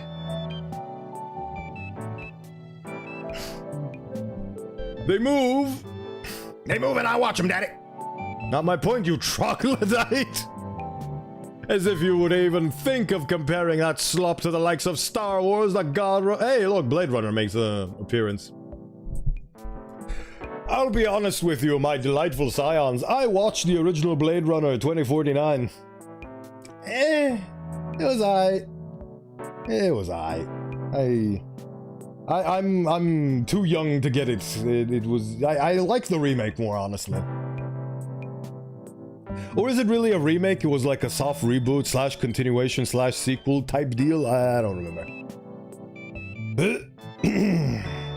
But yeah, I never actually fully saw Star Wars. I've never seen Godfather, and I did watch Blade Runner. Yay me. So I got 1 out of 3. The movies are a massive pile of doo-doo fart, but even can sometimes make something mediocre.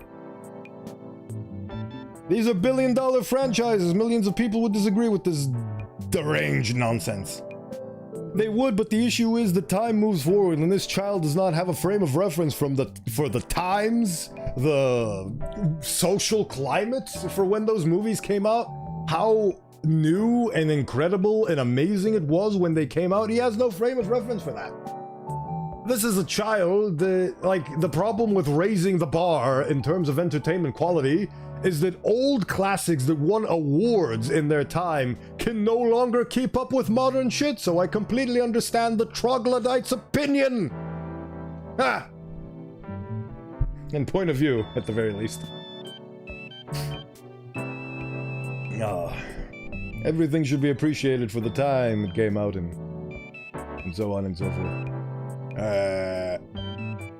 Doo-doo fart. Oh my god, you little shit. Hey, Mother Teresa, there you are.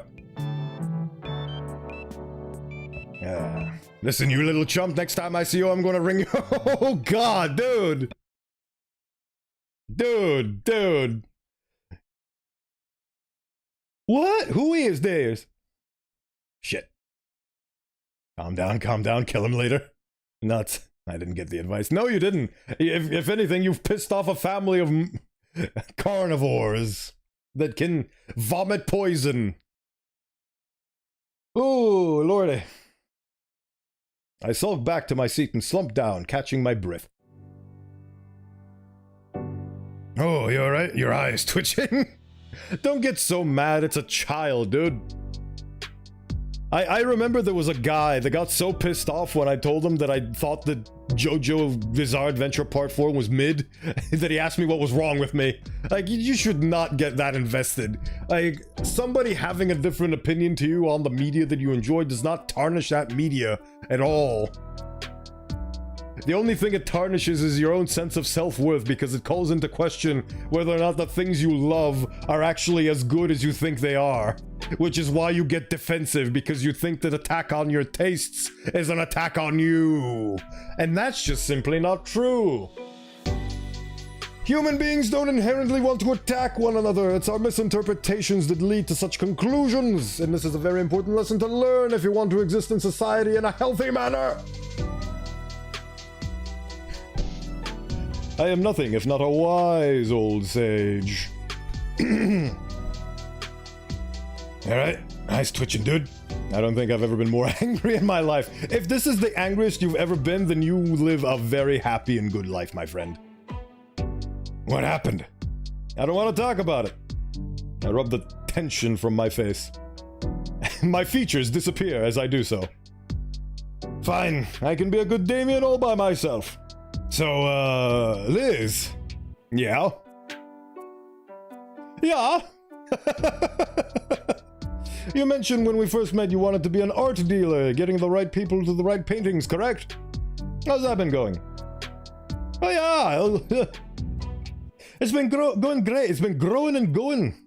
He's a single kid in a rich household, there's that. I mean, doesn't that apply to... Oh yeah, Incognito's a single child in a rich household. That is also true. Circumstances and factors. They make an excellent job of having this guy be a substitute for the audience, and the general audience would definitely say that Star Wars, Blade Runner, and Godfather are classics that you should not spittle on. Oh yeah, oh, in that sense, yes, absolutely. His hardships, like, are... Well, I mean, everything's relative, and everybody has their own hardships. Like, regardless of the context of where you're, raised, what monetary status you have, like, everybody's got problems. Even the 1%. Which isn't to say that we should cut them some slack. But they're people too at the end of the day. Everybody deserves a little bit of empathy. Especially when they open up their wallets and give away the billions that they're never going to use in their lifetimes. Because I don't think that's a very fair system of commerce. Anyway. Oh yeah, it's been going great. I just got accepted to Marshall and you, actually. Oh, snap. Finally, I got everything all worked out for myself. I'm going to hit the ground running once I graduate. That's pretty cool. I'm still figuring things out myself. I say as I motion my hand over to cup over Olivia's hand. You too, right, Olivia? I only got short-term goals right now, such as kissing you, hugging you, holding hands with you. I think I'm gonna end stream next time it fades to black, so hopefully that's not too far off. But I'm interested in what Liz was talking about. Right.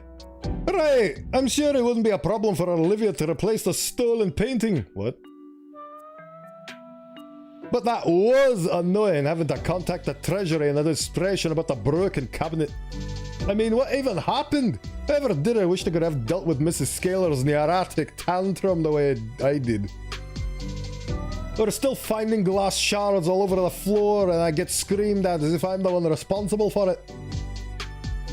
Scaler needs to put the coffee mug down. the coffee mug down sometimes. Jeez.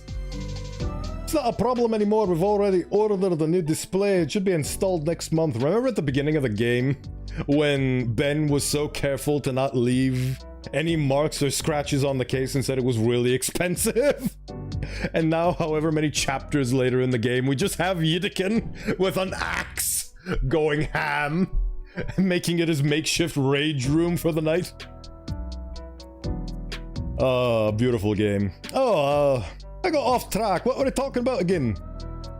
The art dealing thing. I'm actually interested. Oh, well, the plan is to be able to open my own business. I'll start online and I'll work my way up to having a physical location. All for the greater good. Uncle Ferris told me he's willing to help me figure out the legal part. I've already gotten a few connections, some people that might be interested in being involved that run some pretty decent prices, for me I mean.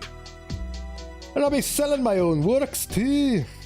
I've gotten even better at painting since the start of the year, have you noticed? I think you have, yeah. Although since I'm no artist, I'll admit some of the details are probably lost on me. Liz nods in appreciation to my ignorance. Maybe I'll buy one sometime. Why watches the Ramskull joke is obviously. You'll give me a discount, right? No. Olivia, have you painted anything good recently? Oh god, why did you have to say that? No. Oh, sorry. It's fine. Well, I got one I really want to be doing. Why don't you?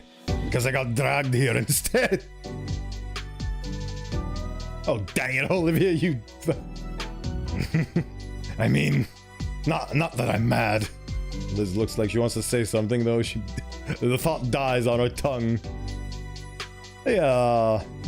The conversation and the tension, thankfully, gets interrupted as our food arrives. The social media influencer in me itches to take a photo of each plate, especially with how good the presentation is.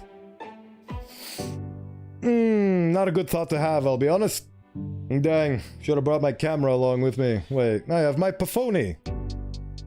Say, Olivia. Oh god.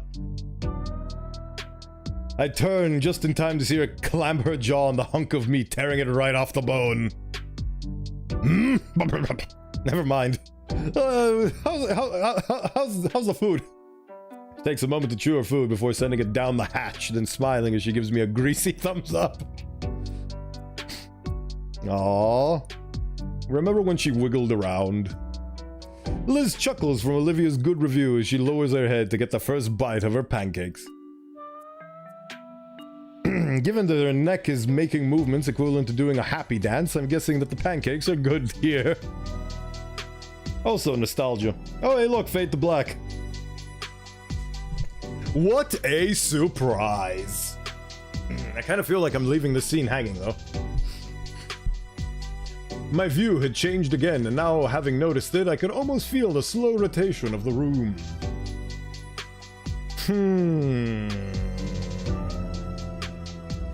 Well, I mean, we finished the game, so I have nothing left to do, and it is past 4, so... We are going to pick this right back up again on Friday. On Wednesday, we have Caravan Sandwich, more exploration, more fun, more delights. And then on Friday, more Gatorizing with the enemy. Or the friends, or the allies, who knows? But today's been an amazing stream. Beautiful game, I love this game. It has such incredible moments. Right. Save. Oh. Cool. September 23rd, the day after Madness Day. Did you have a good Madness Day? Do you know what that is? If you don't, that's okay. That's very obscure. So many things happened yesterday. It was a delightful Sunday. Hope you've had a delightful Sunday too, and I hope you have a delightful day for the rest of what it is for you. Be it job, be it relaxation, be it slumber. Right.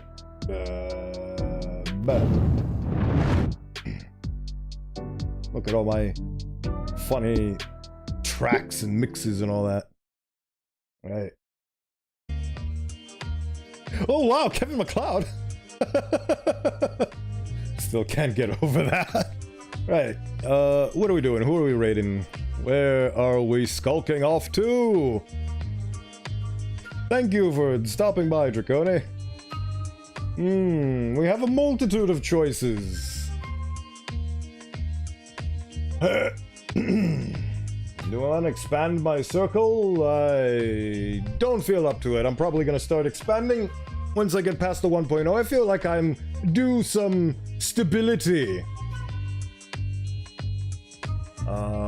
So I'm going to be a cool boy, and I'm going to raid into here. Oh, yes.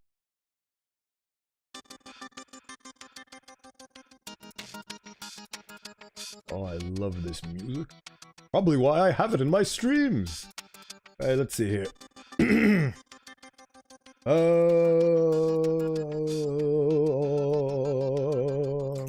Grab your funny raid message. Grab your funny raid.